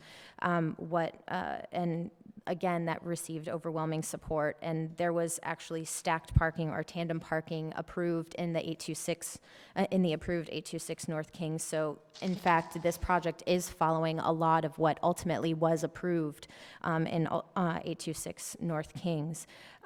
So I think the reason we're hearing a lot about affordable housing tonight is because the change that happened at 826 North Kings wasn't a change in how the building was engineered to solve the drought, or some sort of silver bullet solution to traffic or parking impacts. But really the only thing that changed was the removal of affordable housing included in that building. And when that affordable housing was removed, it did become the same size and scale as the building we're now considering approving tonight. So I think that's why we're hearing about affordable housing. We had an opportunity to include it in that development, and we chose not to, and that was approved by planning, but it wasn't, the building didn't suddenly solve the environment. It literally just removed affordable housing. So I think that it was also mentioned that we need to consider a moratorium on development.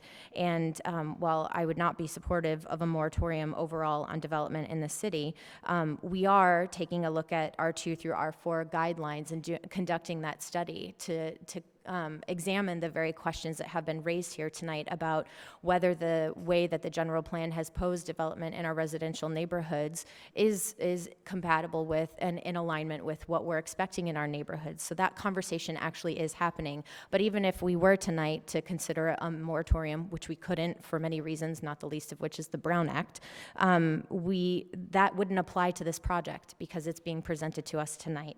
So I think I'm in agreement with a lot of what I've heard from my colleagues that, I want to make sure that the Athens trash situation is addressed, not only with this specific project, but it sounds like there are trash cans lining the street and causing some traffic and parking problems. So I want to make sure that's been addressed. The environmental quality issues raised in 9.8, as well as the landscaping, I'm supportive of us taking a look at that. Again, the parking considerations that were discussed at 826 North Kings and not addressed, I'm happy to, I think that we need to give the direction to address those parking, the parking concerns. And for anyone who is actually interested in circulating a petition, I like knocking on doors and going door to door. I will campaign and help you get your 50% signatures. But I think sort of the last note I want to raise, one more note, I would like to see us condition it that we we require a cumulative coordinated construction mitigation plan. I think that's, we've heard consistently that the impact of multiple developments is a concern, not just in terms of long-term impacts to the environment, but short-term, just how are trucks moving on this street or not moving, as the case may be. And so I think that's essential for this project to be moving forward. That has to be not just an idea, but an actual discussion turned into a plan that people can see and review and understand how things are happening in their neighborhood. I do want to address the comment, though, that was made about people not understanding that the affordable housing that's being created is not housing that they're going to get into. And I actually am aware of that, and I still want to create it because I believe that there are people who deserve to be able to live in our community who can't afford to live here yet. And just because I'm not the person who's going to live there doesn't mean that we shouldn't create that opportunity for somebody to live here. And I know that 5 units doesn't sound like a lot, that it's not the heaven coming down, as was stated earlier tonight, but for the 5 families who are gonna get to live in those units, it really is heaven. We hear from people all the time who live in affordable housing, what a gift it was and how it changed their life. So I very much believe that it's an issue that we need to continue addressing. I agree, it's not something that's going to be solved overnight, and these 5 units does not solve the problem. You're absolutely right. It's something that we need to consider in a bigger policy, as a bigger policy consideration. But from the impacts of Ellis and the impacts of Costa-Hawkins, we are seeing the rent-controlled and rent-stabilized units that have been what our city was founded on in protecting. We're seeing those disappear as well. And so if we aren't able to create units that we can permanently maintain as affordable, we're really going to be in trouble. So I think what I'm hearing, okay, Councilmember Heilman. I just wanted to ask staff, you've heard the discussion, and it sounds like at least some of us are looking at making some changes to the conditions regarding landscaping, improving the environmental sustainability of the project in one of the conditions. Is that something that you're comfortable amending the resolution tonight, or would you like us to give you direction to bring back the resolution at a subsequent meeting?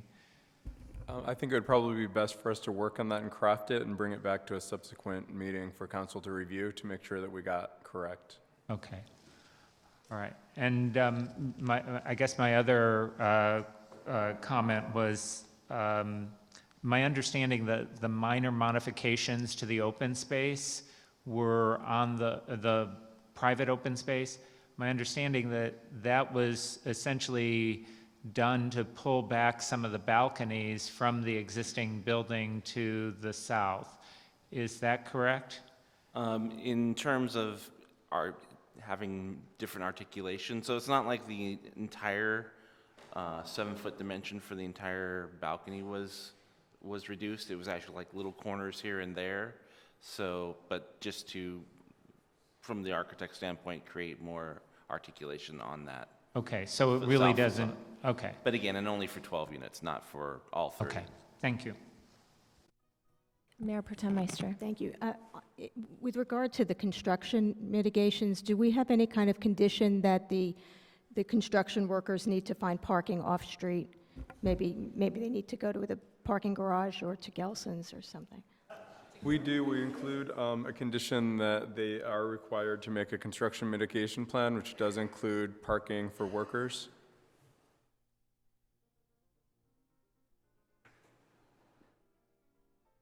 Councilmember Heilman. I'm prepared to try a motion if people are open to it. I would move that we go ahead and I guess we would be denying the appeal, but approving the project with modifications, one directing staff to address the environmental sustainability of the building in condition 9.1 and bring back something stronger along the lines of what Councilmember D'Amico suggested. I think it's 9.8. 9.8, I'm sorry. Okay. And number two, asking staff to improve the condition regarding landscaping and having a more fully developed landscaping plan for the project. And then separately, moving to direct staff to address the existing problems on the street, the sewer problems, the traffic and parking problems, and then making sure that we have a construction mitigation plan that applies to all projects in the area that is thoughtful and appropriate. And then also looking at Mayor Pro Tem Meister's point about water and how are we going to ensure that there's water not only for this project but for any project that's built going forward in the future. So just to clarify, this is not a motion to approve, it's simply a motion to direct staff to return with a new resolution containing those issues. And just to clarify, your third item is not going to be part of that resolution. That's just a direction to staff that's separate and apart from this project. Right. Okay. And this will not be a reopening of the public hearing. The public hearing is closed. It will stay closed. You'll simply be receiving a resolution with the revised conditions for your continued deliberations. If that's what I'm supposed to do, Mike, then that's what I did. That was my understanding of your motion. So it appears you want to hit that button, John? Oh, I have to hit that button. Yeah. Okay, so we have a motion and a second.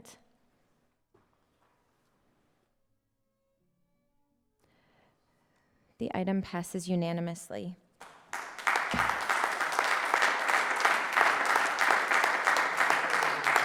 The motion passes. Thank you. So now returning to our second public hearing, which is item 3A, the proposed ordinance amending the zoning code to introduce new standards for mechanical parking lifts and automated parking structures. I understand there's a lot to say. If you can please take it out to the lobby so we can continue with our next hearing, that'd be great. Thank you.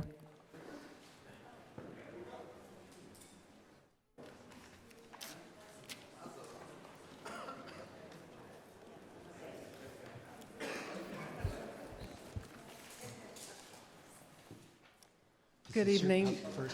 I just wanted to introduce Garen Serapian, who's an assistant planner in Long Range Mobility Planning. This is his first city council meeting. He'll be Nice to presenting meet the you. staff report. Before we begin with your report, City Clerk, how was this item noticed? The notice of public hearing was published in 2 local newspapers. A mailing was also sent out, and the notice was legally posted as required. Thank you. And now that we're opening the public hearing, I'll turn it over to staff. Thank you, Bianca, for the introduction. I am thrilled to be part of such an innovative and amazing city. And good evening, Mayor, council members, and members of the public. This evening, we bring to you a zone text amendment introducing new standards for 2 new parking-related formats. One, mechanical parking lifts, which, as you know, are a bit like elevators or stackers for parking cars in a vertical fashion. 2, automated parking structures, which, as you know, are essentially much larger mechanical parking lifts, like our new City Hall, as you know, will be opening very shortly. The city has received questions from applicants and is anticipating to receive more in the years ahead to incorporate these new parking formats. To anticipate these proposals, we'd like to add language to the code to help ensure these systems are safe, easy to use, accommodative of all vehicle passenger types, and an effective use of parking in a project, while also being adaptive to changing technologies. The proposed ordinance you see today was a very collective and iterative process. We worked closely with a wide range of experts, including planning staff of current projects, the West Hollywood Chamber of Commerce, the Long Range Planning Project Subcommittee, local parking lift manufacturers, local architects and designers, and our city attorney. In addition, we looked at how other cities were approaching this use in their code. That comparison is in attachment C of the staff report. The Planning Commission reviewed this item and requested staff to make certain slight modifications to the height requirement. The ordinance you see today incorporates their recommendations. With mechanical parking lifts with small lots and high property values in West Hollywood, mechanical parking lifts may provide an efficient way for projects to meet parking requirements and can address parking shortages. With our proposed ordinance, we would add a definition of mechanical parking lifts in our zoning code, determine the appropriate uses for both residential and commercial contexts, and most importantly, established certain baseline standards as follows.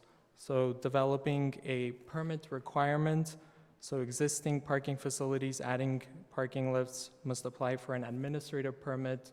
New projects would be conditioned through their applicable permit process. Second would be to establish operation standards specifying when a valet versus a non-valet service is appropriate, and with a valet operation, it would be required except in a residential application when proven that the system may be operated independently by the individual residential unit. Third, we would require minimum clearance heights to ensure that all vehicle passenger types are accommodated.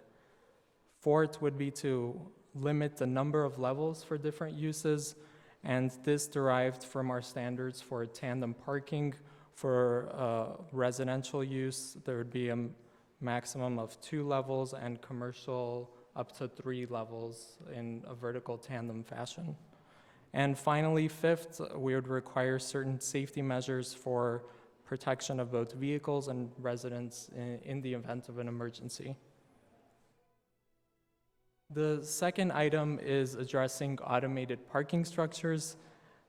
As you know, the city is in the process of constructing its own automated parking facility, and should another project seek to accomplish the same goals, although we have not yet to hear of any interest of doing that, we need to include this in our zoning code as an allowable use and establish certain baseline standards that they must comply with.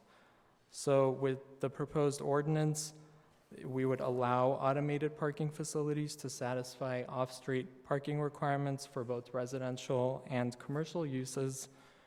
We would add a definition of an automated parking structure in our code. We'd permit these facilities through a development permit process and require a parking operations and access plan. In addition to these, there would be certain minimum baseline standards that regulate both the design and safety. So with respect to design, the structure must comply with our current parking and rooftop standards and commercial building facade standards for a commercial application. And with respect to safety, if there is a power outage, a backup generator must be in place to enable residents and visitors to access their vehicles. Because these types of facilities are associated with new development, planning staff will review and determine if the design and operations are safe, convenient, and functional through the development review process and project design review process. So just to conclude, this zone text amendment will provide one additional option for meeting parking requirements and the substantial demand for parking in our city. And we can now open it up to any questions. Thank you. Council, do you have any questions before our public comment? Mayor Pro Tem Meister. Does this apply to a surface parking lot in a residential zone, which is zoned residential but has a parking overlay? For residential zones with a parking overlay zone, it would apply, yes. But for a residential zone without a parking overlay zone, surface parking would not be allowed for mechanical lifts.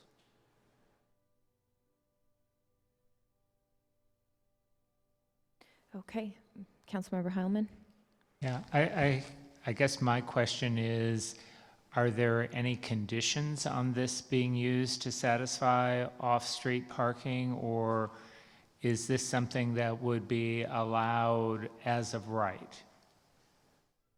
Or are these just conditions in the event that we do allow it? I guess that's what I'm not really sure about. It would be allowed as we would allow any other parking layout in a development project if it meets the requirements for number of spaces and meets the space and backing requirements as we would require. So yes, it's another mechanism for meeting the requirements. It would be allowed as of right. I guess I would just say that I'm very supportive of creative ways to solve the parking problem, and we know the cost of parking drives up a lot of the cost of new housing and new commercial development as well. But I think we need to revisit this after we've had a little bit more experience too. I think we have to be cautious here because there may be things that we haven't anticipated yet. And so I like what you're proposing, but I don't want to see a whole scale, let's all do parking lifts in new development and that be the new trend, because it may present problems for us. Paula Zinnemann.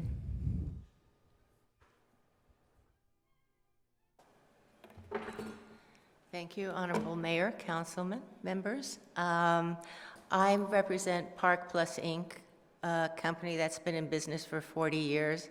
We have a broad range of products ranging from double stackers, triples, quads, to fully automated rack and rail and AGVs, the newest technology. We're thrilled that you're doing this. I compliment staff on a job very well done. I would just have 3 comments, and I think they were sent to all of the council members and staff. Let me take them out of order if you have received them. I hope to have done them earlier, but my computer froze, so I had to wait for help this morning. The one thing that I would question has to do with requiring lifts on surface lots to be screened on all sides and on top. We have lifts in Culver City and in LA that are screened on all sides, not on top.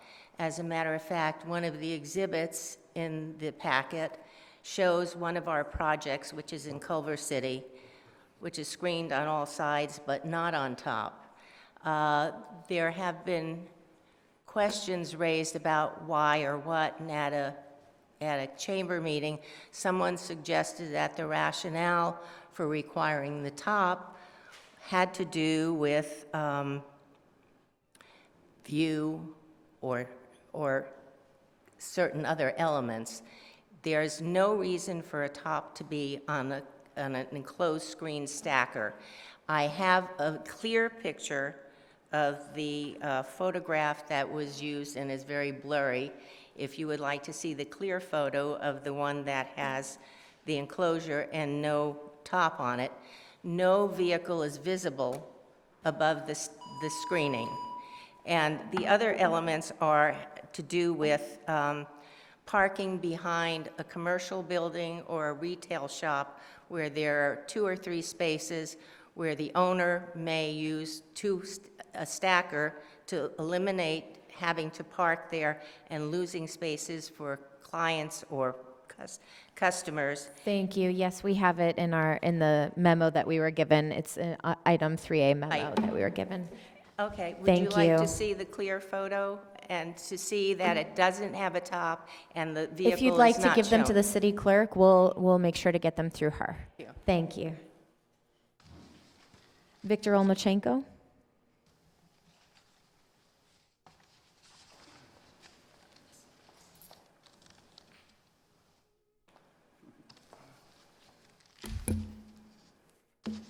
Victor Omolchenko, City of West Hollywood. Whenever I see something like amending the zoning code, zoning text amendments, I get very concerned because I think a couple of weeks ago we were talking about something that seemed simple and benign, non-residential parking structures in residential areas. It keeps on being continued. And now I'm hearing that it's possible that we'll have these automated parking structures in areas that are parking overlays. Well, we have parking overlay zones that are actually in our residential neighborhoods. I can think of one at the Rosewood Circle in West Knoll, not too far from where the writer Allison Martino lives. And it's right in the middle of the block. And it's now a surface lot, but this sounds like we're going to be building parking structures in parking overlay zones that are on our residential streets. There's another one, I believe, on Spalding. It's beyond the parking lot that we're going to be owning now, and it's beyond the alley, and I believe it's also a parking overlay. So I see this as creeping kind of commercial type activity within our residential areas, and I agree with Councilmember Heilman. I think that maybe we're a little bit too quick on the draw here, and I think we're going to need to really look at where these places are sited. And I just think about Beverly Boulevard in Los Angeles, and when I go on the side streets there, they'll have the commercial buildings along Beverly, and then there'll be an alley, and then there'll be a parking lot, and then another single-family home will disappear, and there's another parking lot, and another parking lot, and all these structures going up around there. And I hope that that is not what this zone text amendment or what this is going to lead to. I don't want to see these commercial structures within our residential areas. Thank you. Thank you. Councilmember D'Amico. Very quickly, I guess I just have a question. In R1 and R2 zones, if we use these, does that allow the FAR of the habitable space? I mean, does that make a bigger house with a smaller garage?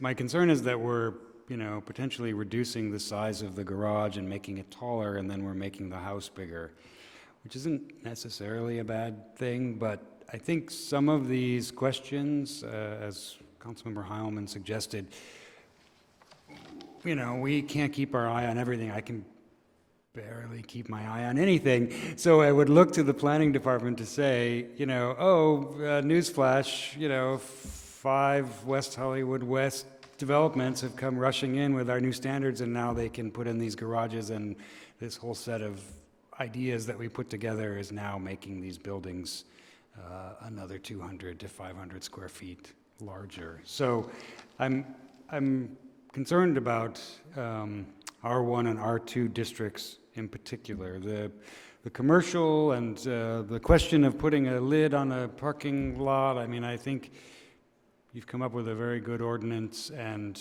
we have a lot of buildings that are taller than their neighbors, and it might be nice to not have to look into a parking structure when you're looking from above, but to look at some kind of a lid. So I think maybe that's what we're asking for, or some sort of shade for those cars, et cetera. So I think this is a very good ordinance. When it begins to break down at the R1, R2, I become concerned, and I don't want to not pass it, I don't want to slow it down, but I just want to ask that if we have 4 or 5 of these and it has an impact, we would notice pretty quickly, and we should revisit it. So thank you. Any other comments? Mayor Pretend Meister? I would like to address what the council members said. So the height for the lifts will be 13 feet, and the height for garages in the single-family neighborhoods is 15 feet, so that was taken into consideration for the height, so we're not doing anything in the code that would allow the garages to get any taller than they currently are. And so the way the code is written, especially for West Hollywood West, if you attach the garage to the house, it's part of the FAR. So probably people won't be doing that. They'll be putting it in the detached garage, which has the height limit of 15 feet. So that's not being proposed to be changed. And I can imagine that that's right, but a 2-car garage is 400 square feet, and a one-car garage is 220 square feet, so that's an extra 180 square feet of habitable space. That's part of that FAR, and then it's times 2, and then it's 360 square feet. So we've basically given a $360,000 bonus to that house, which is perfectly fine. I don't think there's anything wrong with a larger house. I'm just saying that we sort of worked it out with 2 cars parked next to each other in a garage, or some sort of version that didn't have the sort of lifting them off the ground. And I don't want to, I mean, we can have a long conversation about it, but I just wanted to say that I think you guys spent a year and a half or a year working really hard to make that happen, and it would be awful if this undid that too quickly. We don't believe it's going to do that because the garages, once you detach them from the house, they're not part of the FAR to begin with. So it shouldn't do that. Mayor Pro Tem Meister. Thank you. I want to go back to the surface parking lot in a residential zone that is in a residential zone and has an overlay. For example, Bristol Farms parking lot, right? It's residentially zoned, part of it. Could a lift be put there? Because remember, you have a buffer so that you don't have to see the parking lot. So, but the trees or the bushes only go to 6 or 7 feet. So now all of a sudden you have a 13-foot structure. How are you buffering that? So our parking overlay zones already allow for parking structures to be constructed in a R1, let's say there's a R1B that has a parking overlay.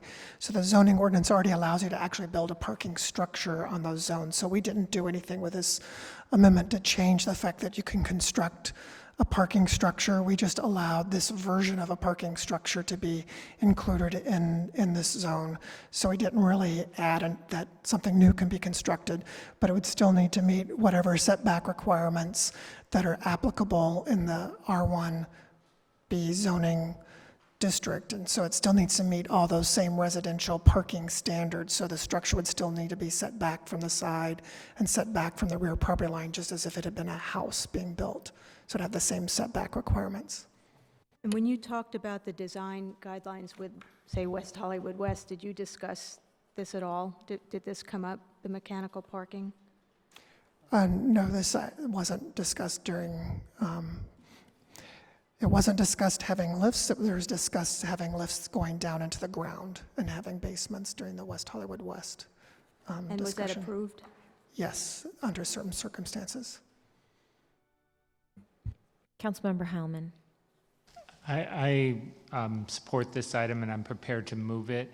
I would like to suggest that perhaps we schedule it for review after there are 4 or 5 applications, so we have more information.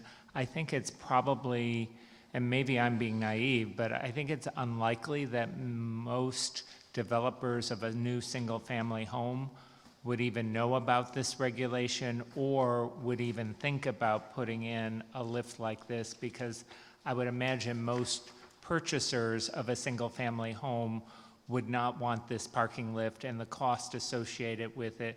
Maybe I'm wrong, maybe that would get them a bigger house in some instances, but I just don't see the expense of this being put in a single-family home. So I do have concerns, as Mayor Pro Tem Meister said, about how it will operate in a parking overlay district, but I think we won't know that until we have a little bit more experience. So I'm prepared to move to close the public hearing and introduce on first reading the ordinance. And that has been seconded. Any further discussion? All those in favor? Motion passes unanimously. Thank you. Moving on to item 5A, increase in the grants in the school's program budget.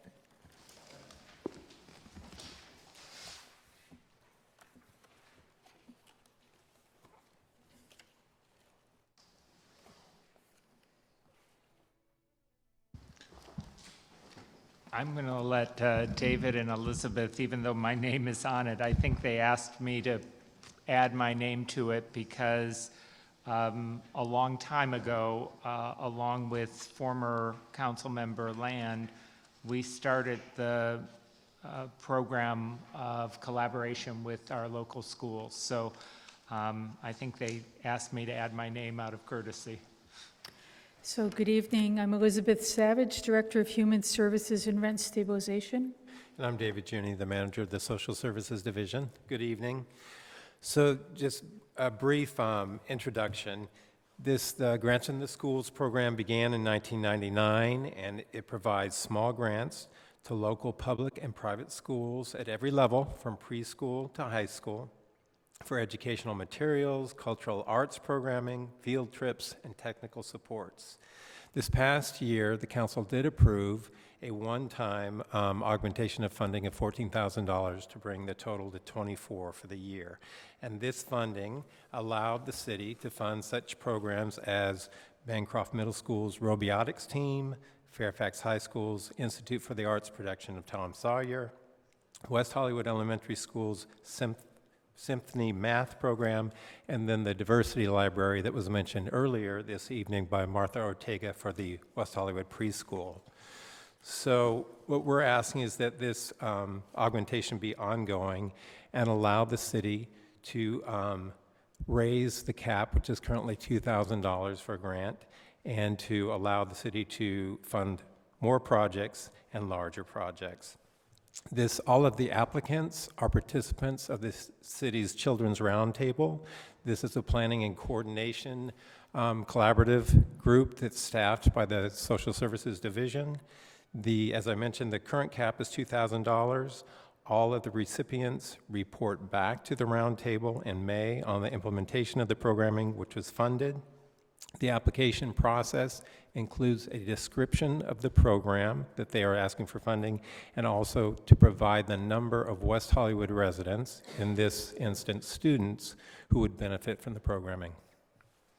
So tonight, we're bringing before you the request, if you authorize it, for an additional budget amount of $14,000, which would bring the total amount up.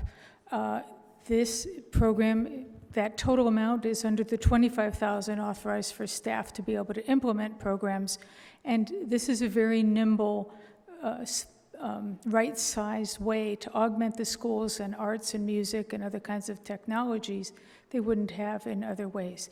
At that meeting in May, which I attended, it is absolutely exciting to see the results of this, and as part of us bringing this to you tonight, we'll bring that information back to you at a future point. They have videos and presentations the students do in front of this group of adults. So we look forward to any additional thoughts or questions that you may have for us. Council, do we have questions before we go to public comment? No? Okay, Gaetano Shirali, I'm sorry if I mispronounced that. Gaetano Shirali? Going once? Okay. Councilmember, questions and comments? So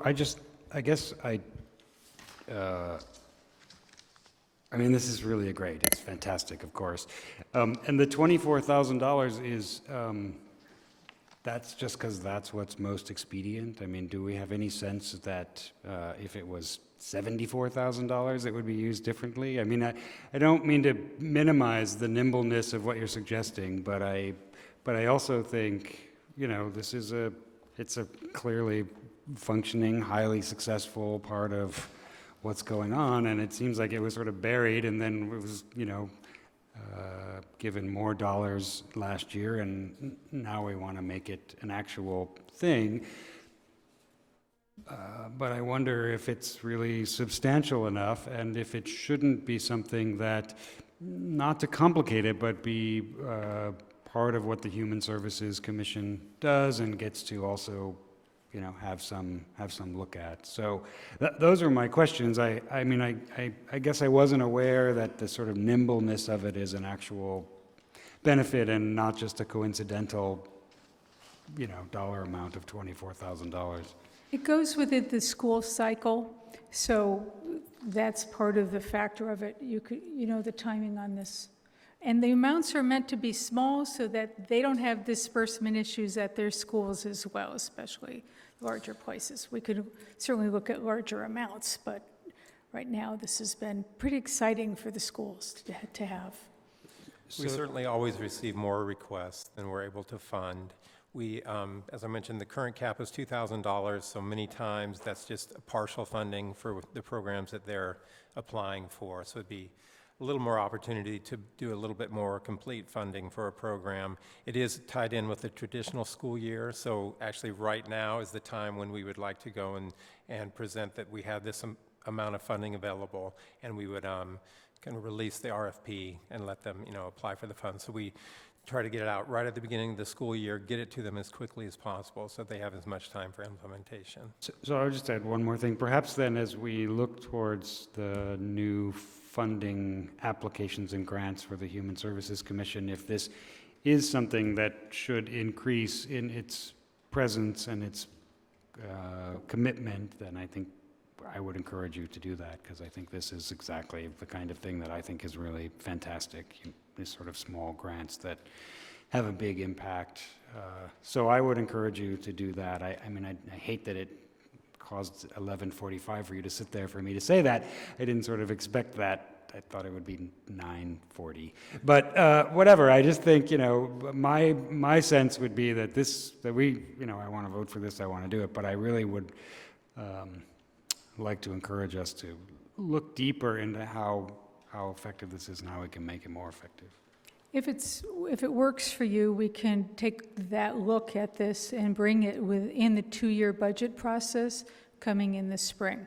But take it forward as it stands now, if that's what works. Yeah. That's exactly what I was hoping would happen. Mayor Pro Tem Meister. Yeah, I'm very supportive of the item, and I think I mentioned it before. What I'd like to see is the performance audit at the end of a cycle, just like we do with special events, to see how much, where the money went and how many students participated and how many of those students were West Hollywood residents, just to give us an idea. But I'm very supportive. Thank you. Just as a point of clarification, the social services are administered to those who live, work, own property, or are a student in West Hollywood, so it would count in that direction.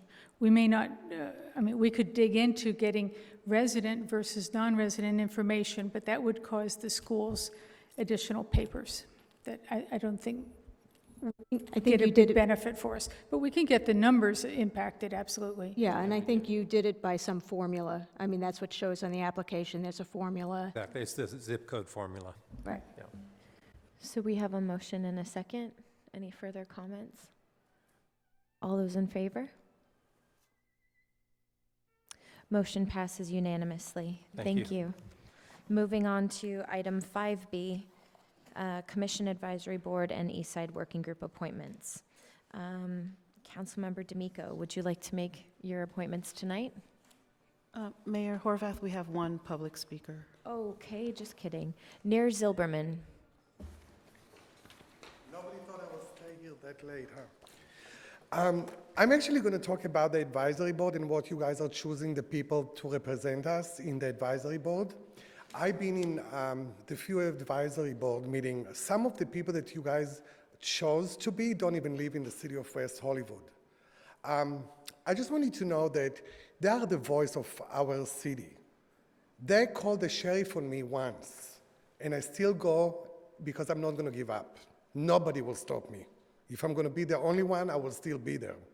But before you choose people, my request, you choose people that really, really put 100% to the cause. If it's LG, I don't know why in West Hollywood we don't have bisexual, but it's okay, I guess. I was asking to add them. But I'm very disappointed, and I'll tell you why.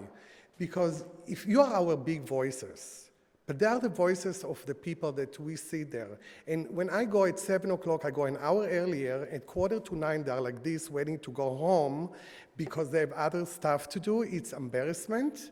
I just think it's time for you to look at who you choose. We don't need puppets running our advisory board meeting. Just because it looks good, I don't care. I'm not here to look good. We don't look good. Look at our transgender group, look at our LG group. What action did they do? They're worried about the factory. We need to really get people that go to people life. And I'm sorry to tell you, it's very disappointing. I cannot talk about anybody else because I'm not about the building like most people. I'm only about LG and the T, the B hopefully will show up one day. But I'm telling you, you need to start looking at who don't have puppet as voices. And if they don't live in here and they live in Marina del Rey or in Westwood, they should not represent the city of West Hollywood people. I'm sorry. Thank you. Thank you. Councilmember D'Amico? So I think the only appointment I have is for the East Side Working Group. Yes, I'm just And I going would through like the to numbers. appoint Mr. Todd Holman. You get 2. Oh, we already did the other one, but I will do it again. Emily Gable. Todd, the last guy on the bottom of the list. Yes. Oh, sure.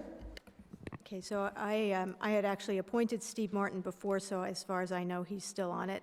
And then my second will be Jared Meisler. No relation. No. So close. All right. Councilmember Duran? Can I pass for a moment? Are you guys gonna Only do for a this? moment. No, I'm just kidding, of course. Councilmember Heilman? Yes, on the Russian Advisory Board, I'd like to appoint Alex Talasenko. On Lesbian and Gay Advisory Board, I'd like to appoint Elizabeth Cheney. And it is not any relation to that former Vice President, Dick Cheney. And on the East Side Working Group, I'd like to appoint Carlos Flores and Lisa Andresen.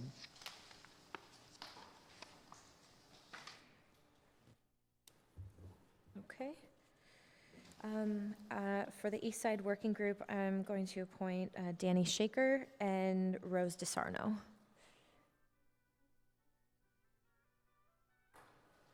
Who's Danny Shaker? Oh, there. Councilmember Duran? Okay.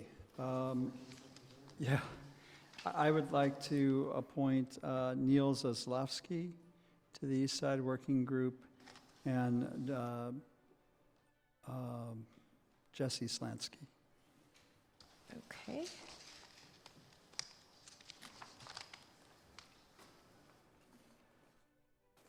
Great. So now we have, let me see, we have at-large for Rent Stabilization Commission. I'll nominate Rob Bergstein and Josh Kerpies. Okay. Are there any other nominations? I would nominate Agassi Topchin. Okay.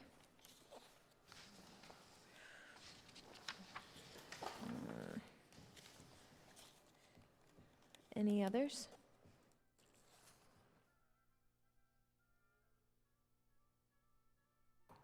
Hearing no other nominations, City Clerk? Okay, so we have Rob Bergstein, Josh Kerpies, and Agassi Topchian. Yes. Councilmember D'Amico? I will vote for Rob Bergstein and Josh Kerpies. Councilmember Duran? Rob Bergstein and Josh Kerpies. Councilmember Heilman? Rob Bergstein and Agassi Topchin. Mayor Pro Tem Meister? Rob Bergstein and Josh Kerpies. Mayor Horvath? Rob Bergstein and Agassi Topchian. So we have Rob Bergstein and Josh Kerpies. Okay. And moving on to the Russian Advisory Board, is everyone prepared to do these at-large appointments?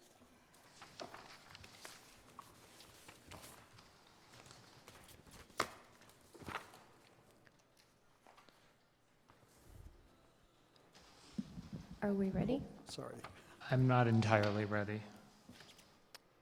temporarily or for this evening, and we should continue to the next Can- meeting. Since we've got so many vacancies, can we maybe try to knock a couple of them out? Yeah. I'm fine with that.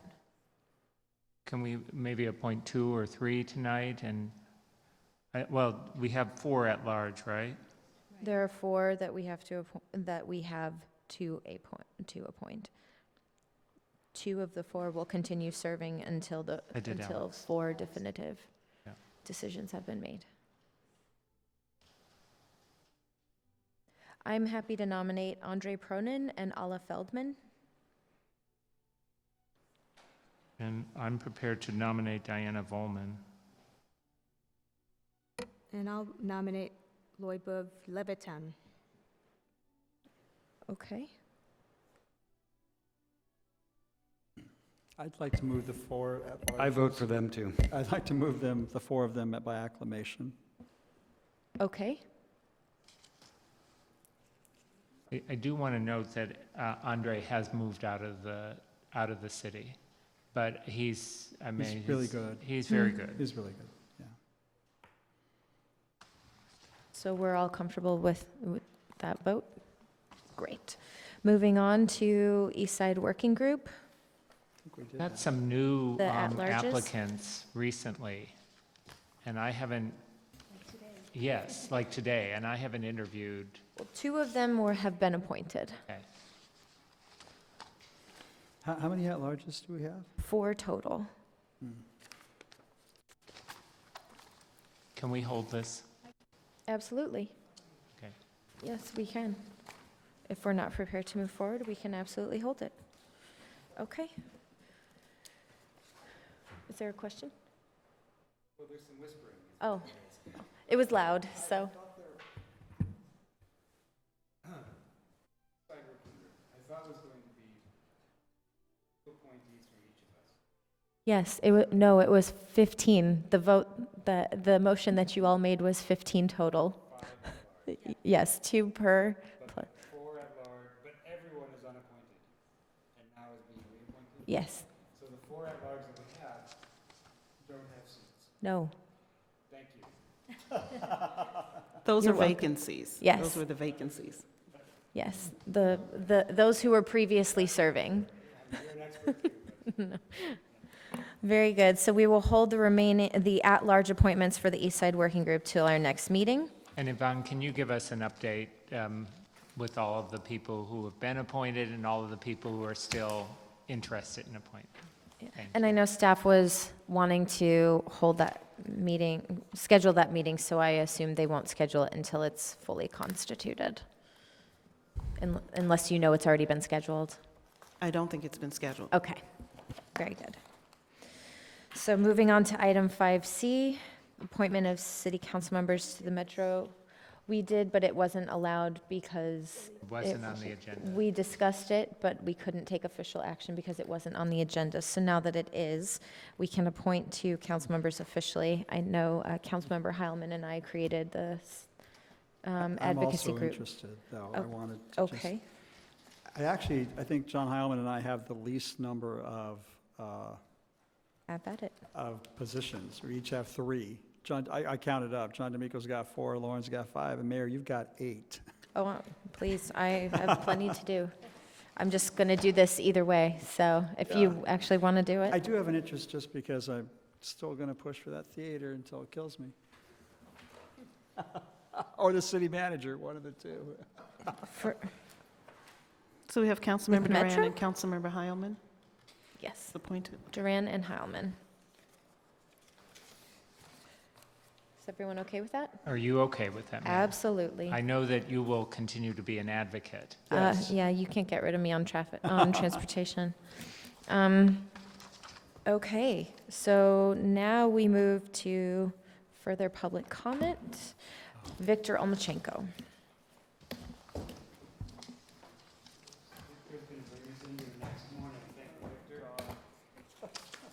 We have 10 minutes. You'll be home before midnight, before the witching hour. I have 11:50, John. Victor Omolchenko, longtime resident of West Hollywood. Just a couple of items. Thank you, Councilmember Mayor Pro Tem Meister, for putting forth that item about more community engagement, that item about letting disabled folks or people who can't get to meetings to be able to text in their public comments. I really like that. And Mayor Horvath and Councilmember Heilman, thank you for letting parents learn more about school choice and for having this October 27th event coming about LAUSD school choices. And also what I'd like to say, Councilmember Duran and Councilmembers D'Amico, I really like this.